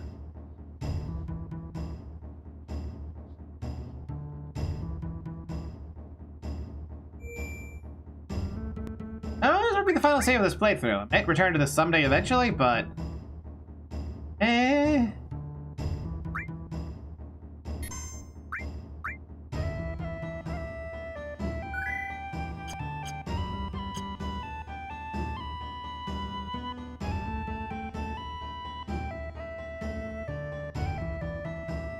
Yeah, talking to NPCs in a specific order that I have no organic reason to expect to do so, because, like, Red 13 has always been super standoffish asshole. Nice.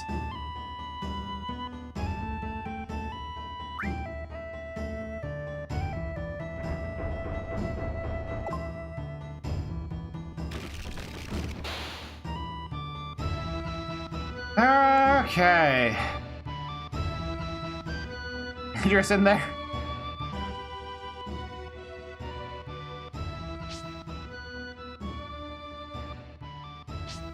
No! Ah, this is... Peace.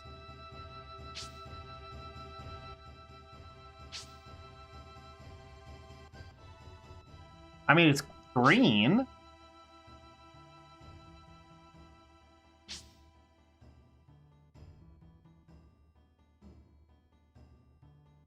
It's a nice healthy color. It's like moss or grass or whatever. Fine.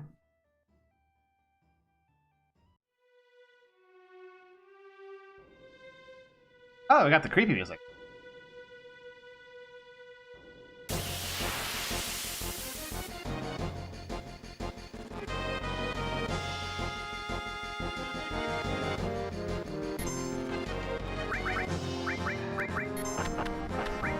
I'm just gonna have him Deathblow all the time.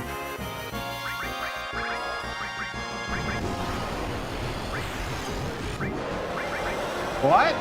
I can't input anything while Ifrit's doing his thing?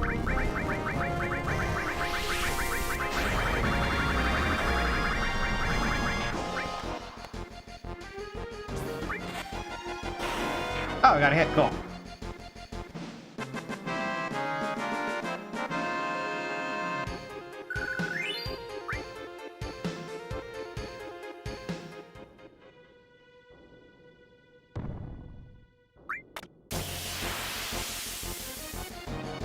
I don't think I've had another whole ass dungeon on me. Does anyone know if this is like a 3 screens or like 1? Because this feels like it's gonna be a lot.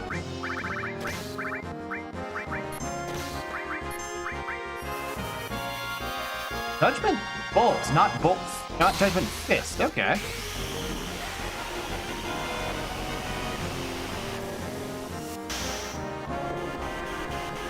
Hating. Ah, that's a good sign.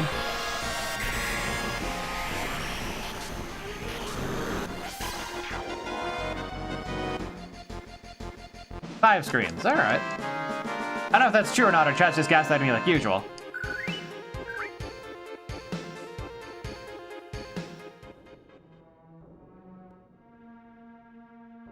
Guess breaking the rock did nothing? Hey, the almighty Murphy.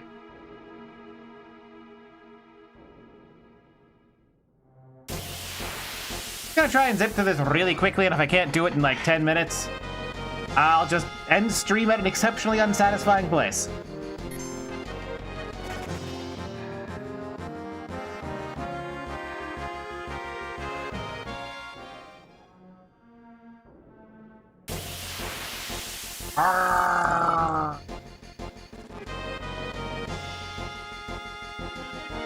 What is with the encounter right here?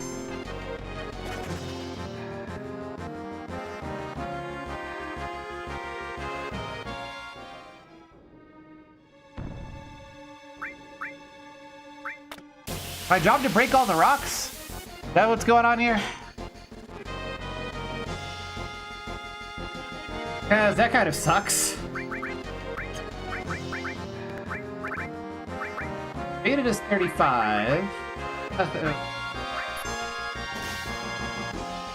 That's the plan, Shawunmi 101.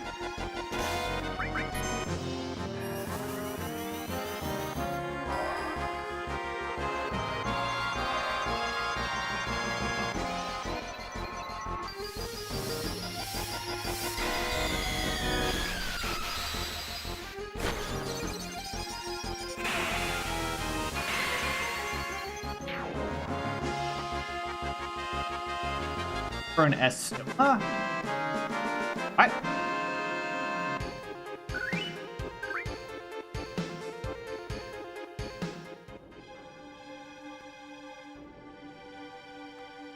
Okay, strange rock broken, I guess.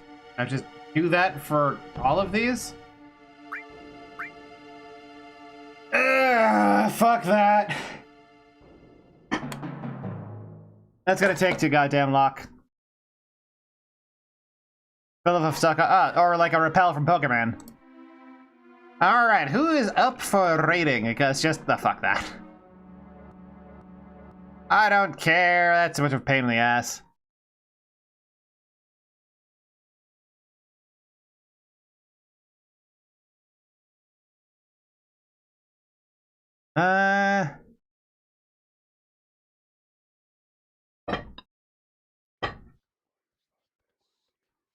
I could raid Esri. Fuck it, raiding Esri.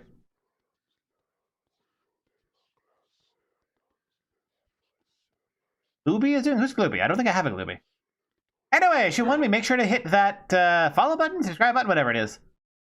Oh wait, you did as K0L0 Sol. Anyway, I'm probably gonna be hopping on the Pal World server later today, so if you want to like hop on there, feel free to join the Discord and pay me money to get into it. But for now, you're gonna go. I'll say hi to Esri. That's it. All right. Anyway, on Sunday, I'm gonna go back to doing an overburdened only run of Elden Ring. Wednesday after that is gonna be Pal World with Woozle over at Woozle's channel. And Friday after that, probably Kingdom Hearts.